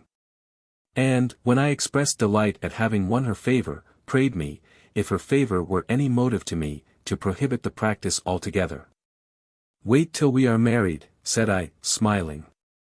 Not the least peculiar result of the truce and of the secrecy which dictated it was that the town of Zenda became in the daytime, I would not have trusted far to its protection by night, a sort of neutral zone, where both parties could safely go. And I, riding down one day with Flavia and Sapt, had an encounter with an acquaintance, which presented a ludicrous side, but was at the same time embarrassing. As I rode along, I met a dignified-looking person driving in a two-horsed carriage. He stopped his horses, got out, and approached me, bowing low. I recognized the head of the Strelsau police. "Your Majesty's ordinance as to dueling is receiving our best attention," he assured me. If the best attention involved his presence in Zenda, I determined at once to dispense with it. "Is that what brings you to Zenda, Prefect?" I asked. "Why no, sire, I am here because I desire to oblige the British ambassador." "What's the British ambassador doing dans cette galère?" said I, carelessly. "A young countryman of his, sire, a man of some position, is missing. His friends have not heard from him for 2 months, and there is reason to believe that he was last seen in Zenda." Flavia was paying little attention. I dared not look at Sapt. "What reason?" "A friend of his in Paris, a certain M. Featherly, has given us information which makes it possible that he came here, and the officials of the railway recollect his name on some luggage." "What was his name?" "Rassendyll, sire," he answered, and I saw that the name meant nothing to him. But, glancing at Flavia, he lowered his voice, as he went on, "It is thought that he may have followed a lady here. Has your Majesty heard of a certain Madame de Mauban?" "Why, yes," said I, my eye involuntarily traveling towards the castle. "She arrived in Ruritania about the same time as this Rassendyll." I caught the prefect's glance. He was regarding me with inquiry writ large on his face. "Sapt," said I must speak a word to the prefect. "Will you ride on a few paces with the princess?" And I added to the prefect, "Come, sir, what do you mean?" He drew close to me, and I bent in the saddle. "If he were in love with the lady," he whispered. Nothing has been heard of him for 2 months, and this time it was the eye of the prefect which travelled towards the castle. "Yes, the lady is there," I said quietly. "But I don't suppose Mr. Rassendyll, is that the name, is?" "The Duke," he whispered, "does not like rivals, sire." "You're right there," said I, with all sincerity. "But surely you hint at a very grave charge." He spread his hands out in apology. I whispered in his ear. "This is a grave matter. Go back to Strelsau." "But, sire, if I have a clue here?" "Go back to Strelsau," I repeated. "Tell the ambassador that you have a clue, but that you must be left alone for a week or 2. Meanwhile, I'll charge myself with looking into the matter. The ambassador is very pressing, sir. You must quiet him. Come, sir, you see that if your suspicions are correct, it is an affair in which we must move with caution." We can have no scandal. Mind you return tonight. He promised to obey me, and I rode on to rejoin my companions, a little easier in my mind. Inquiries after me must be stopped at all hazards for a week or two. And this clever official had come surprisingly near the truth. His impression might be useful someday, but if he acted on it now it might mean the worst to the king. Heartily did I curse George Featherly for not holding his tongue. "Well," asked Flavia, "have you finished your business?" "Most satisfactorily," said I. "Come, shall we turn round? We are almost trenching on my brother's territory." We were, in fact, at the extreme end of the town, just where the hills begin to mount towards the castle. We cast our eyes up, admiring the massive beauty of the old walls, and we saw a cortege winding slowly down the hill. On it came. "Let us go back," said Sapt. "I should like to stay," said Flavia. And I reined my horse beside hers. We could distinguish the approaching party now. There came first 2 mounted servants in black uniforms, relieved only by a silver badge. These were followed by a car drawn by 4 horses. On it, under a heavy pall, lay a coffin. Behind it rode a man in plain black clothes, carrying his hat in his hand. Sapt uncovered, and we stood waiting, Flavia keeping by me and laying her hand on my arm. "It is one of the gentlemen killed in the quarrel, I expect," she said. I beckoned to a groom. "Ride and ask whom they escort," I ordered. He rode up to the servants, and I saw him pass on to the gentleman who rode behind. "It's Rupert of Hensa," whispered Sapt. Rupert it was, and directly afterwards, waving to the procession to stand still, Rupert trotted up to me. He was in a frock coat, tightly buttoned, and trousers. He wore an aspect of sadness, and he bowed with profound respect. Yet suddenly he smiled, and I smiled too, for old Sapt's hand lay in his left breast pocket, and Rupert and I both guessed what lay in the hand inside the pocket. "Your Majesty asks whom we escort," said Rupert. "It is my dear friend, Albert of Lauengram." "Sir," said I, "no one regrets the unfortunate affair more than I. My ordinance, which I mean to have obeyed, is witness to it." "Poor fellow," said Flavia softly, and I saw Rupert's eyes flash at her. Whereat I grew red. For, if I had my way, Rupert Hensa should not have defiled her by so much as a glance. Yet he did it and dared to let admiration be seen in his look. "Your Majesty's words are gracious," he said. "I grieve for my friend. Yet, sire, others must soon lie as he lies now." "It is a thing we all do well to remember, my lord," I rejoined. "Even kings, sire," said Rupert, in a moralizing tone. And old Sapt swore softly by my side. "It is true," said I. "How fares my brother, my lord?" "He is better, sire." "I am rejoiced. He hopes soon to leave for Strelsau, when his health is secured." "He is only convalescent then." "There remain 1 or 2 small troubles," answered the insolent fellow, in the mildest tone in the world. "Express my earnest hope," said Flavia, "that they may soon cease to trouble him." "Your Royal Highness's wish is, humbly, my own," said Rupert, with a bold glance that brought a blush to Flavia's cheek. I bowed. And Rupert, bowing lower, backed his horse and signed to his party to proceed. With a sudden impulse, I rode after him. He turned swiftly, fearing that, even in the presence of the dead and before a lady's eyes, I meant him mischief. "You fought as a brave man the other night," I said. "Come, you are young, sir. If you will deliver your prisoner alive to me, you shall come to no hurt."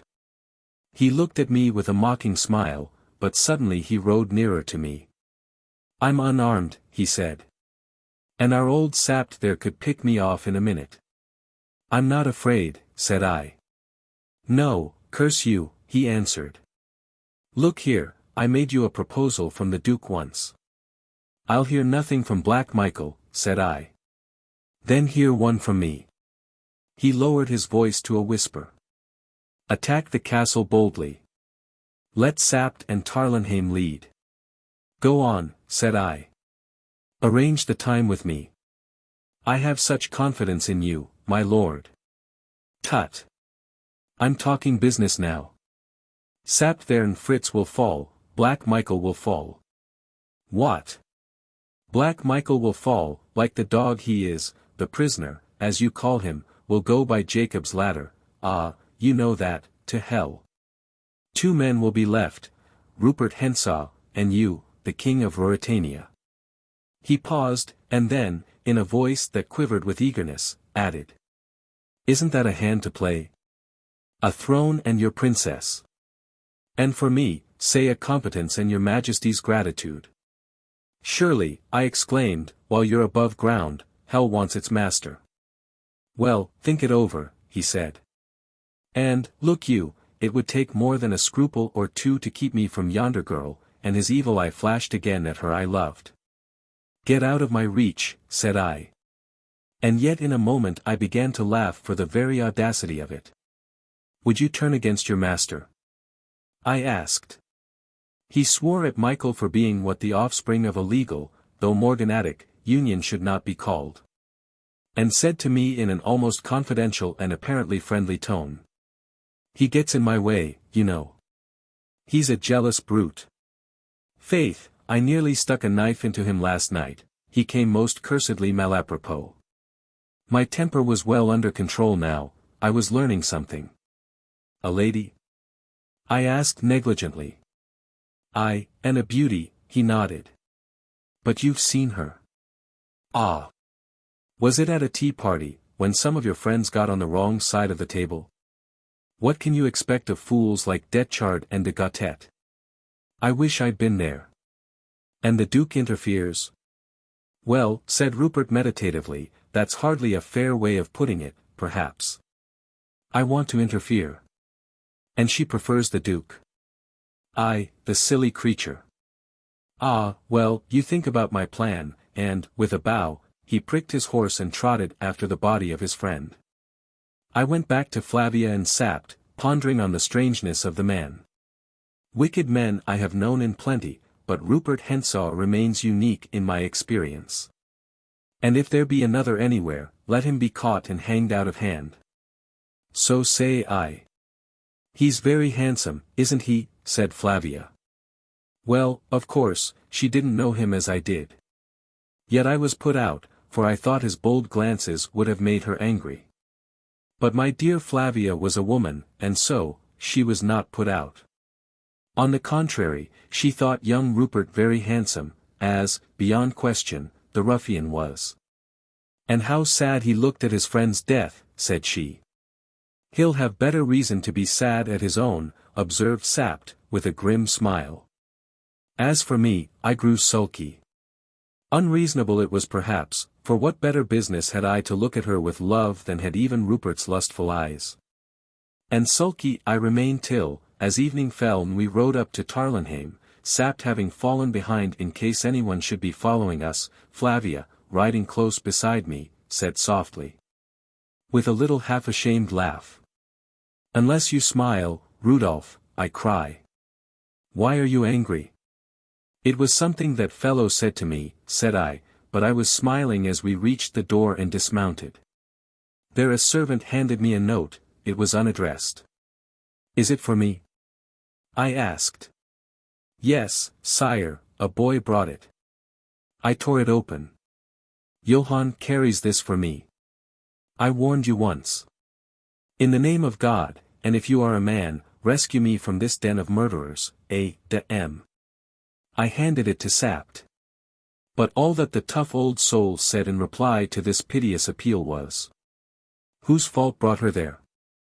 Nevertheless, not being faultless myself, I took leave to pity Antoinette de Mauban. Chapter 16. A desperate plan. As I had ridden publicly in Zenda, and had talked there with Rupert Hentzau, of course all pretense of illness was at an end. I marked the effect on the garrison of Zenda, they ceased to be seen abroad, and any of my men who went near the castle reported that the utmost vigilance prevailed there. Touched as I was by Madame de Mauban's appeal, I seemed as powerless to befriend her as I had proved to help the king. Michael bade me defiance. And although he too had been seen outside the walls, with more disregard for appearances than he had hitherto shown, he did not take the trouble to send any excuse for his failure to wait on the king. Time ran on in inactivity, when every moment was pressing. For not only was I faced with the new danger which the stir about my disappearance brought on me, but great murmurs had arisen in Strelsau at my continued absence from the city. They had been greater, but for the knowledge that Flavia was with me. And for this reason I suffered her to stay, though I hated to have her where danger was, and though every day of our present sweet intercourse strained my endurance almost to breaking. As a final blow, nothing would content my advisers, Strakenx and the Chancellor, who came out from Strelsau to make an urgent representation to me, save that I should appoint a day for the public solemnization of my betrothal, a ceremony which in Ruritania is well nigh as binding and great a thing as the marriage itself. And this, with Flavia sitting by me, I was forced to do, setting a date a fortnight ahead, and appointing the cathedral in Strelsau as the place. And this formal act being published far and wide, caused great joy throughout the kingdom, and was the talk of all tongues. So that I reckoned there were but two men who chafed at it, I mean Black Michael and myself, and but one who did not know of it, that one the man whose name I bore, the king of Ruritania. In truth, I heard something of the way the news was received in the castle. For after an interval of 3 days, the man Johann, greedy for more money, though fearful for his life, again found means to visit us. He had been waiting on the Duke when the tidings came. Black Michael's face had grown blacker still, and he had sworn savagely, nor was he better pleased when young Rupert took oath that I meant to do as I said, and turning to Madame de Mauban, wished her joy on arrival gone. Michael's hand stole towards his sword, said Johann, but not a bit did Rupert care. For he rallied the Duke on having made a better king than had reigned for years past in Ruritania. And, said he, with a meaning bow to his exasperated master, the devil sends the princess a finer man than heaven had marked out for her, by my soul, it does. Then Michael harshly bade him hold his tongue, and leave them, but Rupert must needs first kiss Madame's hand, which he did as though he loved her, while Michael glared at him. This was the lighter side of the fellow's news, but more serious came behind, and it was plain that if time pressed at Tarlenheim, it pressed none the less fiercely at Zenda. For the king was very sick, Johann had seen him, and he was wasted and hardly able to move. There could be no thought of taking another for him now. So alarmed were they, that they had sent for a physician from Strelsau. And the physician having been introduced into the king's cell, had come forth pale and trembling, and urgently prayed the Duke to let him go back and meddle no more in the affair. But the Duke would not, and held him there a prisoner, telling him his life was safe if the king lived while the Duke desired and died when the Duke desired, not otherwise. And, persuaded by the physician, they had allowed Madame de Mauban to visit the king and give him such attendance as his state needed, and as only a woman can give. Yet his life hung in the balance. And I was still strong and whole and free. Wherefore great gloom reigned at Zenda, and save when they quarrelled, to which they were very prone, they hardly spoke. But the deeper the depression of the rest, young Rupert went about Satan's work with a smile in his eye and a song on his lip. And laughed, fit to burst, said Johann, because the Duke always set Detchard to guard the king when Madame de Mauban was in the cell, which precaution was, indeed, not unwise in my careful brother. Thus Johann told his tale and seized his crowns. Yet he besought us to allow him to stay with us in Tarlenheim, and not venture his head again in the lion's den. But we had need of him there, and, although I refused to constrain him, I prevailed on him by increased rewards to go back and carry tidings to Madame de Mauban that I was working for her, and that, if she could, she should speak one word of comfort to the king.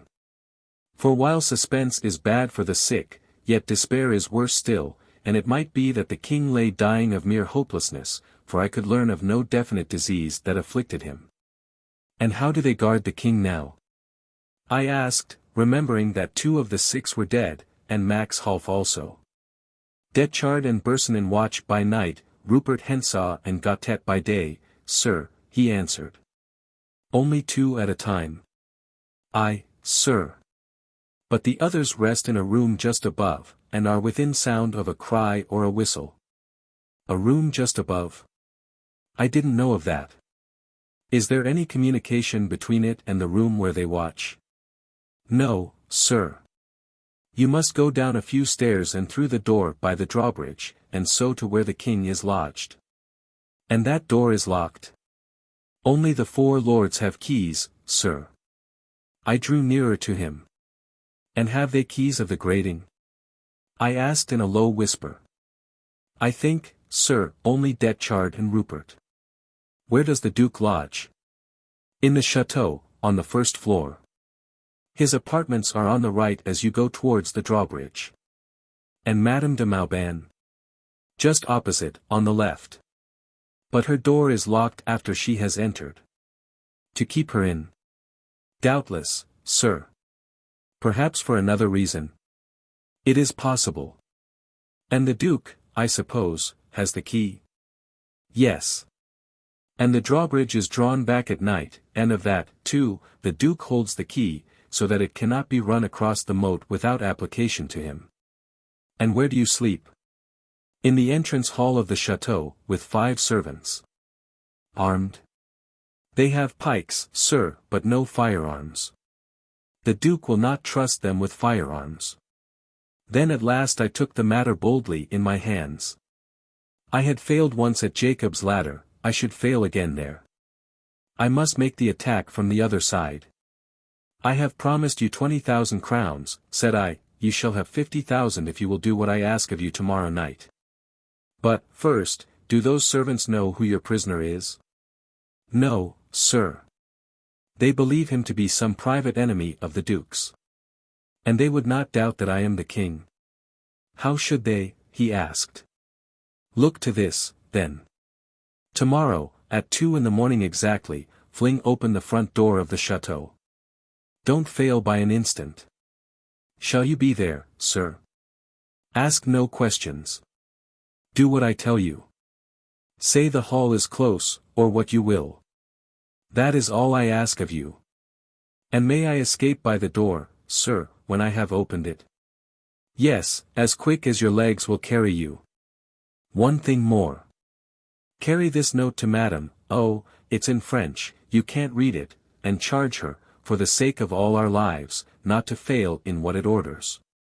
The man was trembling, but I had to trust to what he had of courage and to what he had of honesty. I dared not wait, for I feared that the king would die. When the fellow was gone, I called Sapt and Fritz to me, and unfolded the plan that I had formed. Sapt shook his head over it. Why can't you wait? He asked. The king may die. Michael will be forced to act before that. Then, said I, the king may live. Well, and if he does? For a fortnight? I asked simply. And Sapt bit his mustache. Suddenly Fritz von Tarlenheim laid his hand on my shoulder. Let us go and make the attempt, said he. I mean you to go, don't be afraid, said I. But do you stay here, and take care of the princess. A gleam came into old Sapt's eye. We should have Michael one way or the other then, he chuckled. Whereas if you go and are killed with the king, what will become of those of us who are left? They will serve Queen Flavia, said I, and I would to God I could be one of them. A pause followed.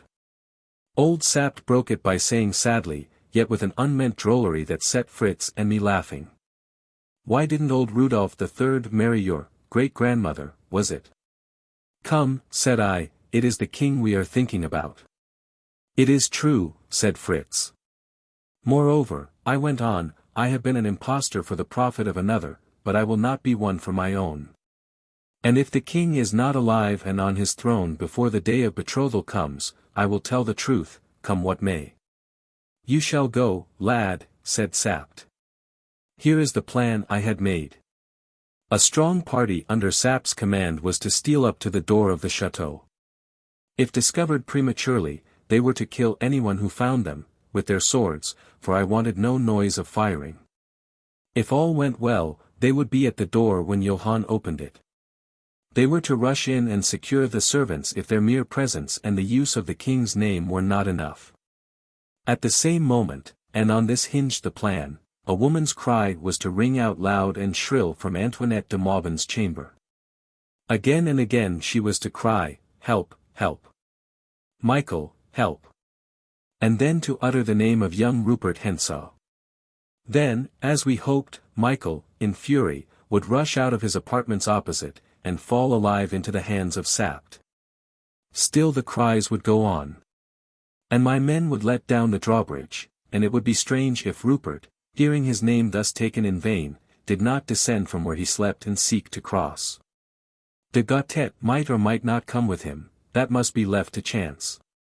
And when Rupert set his foot on the drawbridge, there was my part, for I was minded for another swim in the moat. And, lest I should grow weary, I had resolved to take with me a small wooden ladder, on which I could rest my arms in the water, and my feet when I left it. I would rear it against the wall just by the bridge. And when the bridge was across, I would stealthily creep onto it, and then if Rupert or de Gautet crossed in safety, it would be my misfortune, not my fault. They dead, 2 men only would remain. And for them we must trust to the confusion we had created and to a sudden rush. We should have the keys of the door that led to the all-important rooms. Perhaps they would rush out. If they stood by their orders, then the king's life hung on the swiftness with which we could force the outer door, and I thanked God that not Rupert Hentzau watched, but Detchard. For though Detchard was a cool man, relentless, and no coward, he had neither the dash nor the recklessness of Rupert. Moreover, he, if any one of them, really loved Black Michael, and it might be that he would leave Bersonin to guard the king, and rush across the bridge to take part in the affray on the other side. So I planned, desperately. And, that our enemy might be the better lulled to security, I gave orders that our residence should be brilliantly lighted from top to bottom, as though we were engaged in revelry. And should so be kept all night, with music playing and people moving to and fro. Strakinks would be there, and he was to conceal our departure, if he could, from Flavia. And if we came and not again by the morning, he was to march, openly and in force to the castle, and demand the person of the king. If Black Michael were not there, as I did not think he would be, the marshal would take Flavia with him, as swiftly as he could, to Strelsau. And there proclaim Black Michael's treachery and the probable death of the king, and rally all that there was honest and true round the banner of the princess. And, to say truth, this was what I thought most likely to happen. For I had great doubts whether either the king or Black Michael or I had more than a day to live. Well, if Black Michael died, and if I, the play actor, slew Rupert Hentzau with my own hand, and then died myself, it might be that fate would deal as lightly with Ruritania as could be hoped. Notwithstanding that she demanded the life of the king, and to her dealing thus with me, I was in no temper to make objection. It was late when we rose from conference, and I betook me to the princess's apartments. She was pensive that evening. Yet, when I left her, she flung her arms about me and grew, for an instant, bashfully radiant as she slipped a ring on my finger. I was wearing the king's ring. But I had also on my little finger a plain band of gold engraved with the motto of our family, Nil quae feci. This I took off and put on her, and signed to her to let me go. And she, understanding, stood away and watched me with dimmed eyes. "Wear that ring, even though you wear another when you are queen," I said. "Whatever else I wear, this I will wear till I die and after," said she, as she kissed the ring. Chapter 17. Young Rupert's Midnight Diversions. The night came fine and clear. I had prayed for dirty weather, such as had favored my previous voyage in the moat, but fortune was this time against me. Still I reckoned that by keeping close under the wall and in the shadow I could escape detection from the windows of the chateau that looked out on the scene of my efforts. If they searched the moat, indeed, my scheme must fail, but I did not think they would. They had made Jacob's ladder secure against attack. Johann had himself helped to fix it closely to the masonry on the underside, so that it could not now be moved from below any more than from above. An assault with explosives or a long battering with picks alone could displace it, and the noise involved in either of these operations put them out of the question. What harm, then, could a man do in the moat? I trusted that Black Michael, putting this query to himself, would answer confidently, none. While, even if Johann meant treachery, he did not know my scheme, and would doubtless expect to see me, at the head of my friends, before the front entrance to the chateau. There, I said to Sapt, was the real danger. And there, I added, you shall be. Doesn't that content you? But it did not. Dearly would he have liked to come with me, had I not utterly refused to take him. One man might escape notice, to double the party more than doubled the risk. And when he ventured to hint once again that my life was too valuable, I, knowing the secret thought he clung to, sternly bade him be silent. Assuring him that unless the king lived through the night, I would not live through it either. At 12 o'clock, Sap's command left the chateau of Tarlenheim and struck off to the right, riding by unfrequented roads, and avoiding the town of Zenda. If all went well, they would be in front of the castle by about 1:45. Leaving their horses half a mile off, they were to steal up to the entrance and hold themselves in readiness for the opening of the door. If the door were not opened by 2, they were to send Fritz von Tarlenheim round to the other side of the castle. I would meet him there if I were alive, and we would consult whether to storm the castle or not. If I were not there, they were to return with all speed to Tarlenheim, rouse the marshal, and march in force to Zenda. For if not there, I should be dead. And I knew that the king would not be alive 5 minutes after I ceased to breathe. I must now leave Sapt and his friends, and relate how I myself proceeded on this eventful night.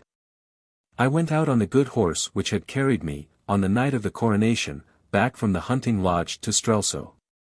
I carried a revolver in the saddle and my sword. I was covered with a large cloak, and under this I wore a warm, tight-fitting woolen jersey, a pair of knickerbockers, thick stockings, and light canvas shoes. I had rubbed myself thoroughly with oil, and I carried a large flask of whiskey. The night was warm, but I might probably be immersed a long while, and it was necessary to take every precaution against cold, for cold not only saps a man's courage if he has to die, but impairs his energy if others have to die, and, finally, gives him rheumatics, if it be God's will that he lives.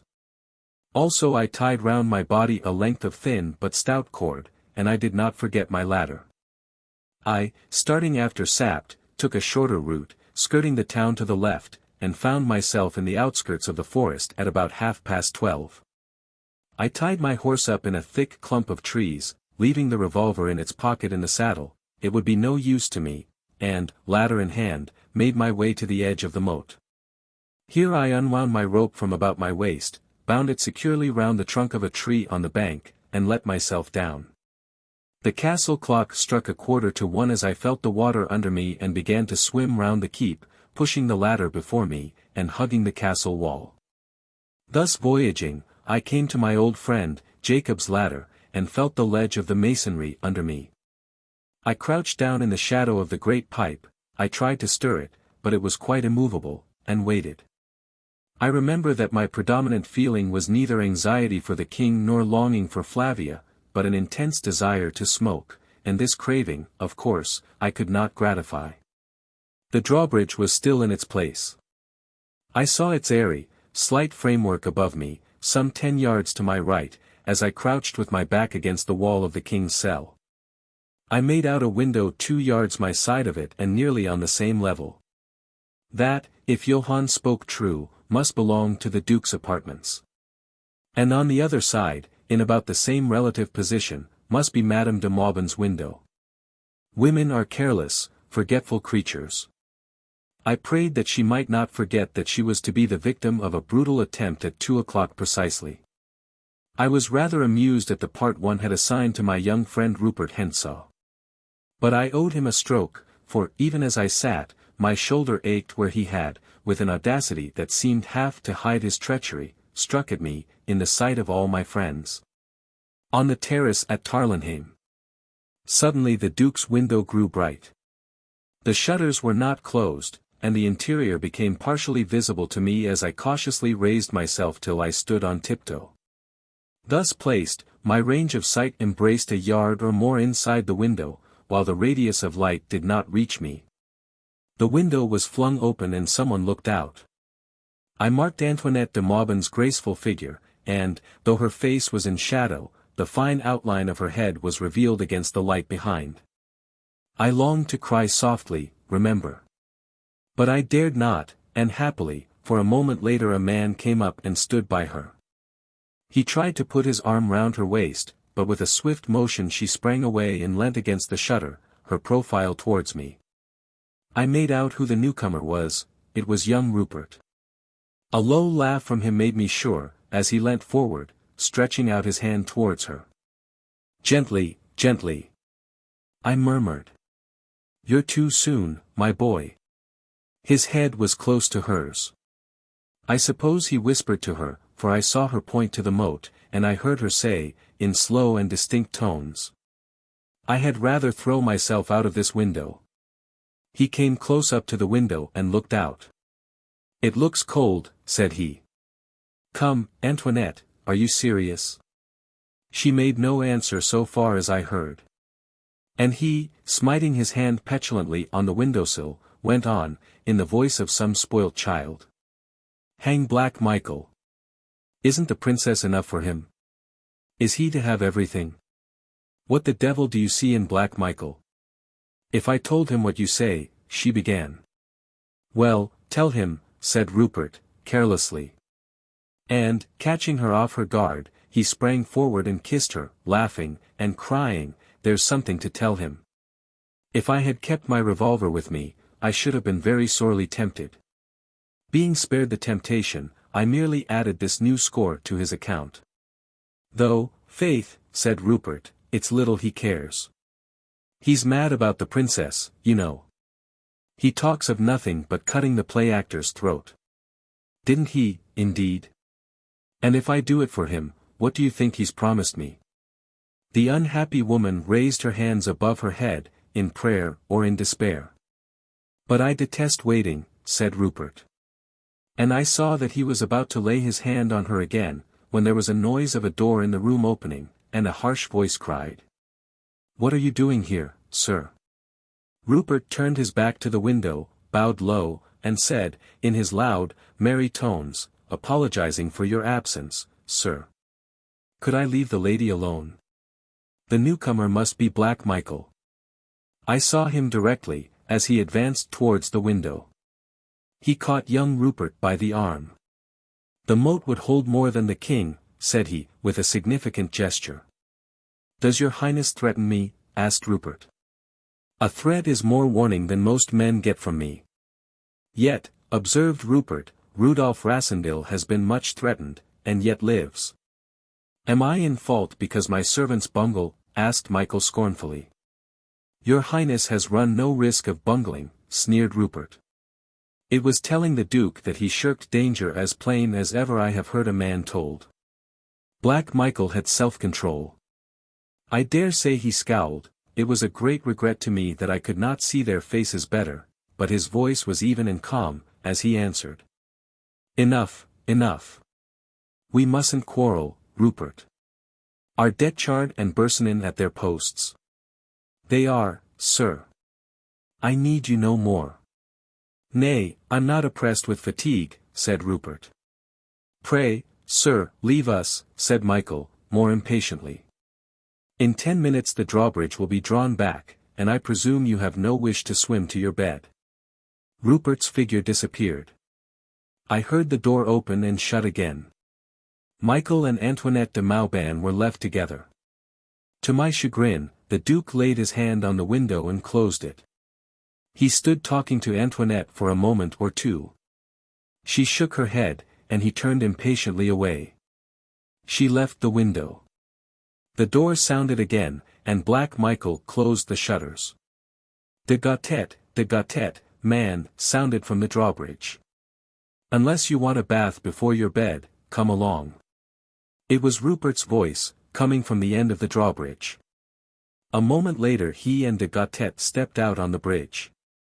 Rupert's arm was through de Gautet's, and in the middle of the bridge he detained his companion and leant over.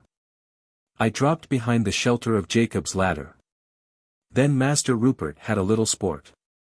He took from de Gautet a bottle which he carried, and put it to his lips. Hardly a drop, he cried discontentedly, and flung it in the moat. It fell, as I judged from the sound and the circles on the water, within a yard of the pipe. And Rupert, taking out his revolver, began to shoot at it. The first 2 shots missed the bottle, but hit the pipe. The third shattered the bottle. I hoped that the young ruffian would be content. But he emptied the other barrels at the pipe, and one, skimming over the pipe, whistled through my hair as I crouched on the other side. "Where bridge?" a voice cried, to my relief. Rupert and de Gautet cried, "A moment," and ran across. The bridge was drawn back, and all became still. The clock struck 1:15. I rose and stretched myself and yawned. I think some 10 minutes had passed when I heard a slight noise to my right. I peered over the pipe, and saw a dark figure standing in the gateway that led to the bridge. It was a man. By the careless, graceful poise, I guessed it to be Rupert again. He held a sword in his hand, and he stood motionless for a minute or two.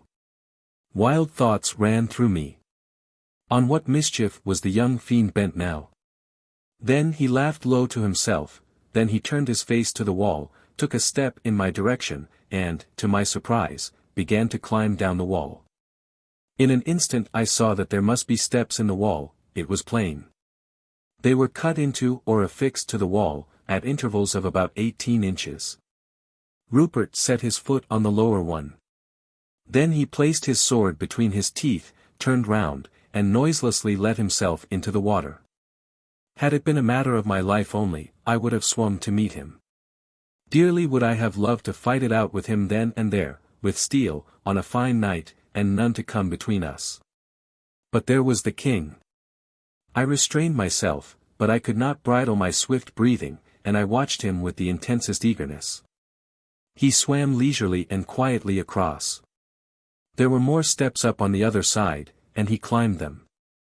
When he set foot in the gateway, standing on the drawn-back bridge, he felt in his pocket and took something out. I heard him unlock the door. I could hear no noise of its closing behind him. He vanished from my sight. Abandoning my ladder, I saw I did not need it now. I swam to the side of the bridge and climbed halfway up the steps. There I hung with my sword in my hand, listening eagerly. The Duke's room was shuttered and dark. There was a light in the window on the opposite side of the bridge. Not a sound broke the silence, till 1:30 chimed from the great clock in the tower of the chateau. There were other plots than mine afoot in the castle that night. Chapter 18. The forcing of the trap. The position wherein I stood does not appear very favorable to thought, yet for the next moment or two I thought profoundly. I had, I told myself, scored 1 point. Be Rupert Hensaw's errand what it might, and the villainy he was engaged on what it would, I had scored 1 point. He was on the other side of the moat from the king, and it would be by no fault of mine if ever he set foot on the same side again. I had 3 left to deal with, 2 on guard and de Gautet in his bed. Ah, if I had the keys! I would have risked everything and attacked Detchard and Bersonin before their friends could join them. But I was powerless. I must wait till the coming of my friends enticed someone to cross the bridge, someone with the keys. And I waited, as it seemed, for half an hour, really for about 5 minutes, before the next act in the rapid drama began. All was still on the other side. The Duke's room remained inscrutable behind its shutters. The light burnt steadily in Madame de Maubin's window. Then I heard the faintest sound. It came from behind the door which led to the drawbridge on the other side of the moat.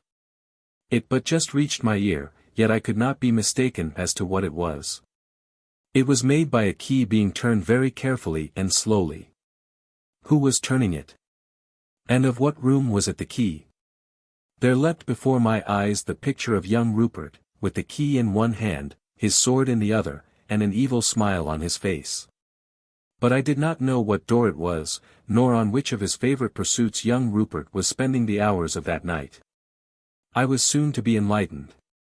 For the next moment, before my friends could be near the chateau door, before Johann the keeper would have thought to nerve himself for his task, there was a sudden crash from the room with the lighted window. It sounded as though someone had flung down a lamp, and the window went dark and black. At the same instant a cry rang out, shrill in the night, "Help, help! Michael, help!"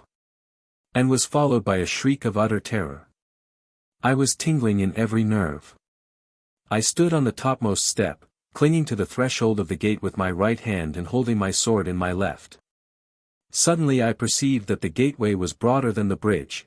There was a dark corner on the opposite side where a man could stand. I darted across and stood there. Thus placed, I commanded the path, and no man could pass between the chateau and the old castle till he had tried conclusions with me. There was another shriek. Then a door was flung open and clanged against the wall, and I heard the handle of a door savagely twisted. "Open the door! In God's name, what's the matter?" cried a voice, the voice of Black Michael himself. He was answered by the very words I had written in my letter. "Help, Michael, henceforth." A fierce oath rang out from the Duke, and with a loud thud he threw himself against the door. At the same moment I heard a window above my head open, and a voice cried, "What's the matter?" And I heard a man's hasty footsteps. I grasped my sword. If de Gautet came my way, the 6 would be less by one more. Then I heard the clash of crossed swords and a tramp of feet, and I cannot tell the thing so quickly as it happened, for all seemed to come at once. There was an angry cry from Madame's room, the cry of a wounded man. The window was flung open. Young Rupert stood there sword in hand. He turned his back, and I saw his body go forward to the lunge. "Ah, Johann, there's one for you. Come on, Michael." Johann was there, then, come to the rescue of the Duke. How would he open the door for me? For I feared that Rupert had slain him. "Help!" cried the Duke's voice, faint and husky. I heard a step on the stairs above me, and I heard a stir down to my left, in the direction of the king's cell. But, before anything happened on my side of the moat, I saw 5 or 6 men round young Rupert in the embrasure of Madame's window. 3 or 4 times he lunged with incomparable dash and dexterity. For an instant they fell back, leaving a ring round him. He leapt on the parapet of the window, laughing as he leapt, and waving his sword in his hand. He was drunk with blood, and he laughed again wildly as he flung himself headlong into the moat. What became of him then? I did not see, for as he leapt, de Gautet's lean face looked out through the door by me, and, without a second's hesitation, I struck at him with all the strength God had given me. And he fell dead in the doorway without a word or a groan. I dropped on my knees by him. Where were the keys? I found myself muttering, "The keys, man, the keys," as though he had been yet alive and could listen. And when I could not find them, God forgive me, I believe I struck a dead man's face. At last I had them. There were but 3. Seizing the largest, I felt the lock of the door that led to the cell. I fitted in the key. It was right. The lock turned.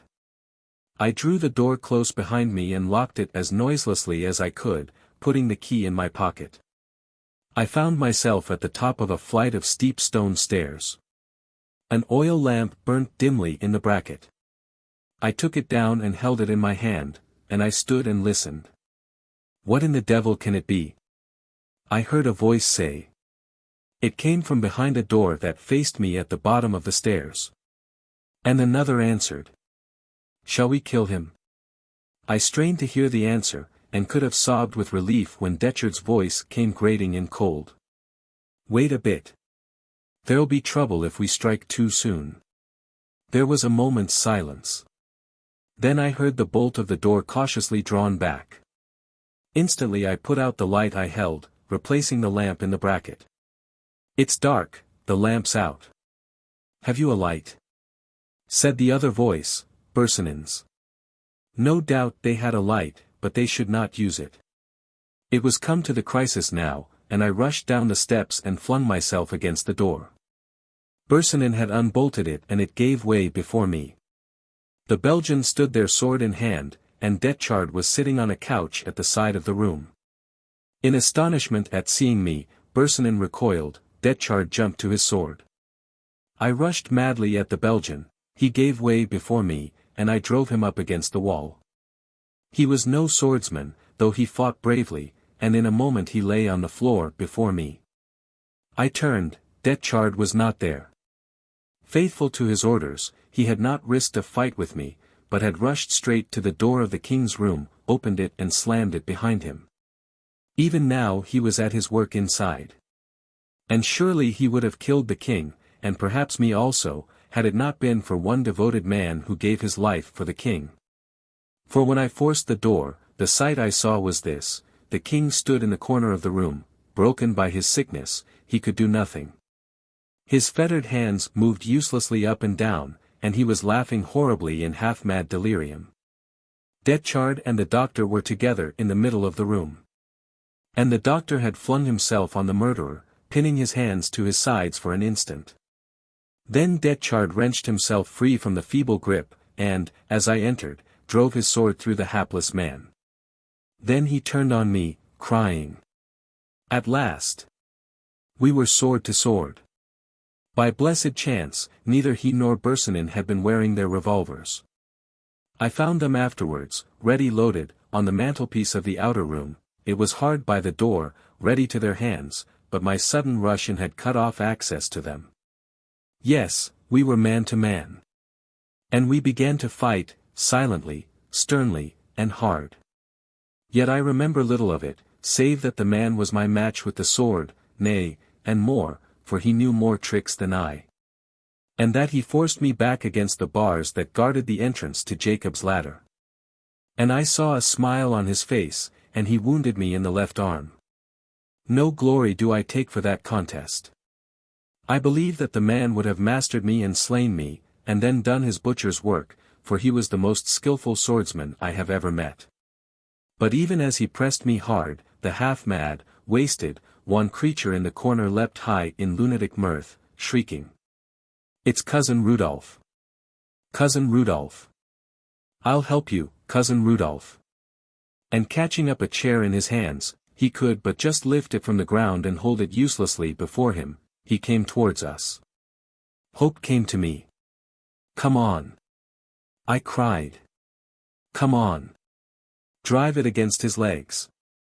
Detchard replied with a savage thrust. He all but had me. Come on. Come on, man. I cried. Come and share the fun. And the king laughed gleefully, and came on, pushing his chair before him. With an oath Detchard skipped back, and, before I knew what he was doing, had turned his sword against the king. He made one fierce cut at the king, and the king, with a piteous cry, dropped where he stood. The stout ruffian turned to face me again. But his own hand had prepared his destruction. For in turning he trod in the pool of blood that flowed from the dead physician. He slipped, he fell. Like a dart I was upon him.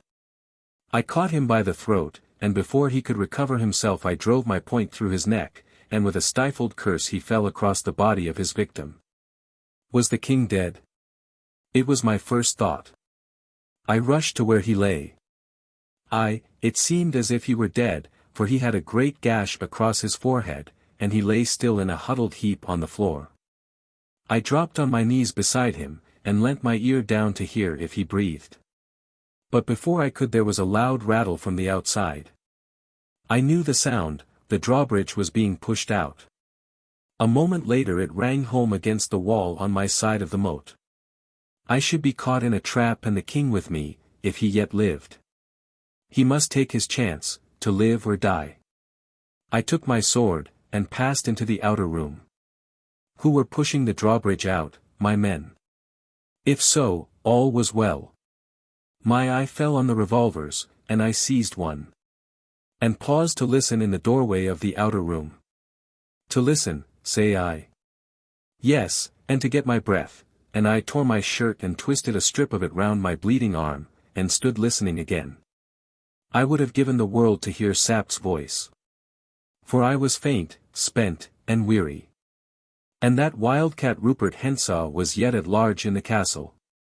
Yet, because I could better defend the narrow door at the top of the stairs than the wider entrance to the room, I dragged myself up the steps, and stood behind it listening. What was the sound? Again a strange one for the place and time.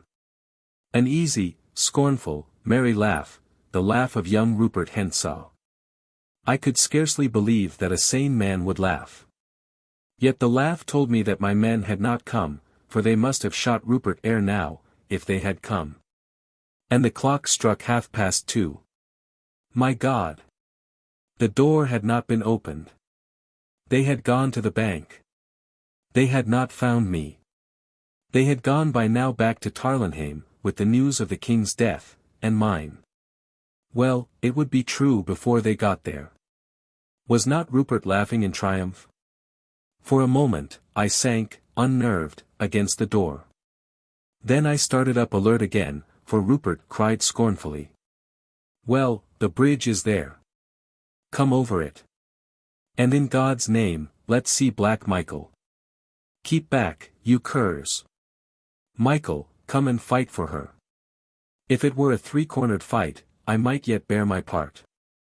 I turned the key in the door and looked out. Chapter 19. Face to face in the forest. For a moment I could see nothing, for the glare of lanterns and torches caught me full in the eyes from the other side of the bridge. But soon the scene grew clear, and it was a strange scene.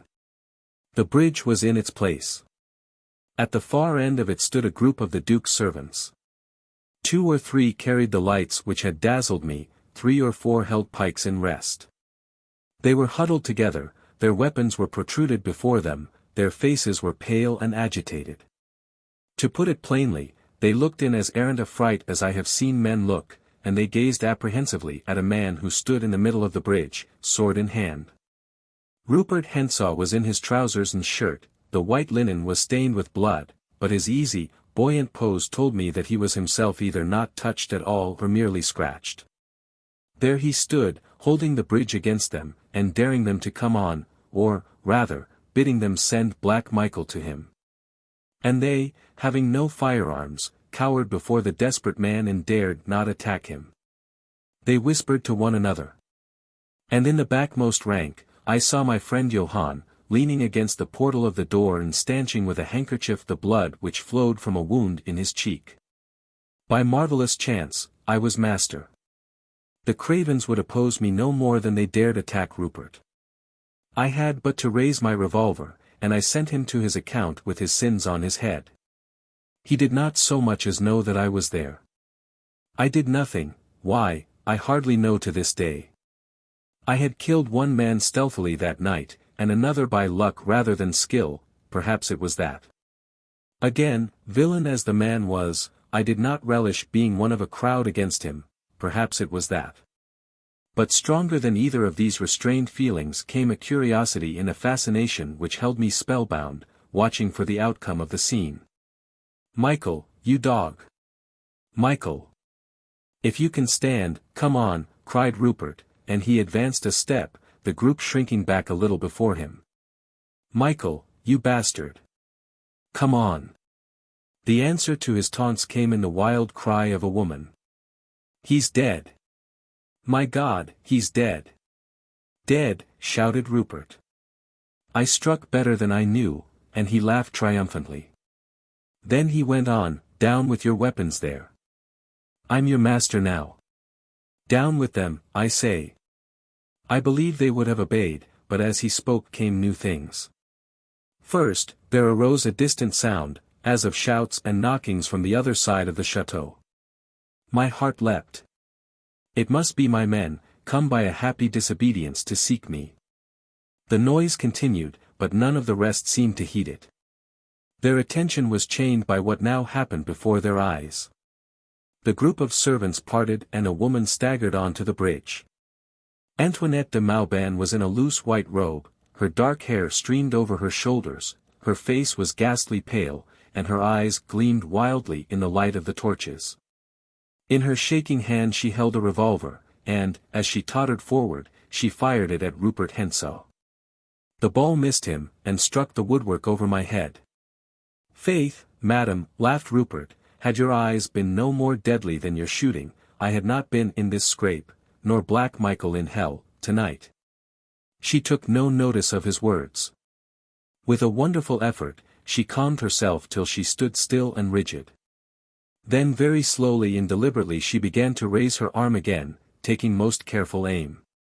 He would be mad to risk it. He must rush on her, chancing the bullet, or retreat towards me. I covered him with my weapon. He did neither. Before she had got her aim, he bowed in his most graceful fashion, cried, "I can't kill where I've kissed," and before she or I could stop him, laid his hand on the parapet of the bridge. And lightly leapt into the moat. At that very moment I heard a rush of feet, and a voice I knew, Saps, cry, "God! It's the Duke, dead!" Then I knew that the king needed me no more, and throwing down my revolver, I sprang out on the bridge. There was a cry of wild wonder, "The king!" And then I, like Rupert of Rassendyll, sword in hand, vaulted over the parapet, intent on finishing my quarrel with him where I saw his curly head 15 yards off in the water of the moat. He swam swiftly and easily. I was weary and half crippled with my wounded arm. I could not gain on him. For a time I made no sound, but as we rounded the corner of the old keep I cried, "Stop, Rupert, stop!" I saw him look over his shoulder, but he swam on. He was under the bank now, searching, as I guessed, for a spot that he could climb. I knew there to be none, but there was my rope, which would still be hanging where I had left it. He would come to where it was before I could. Perhaps he would miss it, perhaps he would find it, and if he drew it up after him, he would get a good start of me. I put forth all my remaining strength and pressed on. At last I began to gain on him, for he, occupied with his search, unconsciously slackened his pace. Ah, he had found it. A low shout of triumph came from him. He laid hold of it and began to haul himself up. I was near enough to hear him mutter, "How the devil comes this here?" I was at the rope, and he, hanging in mid-air, saw me, but I could not reach him. "Hullo! Who's here?" he cried in startled tones. For a moment, I believe, he took me for the king. I dare say I was pale enough to lend color to the thought, but an instant later he cried, "Why, it's the play-actor! How come you here, man?" And so saying he gained the bank. I laid hold of the rope, but I paused. He stood on the bank, sword in hand, and he could cut my head open or spit me through the heart as I came up. I let go the rope. "Never mind," said I, "but as I am here, I think I'll stay." He smiled down on me. "These women are the deuce," he began. When suddenly the great bell of the castle started to ring furiously, and a loud shout reached us from the moat. Rupert smiled again, and waved his hand to me.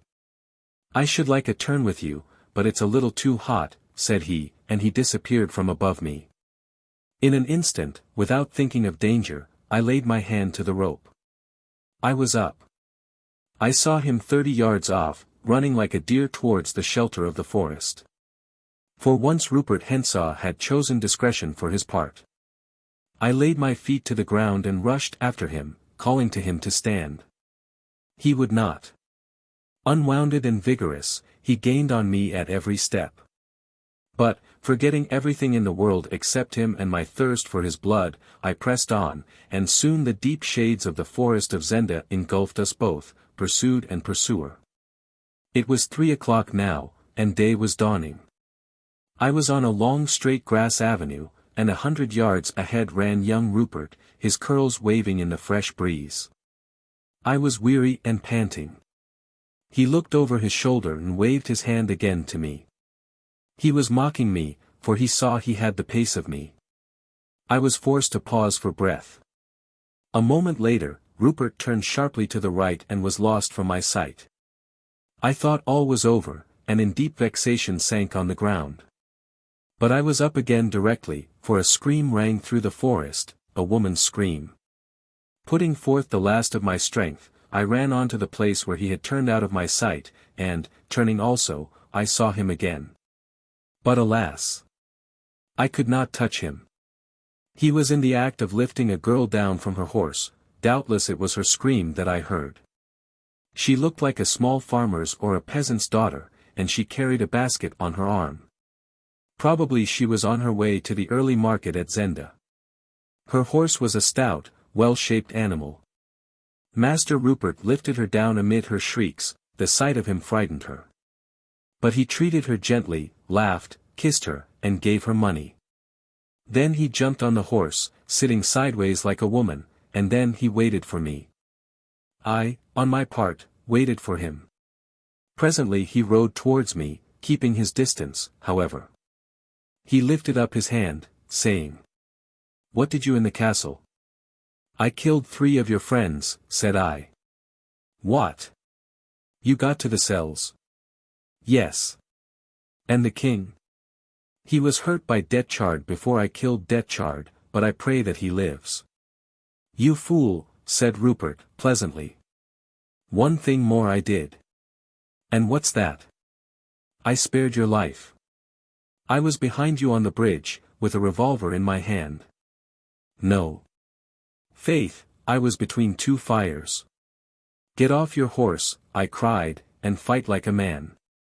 "Before a lady," said he, pointing to the girl. "Fie, your Majesty."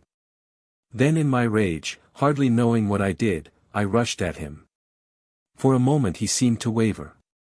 Then he reined his horse in and stood waiting for me. On I went in my folly. I seized the bridle and I struck at him.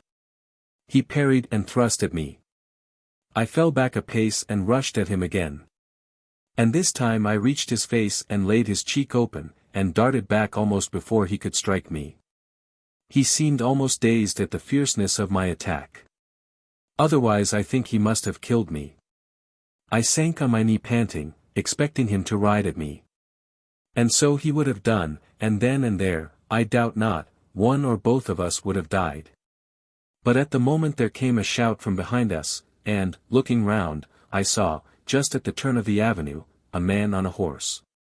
He was riding hard, and he carried a revolver in his hand. It was Fritz von Tarlenheim, my faithful friend. Rupert saw him, and knew that the game was up. He checked his rush at me and flung his leg over the saddle, but yet for just a moment he waited. Leaning forward, he tossed his hair off his forehead and smiled, and said, "Au revoir, Rudolf Rassendyll." Then, with his cheek streaming blood, but his lips laughing and his body swaying with ease and grace, he bowed to me. And he bowed to the farm girl, who had drawn near in trembling fascination, and he waved his hand to Fritz, who was just within range and let fly a shot at him. The ball came nigh doing its work, for it struck the sword he held, and he dropped the sword with an oath, wringing his fingers and clapped his heels hard on his horse's belly. And rode away at a gallop. And I watched him go down the long avenue, riding as though he rode for his pleasure and singing as he went, for all there was that gash in his cheek. Once again he turned to wave his hand, and then the gloom of thickets swallowed him and he was lost from our sight. Thus he vanished, reckless and wary, graceful and graceless, handsome, debonair, vile, and unconquered. And I flung my sword passionately on the ground and cried to Fritz to ride after him. But Fritz stopped his horse, and leapt down and ran to me, and knelt, putting his arm about me. And indeed it was time, for the wound that Detchard had given me was broken forth afresh, and my blood was staining the ground. "Then give me the horse," I cried, staggering to my feet and throwing his arms off me. And the strength of my rage carried me so far as where the horse stood, and then I fell prone beside it. And Fritz knelt by me again. "Fritz," I said. "Aye, friend, dear friend," he said, tender as a woman. "Is the king alive?" He took his handkerchief and wiped my lips, and bent and kissed me on the forehead. "Thanks to the most gallant gentleman that lives," said he softly, "the king is alive." The little farm girl stood by us, weeping for fright and wide-eyed for wonder, for she had seen me at Zenda. And was not I, pallid, dripping, foul, and bloody as I was, yet was not I the king? And when I heard that the king was alive, I strove to cry, hurrah! But I could not speak, and I laid my head back in Fritz's arms and closed my eyes, and I groaned, and then, lest Fritz should do me wrong in his thoughts, I opened my eyes and tried to say, hurrah! Again. But I could not. And being very tired, and now very cold, I huddled myself close up to Fritz, to get the warmth of him, and shut my eyes again and went to sleep. Chapter 20. The Prisoner and the King. In order to a full understanding of what had occurred in the castle of Zenda, it is necessary to supplement my account of what I myself saw and did on that night by relating briefly what I afterwards learnt from Fritz and Madame de Mauban. The story told by the latter explained clearly how it happened that the cry which I had arranged as a stratagem and a sham had come, in dreadful reality, before its time, and had thus, as it seemed at the moment, ruined our hopes, while in the end it had favoured them. The unhappy woman, fired, I believe, by a genuine attachment to the Duke of Strelsau, no less than by the dazzling prospects which a dominion over him opened before her eyes, had followed him at his request from Paris to Ruritania. He was a man of strong passions, but of stronger will, and his cool head ruled both. He was content to take all and give nothing. When she arrived, she was not long in finding that she had a rival in the Princess Flavia. Rendered desperate, she stood at nothing which might give, or keep for her, her power over the Duke. As I say, he took and gave not. Simultaneously, Antoinette found herself entangled in his audacious schemes. Unwilling to abandon him, bound to him by the chains of shame and hope, yet she would not be a decoy, nor, at his bidding, lure me to death. Hence the letters of warning she had written. Whether the lines she sent to Flavia were inspired by good or bad feeling, by jealousy or by pity, I do not know, but here also she served us well. When the Duke went to Zenda, she accompanied him. And here for the first time she learnt the full measure of his cruelty, and was touched with compassion for the unfortunate king. From this time she was with us. Yet, from what she told me, I know that she still, as women will, loved Michael, and trusted to gain his life, if not his pardon, from the king, as the reward for her assistance. His triumph she did not desire, for she loathed his crime, and loathed yet more fiercely what would be the prize of it, his marriage with his cousin, Princess Flavia. At Zenda new forces came into play, the lust and daring of young Rupert. He was caught by her beauty, perhaps it was enough for him that she belonged to another man, and that she hated him. For many days there had been quarrels and ill will between him and the Duke, and the scene which I had witnessed in the Duke's room was but one of many. Rupert's proposals to me, of which she had, of course, been ignorant, in no way surprised her when I related them. She had herself warned Michael against Rupert, even when she was calling on me to deliver her from both of them. On this night, then, Rupert had determined to have his will. When she had gone to her room, he, having furnished himself with a key to it, had made his entrance.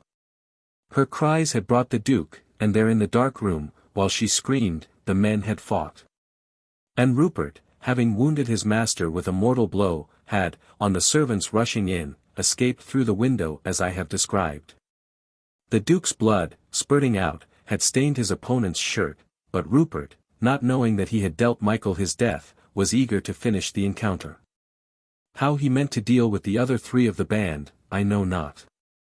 I dare say he did not think, for the killing of Michael was not premeditated. Antoinette, left alone with the Duke, had tried to stanch his wound, and thus was she busied till he died, and then, hearing Rupert's taunts, she had come forth to avenge him. Me she had not seen, nor did she till I darted out of my ambush, and leapt after Rupert into the moat. The same moment found my friends on the scene. They had reached the chateau in due time, and waited ready by the door. But Johann, swept with the rest to the rescue of the Duke, did not open it. Nay, he took a part against Rupert, putting himself forward more bravely than any in his anxiety to avert suspicion, and he had received a wound, in the embrasure of the window. Till nearly 2:30 Sapt waited, then, following my orders, he had sent Fritz to search the banks of the moat. I was not there. Hastening back, Fritz told Sapt. And Sapt was for following orders still, and riding at full speed back to Tarlenheim, while Fritz would not hear of abandoning me, let me have ordered what I would. On this they disputed some few minutes. Then Sapt, persuaded by Fritz, detached a party under Bernenstein to gallop back to Tarlenheim and bring up the marshal, while the rest fell to on the great door of the chateau. For several minutes it resisted them. Then, just as Antoinette de Mauban fired at Rupert of Hentzau on the bridge, they broke in, 8 of them in all, and the first door they came to was the door of Michael's room. And Michael lay dead across the threshold, with a sword thrust through his breast. Sapt cried out at his death, as I had heard, and they rushed on the servants. But these, in fear, dropped their weapons, and Antoinette flung herself weeping at Sapt's feet. And all she cried was that I had been at the end of the bridge and leapt off. What of the prisoner? Asked Sapt, but she shook her head. Then Sapt and Fritz, with the gentleman behind them, crossed the bridge, slowly, warily, and without noise. And Fritz stumbled over the body of de Gautet in the way of the door. They felt him and found him dead. Then they consulted, listening eagerly for any sound from the cells below. But there came none, and they were greatly afraid that the king's guards had killed him, and having pushed his body through the great pipe, had escaped the same way themselves. Yet, because I had been seen here, they had still some hope, thus indeed Fritz, in his friendship, told me. And going back to Michael's body, pushing aside Antoinette, who prayed by it, they found a key to the door which I had locked, and opened the door. The staircase was dark, and they would not use a torch at first, lest they should be more exposed to fire. But soon Fritz cried, "The door down there is open. See, there is light." So they went on boldly, and found none to oppose them. And when they came to the outer room and saw the Belgian, Bersonin, lying dead, they thanked God, Sapt saying, "Aye, he has been here." Then rushing into the king's cell, they found Detchard lying dead across the dead physician, and the king on his back with his chair by him. And Fritz cried, "He's dead." And Sapt drove all out of the room except Fritz, and knelt down by the king. And, having learnt more of wounds and the signs of death than I, he soon knew that the king was not dead, nor, if properly attended, would die. And they covered his face and carried him to Duke Michael's room, and laid him there. And Antoinette rose from praying by the body of the duke and went to bathe the king's head and dress his wounds, till a doctor came. And Sapt, seeing I had been there, and having heard Antoinette's story, sent Fritz to search the moat and then the forest. He dared send no one else. And Fritz found my horse, and feared the worst. Then, as I have told, he found me, guided by the shout with which I had called on Rupert to stop and face me. And I think a man has never been more glad to find his own brother alive than was Fritz to come on me. So that, in love and anxiety for me, he thought nothing of a thing so great as would have been the death of Rupert Hentzau. Yet, had Fritz killed him, I should have grudged it. The enterprise of the king's rescue being thus prosperously concluded, it lay on Colonel Sapt to secure secrecy as to the king ever having been in need of rescue. Antoinette de Mauban and Johann the keeper, who, indeed, was too much hurt to be wagging his tongue just now, were sworn to reveal nothing. And Fritz went forth to find, not the king, but the unnamed friend of the king, who had lain in Zenda and flashed for a moment before the dazed eyes of Duke Michael's servants on the drawbridge. The metamorphosis had happened. And the king, wounded almost to death by the attacks of the jailers who guarded his friend, had at last overcome them, and rested now, wounded but alive, in Black Michael's own room in the castle. There he had been carried, his face covered with a cloak, from the cell. And thence orders issued, that if his friend were found, he should be brought directly and privately to the king, and that meanwhile messengers should ride at full speed to Tarlenheim, to tell Marshal Strakenx to assure the princess of the king's safety and to come himself with all speed to greet the king. The princess was enjoined to remain at Tarlenheim, and there await her cousin's coming or his further injunctions. Thus the king would come to his own again, having wrought brave deeds, and escaped, almost by a miracle, the treacherous assault of his unnatural brother. This ingenious arrangement of my long-headed old friend prospered in every way, save where it encountered a force that often defeats the most cunning schemes. I mean nothing else than the pleasure of a woman. For, let her cousin and sovereign send what command he chose, or Colonel Sapt chose for him, and let Marshal Strakenks insist as he would. The Princess Flavia was in no way minded to rest at Tarlenheim while her lover lay wounded at Zenda. And when the Marshal, with a small suite, rode forth from Tarlenheim on the way to Zenda, the princess's carriage followed immediately behind, and in this order they passed through the town. Where the report was already rife that the king, going the night before to remonstrate with his brother, in all friendliness, for that he held one of the king's friends in confinement in the castle, had been most traitorously set upon. That there had been a desperate conflict, that the duke was slain with several of his gentlemen, and that the king, wounded as he was, had seized and held the castle of Zenda. All of which talk made, as may be supposed, a mighty excitement, and the wires were set in motion. And the tidings came to Strelsau only just after orders had been sent thither to parade the troops and overawe the dissatisfied quarters of the town with a display of force. Thus the Princess Flavia came to Zenda. And as she drove up the hill, with the marshal riding by the wheel and still imploring her to return in obedience to the king's orders, Fritz von Tarlenheim, with the prisoner of Zenda, came to the edge of the forest. I had revived from my swoon, and walked, resting on Fritz's arm, and looking out from the cover of the trees, I saw the princess. Suddenly understanding from a glance at my companion's face that we must not meet her, I sank on my knees behind a clump of bushes. But there was one whom we had forgotten, but who followed us, and was not disposed to let slip the chance of earning a smile and maybe a crown or two. And, while we lay hidden, the little farm girl came by us and ran to the princess, curtsying and crying, "Madam, the king is here, in the bushes. May I guide you to him, madam?" "Nonsense, child," said old Strakenks, "the king lies wounded in the castle."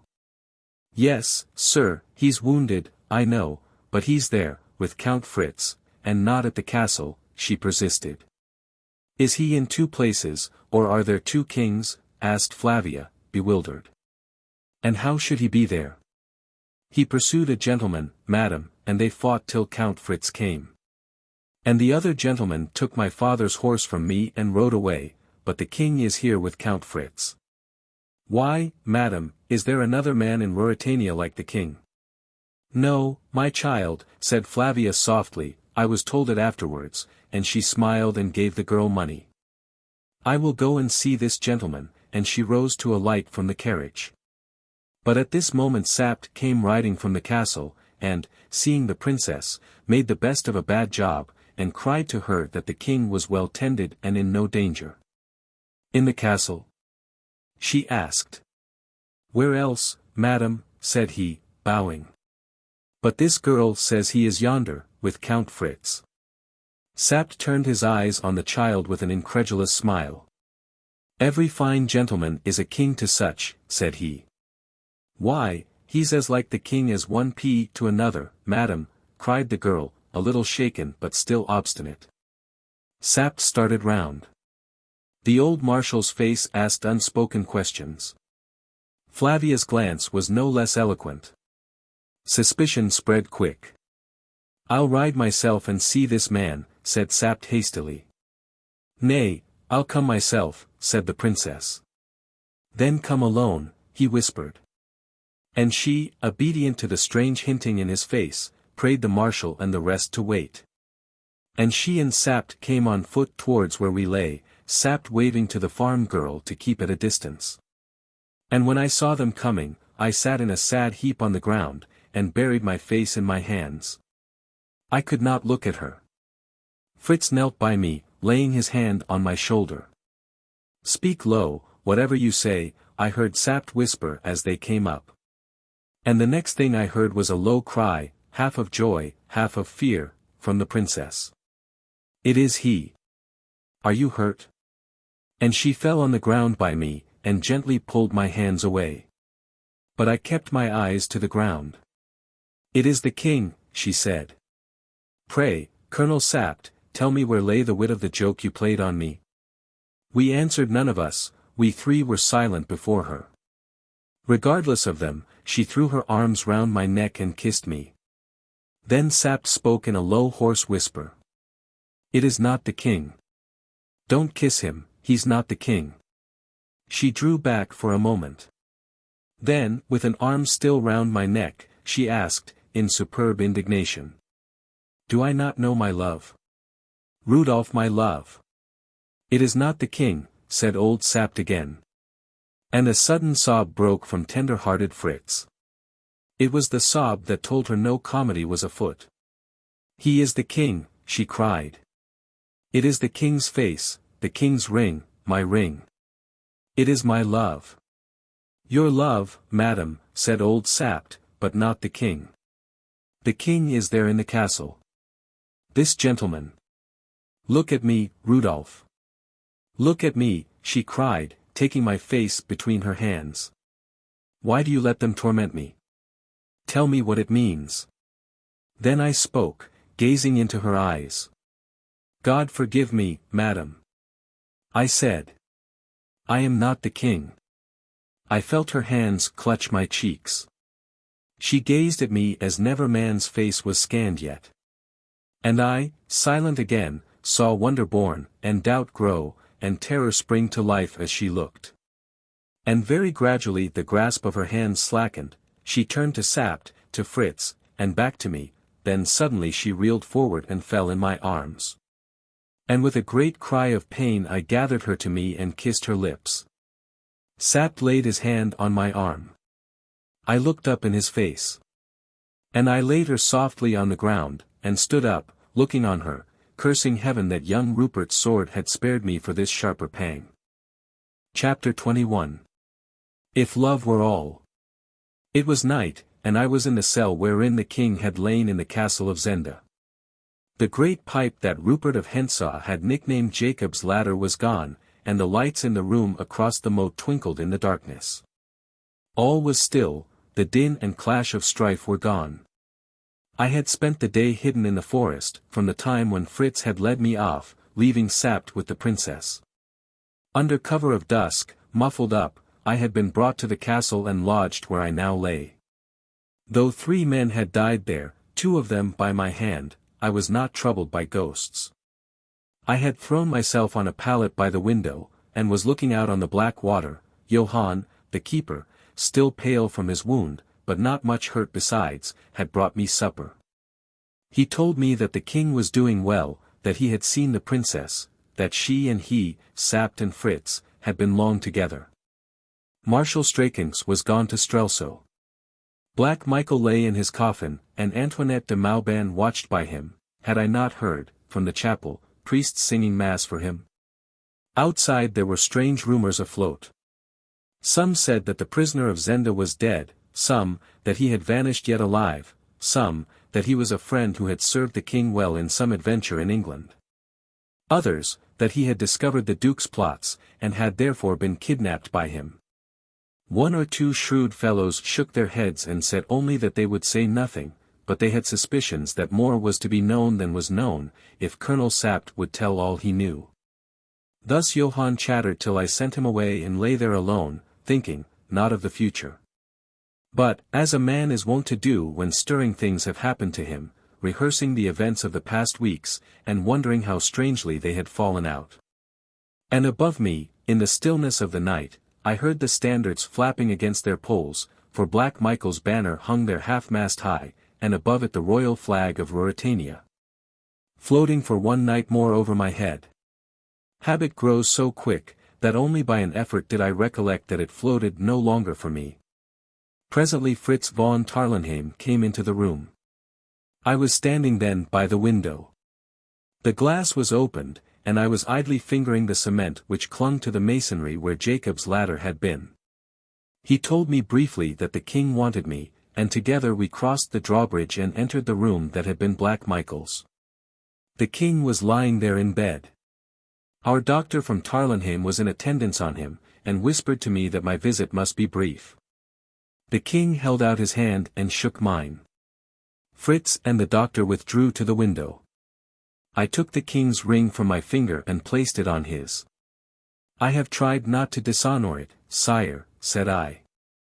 I can't talk much to you, he said, in a weak voice. I have had a great fight with Sapt and the marshal, for we have told the marshal everything. I wanted to take you to Strelsau and keep you with me, and tell everyone of what you had done. And you would have been my best and nearest friend, cousin Rudolf. But they tell me I must not, and that the secret must be kept, if kept it can be. They are right, sire. Let me go. My work here is done. Yes, it is done, as no man but you could have done it. When they see me again, I shall have my beard on, I shall, yes, faith, I shall be wasted with sickness. They will not wonder that the king looks changed in face. Cousin, I shall try to let them find him changed in nothing else. You have shown me how to play the king. Sire, said I. I can take no praise from you. It is by the narrowest grace of God that I was not a worse traitor than your brother. He turned inquiring eyes on me. But a sick man shrinks from puzzles, and he had no strength to question me. His glance fell on Flavia's ring, which I wore. I thought he would question me about it. But, after fingering it idly, he let his head fall on his pillow. I don't know when I shall see you again, he said faintly, almost listlessly. If I can ever serve you again, sire, I answered. His eyelids closed. Fritz came with the doctor. I kissed the king's hand, and let Fritz lead me away. I have never seen the king since. Outside, Fritz turned, not to the right, back towards the drawbridge, but to the left, and without speaking led me upstairs, through a handsome corridor in the chateau. Where are we going? I asked. Looking away from me, Fritz answered. She has sent for you. When it is over, come back to the bridge. I'll wait for you there. What does she want? Said I, breathing quickly. He shook his head. Does she know everything? Yes, everything. He opened a door, and gently pushing me in, closed it behind me. I found myself in a drawing room, small and richly furnished. At first I thought that I was alone, for the light that came from a pair of shaded candles on the mantelpiece was very dim. But presently I discerned a woman's figure standing by the window. I knew it was the princess, and I walked up to her, fell on one knee, and carried the hand that hung by her side to my lips. She neither moved nor spoke. I rose to my feet, and, piercing the gloom with my eager eyes, saw her pale face and the gleam of her hair, and before I knew, I spoke softly. Flavia. She trembled a little, and looked round. Then she darted to me, taking hold of me. Don't stand, don't stand. No, you mustn't. You're hurt. Sit down, here, here. She made me sit on a sofa, and put her hand on my forehead. How hot your head is, she said, sinking on her knees by me. Then she laid her head against me, and I heard her murmur, my darling, how hot your head is. Somehow love gives even to a dull man the knowledge of his lover's heart. I had come to humble myself and pray pardon for my presumption. But what I said now was, I love you with all my heart and soul. For what troubled and shamed her? Not her love for me, but the fear that I had counterfeited the lover as I had acted the king, and taken her kisses with a smothered smile. With all my life and heart, said I, as she clung to me. Always, from the first moment I saw you in the cathedral. There has been but one woman in the world to me, and there will be no other. But God forgive me the wrong I've done you. They made you do it, she said quickly, and she added, raising her head and looking in my eyes, it might have made no difference if I'd known it. It was always you, never the king. I meant to tell you, said I was going to on the night of the ball in Strelsau, when Sapt interrupted me. After that, I couldn't risk losing you before, I must. My darling, for you I nearly left the king to die.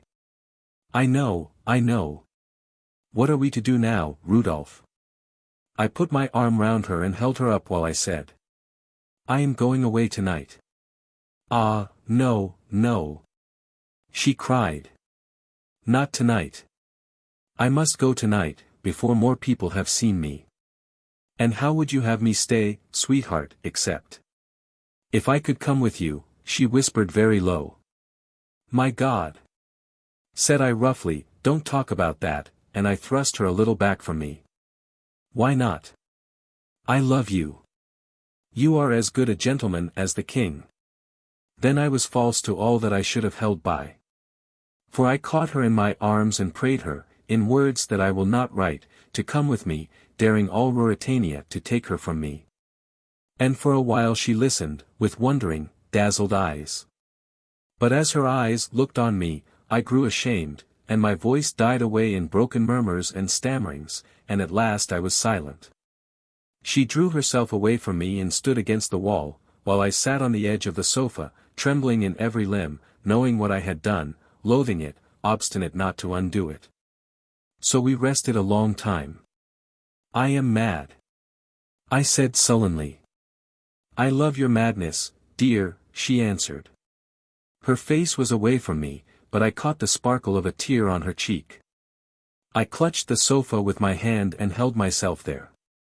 Is love the only thing? She asked, in low, sweet tones that seemed to bring a calm even to my wrung heart. If love were the only thing, I would follow you, in rags, if need be, to the world's end, for you hold my heart in the hollow of your hand. But is love the only thing? I made no answer. It gives me shame now to think that I would not help her. She came near me and laid her hand on my shoulder. I put my hand up and held hers. I know people write and talk as if it were. Perhaps, for some, fate lets it be. Ah, if I were one of them. But if love had been the only thing, you would have let the king die in his cell. I kissed her hand. Honor binds a woman too, Rudolf. My honor lies in being true to my country and my house. I don't know why God has let me love you, but I know that I must stay. Still I said nothing. And she, pausing a while, then went on. Your ring will always be on my finger, your heart in my heart, the touch of your lips on mine. But you must go and I must stay. Perhaps I must do what it kills me to think of doing. I knew what she meant, and a shiver ran through me. But I could not utterly fail her. I rose and took her hand. Do what you will, or what you must, I said. I think God shows his purposes to such as you. My part is lighter. For your ring shall be on my finger and your heart in mine, and no touch save of your lips will ever be on mine. So, may God comfort you, my darling. There struck on our ears the sound of singing. The priests in the chapel were singing masses for the souls of those who lay dead. They seemed to chant a requiem over our buried joy, to pray forgiveness for our love that would not die.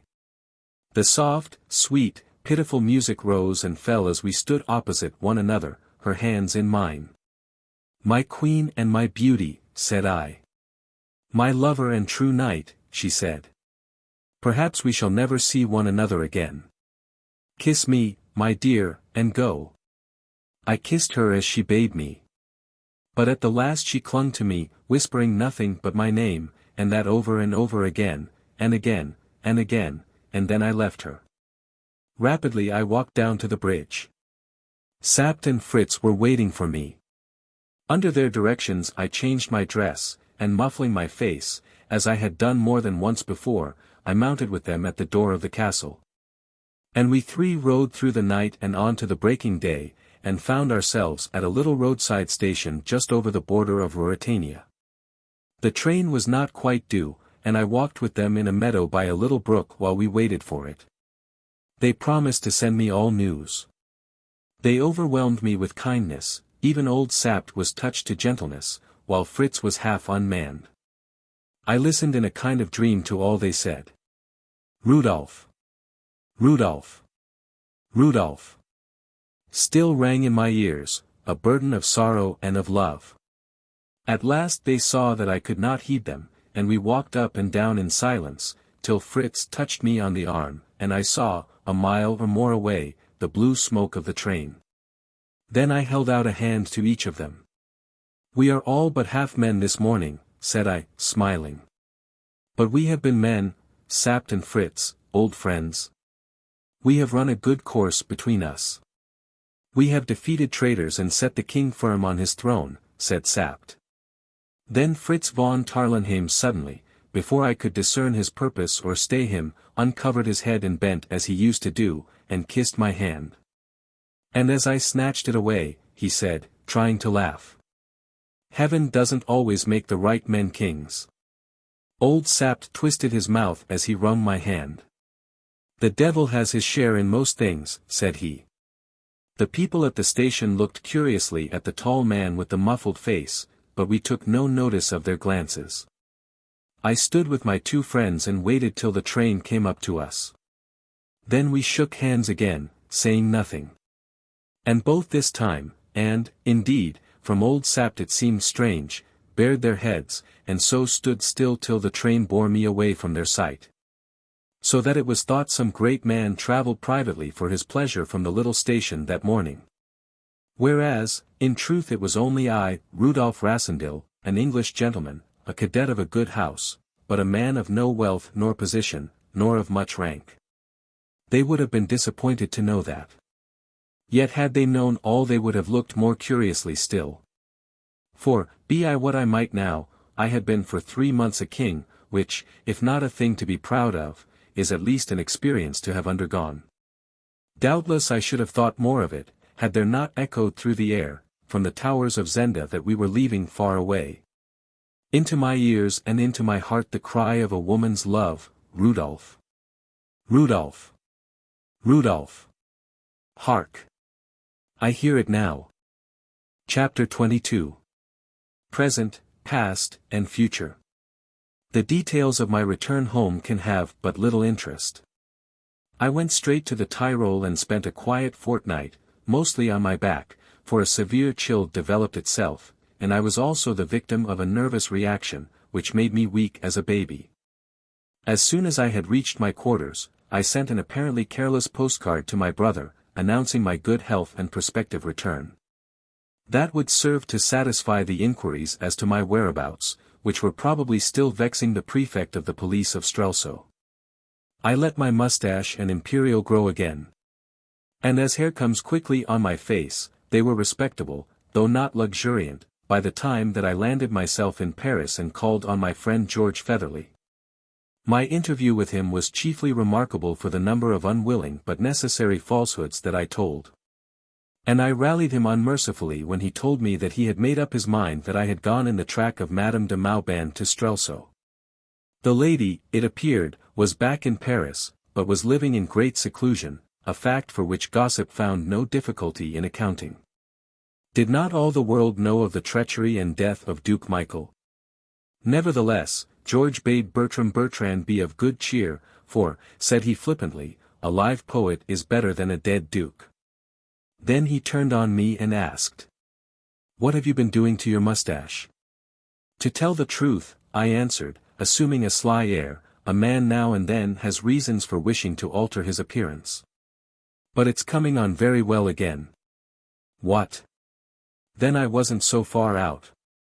If not the fair Antoinette, there was a charmer." "There is always a charmer," said I, sententiously. But George would not be satisfied till he had wormed out of me, he took much pride in his ingenuity, an absolutely imaginary love affair, attended with the proper soupçon of scandal, which had kept me all this time in the peaceful regions of the Tyrol. In return for this narrative, George regaled me with a great deal of what he called inside information, known only to diplomatists, as to the true course of events in Ruritania. The plots and counterplots. In his opinion, he told me, with a significant nod, there was more to be said for Black Michael than the public supposed. And he hinted at a well-founded suspicion that the mysterious prisoner of Zenda, concerning whom a good many paragraphs had appeared, was not a man at all. But, here I had much ado not to smile, a woman disguised as a man. And that strife between the king and his brother for this imaginary lady's favor was at the bottom of their quarrel. Perhaps it was Madame de Mauban herself, I suggested. No, said George decisively. Antoinette de Mauban was jealous of her, and betrayed the Duke to the King for that reason. And, to confirm what I say, it's well known that the Princess Flavia is now extremely cold to the King, after having been most affectionate. At this point I changed the subject, and escaped from George's inspired delusions. But if diplomatists never know anything more than they had succeeded in finding out in this instance, they appear to me to be somewhat expensive luxuries. While in Paris I wrote to Antoinette, though I did not venture to call upon her. I received in return a very affecting letter, in which she assured me that the King's generosity and kindness, no less than her regard for me, bound her conscience to absolute secrecy. She expressed the intention of settling in the country, and withdrawing herself entirely from society. Whether she carried out her designs, I have never heard. But as I have not met her, or heard news of her up to this time, it is probable that she did. There is no doubt that she was deeply attached to the Duke of Strelsau. And her conduct at the time of his death proved that no knowledge of the man's real character was enough to root her regard for him out of her heart. I had one more battle left to fight, a battle that would, I knew, be severe, and was bound to end in my complete defeat.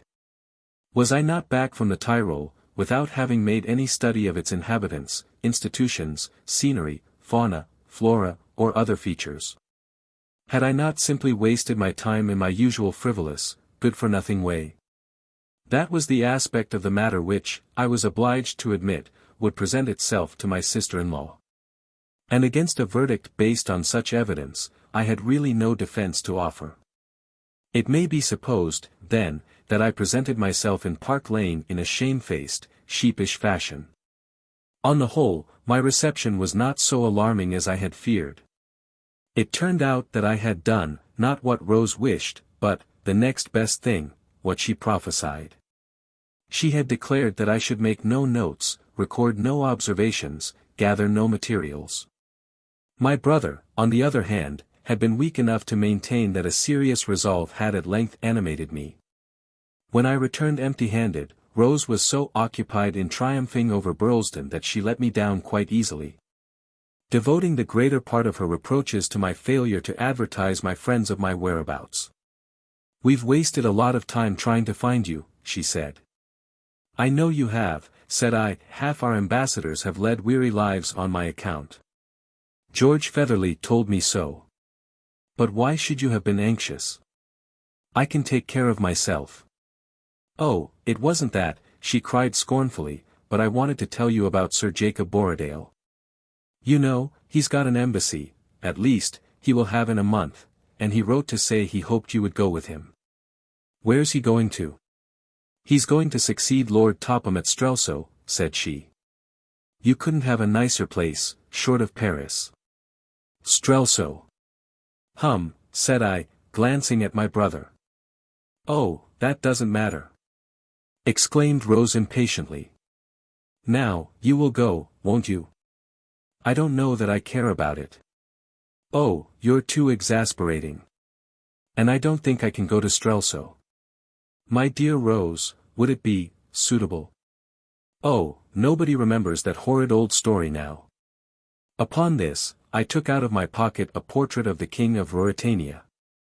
It had been taken a month or two before he ascended the throne. She could not miss my point when I said, putting it into her hands, "In case you've not seen, or not noticed, a picture of Rudolf V, there he is. Don't you think they might recall the story, if I appeared at the court of Ruritania?" My sister-in-law looked at the portrait, and then at me. "Good gracious," she said, and flung the photograph down on the table. "What do you say, Bob?" I asked. Burlesdon got up, went to a corner of the room, and searched in a heap of newspapers. Presently he came back with a copy of the Illustrated London News. Opening the paper, he displayed a double-page engraving of the coronation of Rudolf V at Strelsau. The photograph and the picture he laid side by side. I sat at the table fronting them, and, as I looked, I grew absorbed. My eye traveled from my own portrait to Sapt, to Straken's, to the rich robes of the cardinal, to Black Michael's face, to the stately figure of the princess by his side. Long I looked and eagerly. I was roused by my brother's hand on my shoulder. He was gazing down at me with a puzzled expression. "It's a remarkable likeness, you see," said I. "I really think I had better not go to Ruritania." Rose, though half convinced, would not abandon her position. "It's just an excuse," she said pettishly. "You don't want to do anything. Why, you might become an ambassador." "I don't think I want to be an ambassador," said I. "It's more than you ever will be," she retorted. "That is very likely true, but it is not more than I have been. The idea of being an ambassador could scarcely dazzle me. I had been a king. So pretty Rose left us in dudgeon." And Burlston, lighting a cigarette, looked at me still with that curious gaze. "That picture in the paper," he said. "Well, what of it?" "It shows that the king of Ruritania and your humble servant are as like as two peas." My brother shook his head. "I suppose so," he said. "But I should know you from the man in the photograph. And not from the picture in the paper." "I should know the photograph from the picture's very like the photograph, but—" "Well? It's more like you," said my brother. "My brother is a good man and true, so that, for all that he is a married man and mighty fond of his wife, he should know any secret of mine. But this secret was not mine, and I could not tell it to him." "I don't think it's so much like me as the photograph," said I boldly. "But, anyhow, Bob, I won't go to Strelsau." "No, don't go to Strelsau, Rudolf," said he. And whether he suspects anything, or has a glimmer of the truth, I do not know. If he has, he keeps it to himself, and he and I never refer to it. And we let Sir Jacob Borrodaile find another attaché. Since all these events whose history I have set down happened, I have lived a very quiet life at a small house which I have taken in the country. The ordinary ambitions and aims of men in my position seem to me dull and unattractive. I have little fancy for the whirl of society, and none for the jostle of politics. Lady Burlston utterly despairs of me, my neighbors think me an indolent, dreamy, unsociable fellow. Yet I am a young man. And sometimes I have a fancy, the superstitious would call it a presentiment, that my part in life is not yet altogether played. That, somehow and some day, I shall mix again in great affairs, I shall again spin policies in a busy brain, match my wits against my enemies. Brace my muscles to fight a good fight and strike stout blows. Such is the tissue of my thoughts as, with gun or rod in hand, I wander through the woods or by the side of the stream. Whether the fancy will be fulfilled, I cannot tell, still less whether the scene that, led by memory, I lay for my new exploits will be the true one, for I love to see myself once again in the crowded streets of Strelsau, or beneath the frowning keep of the castle of Zenda. Thus led, my broodings leave the future, and turn back on the past. Shapes rise before me in long array, the wild first revel with the king, the rush with my brave tea-table, the night in the moat, the pursuit in the forest, my friends and my foes. The people who learnt to love and honor me, the desperate men who tried to kill me. And, from amidst these last, comes one who alone of all of them yet moves on earth, though where I know not, yet plans, as I do not doubt, wickedness. Yet turns women's hearts to softness and men's to fear and hate. Where is young Rupert of Hentzau, the boy who came so nigh to beating me? When his name comes into my head, I feel my hand grip and the blood move quicker through my veins. And the hint of fate, the presentiment, seems to grow stronger and more definite, and to whisper insistently in my ear that I have yet a hand to play with young Rupert. Therefore I exercise myself in arms, and seek to put off the day when the vigor of youth must leave me. One break comes every year in my quiet life.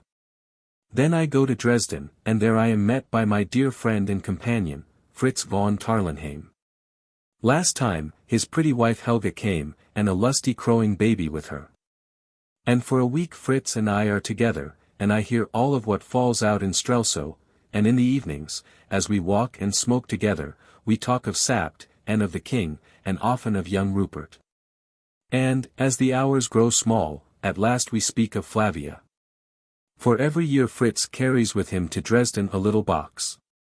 In it lies a red rose, and round the stalk of the rose is a slip of paper with the words written, Rudolf, Flavia, always. And the like I send back by him. That message, and the wearing of the rings, are all that now bind me and the Queen of Ruritania. For, nobler, as I hold her, for the act, she has followed where her duty to her country and her house led her, and is the wife of the king, uniting his subjects to him by the love they bear to her.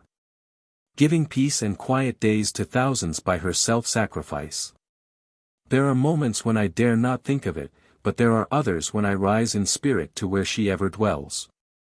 Then I can thank God that I love the noblest lady in the world, the most gracious and beautiful, and that there was nothing in my love that made her fall short in her high duty. Shall I see her face again, the pale face and the glorious hair? Of that I know nothing, fate has no hint, my heart no presentiment. I do not know. In this world, perhaps, nay, it is likely, never. And can it be that somewhere, in a manner whereof our flesh-bound minds have no apprehension, she and I will be together again, with nothing to come between us, nothing to forbid our love? That I know not, nor wiser heads than mine. But if it be never, if I can never hold sweet converse again with her, or look upon her face, or know from her her love, why, then, this side the grave, I will live as becomes the man whom she loves, and, for the other side, I must pray a dreamless sleep.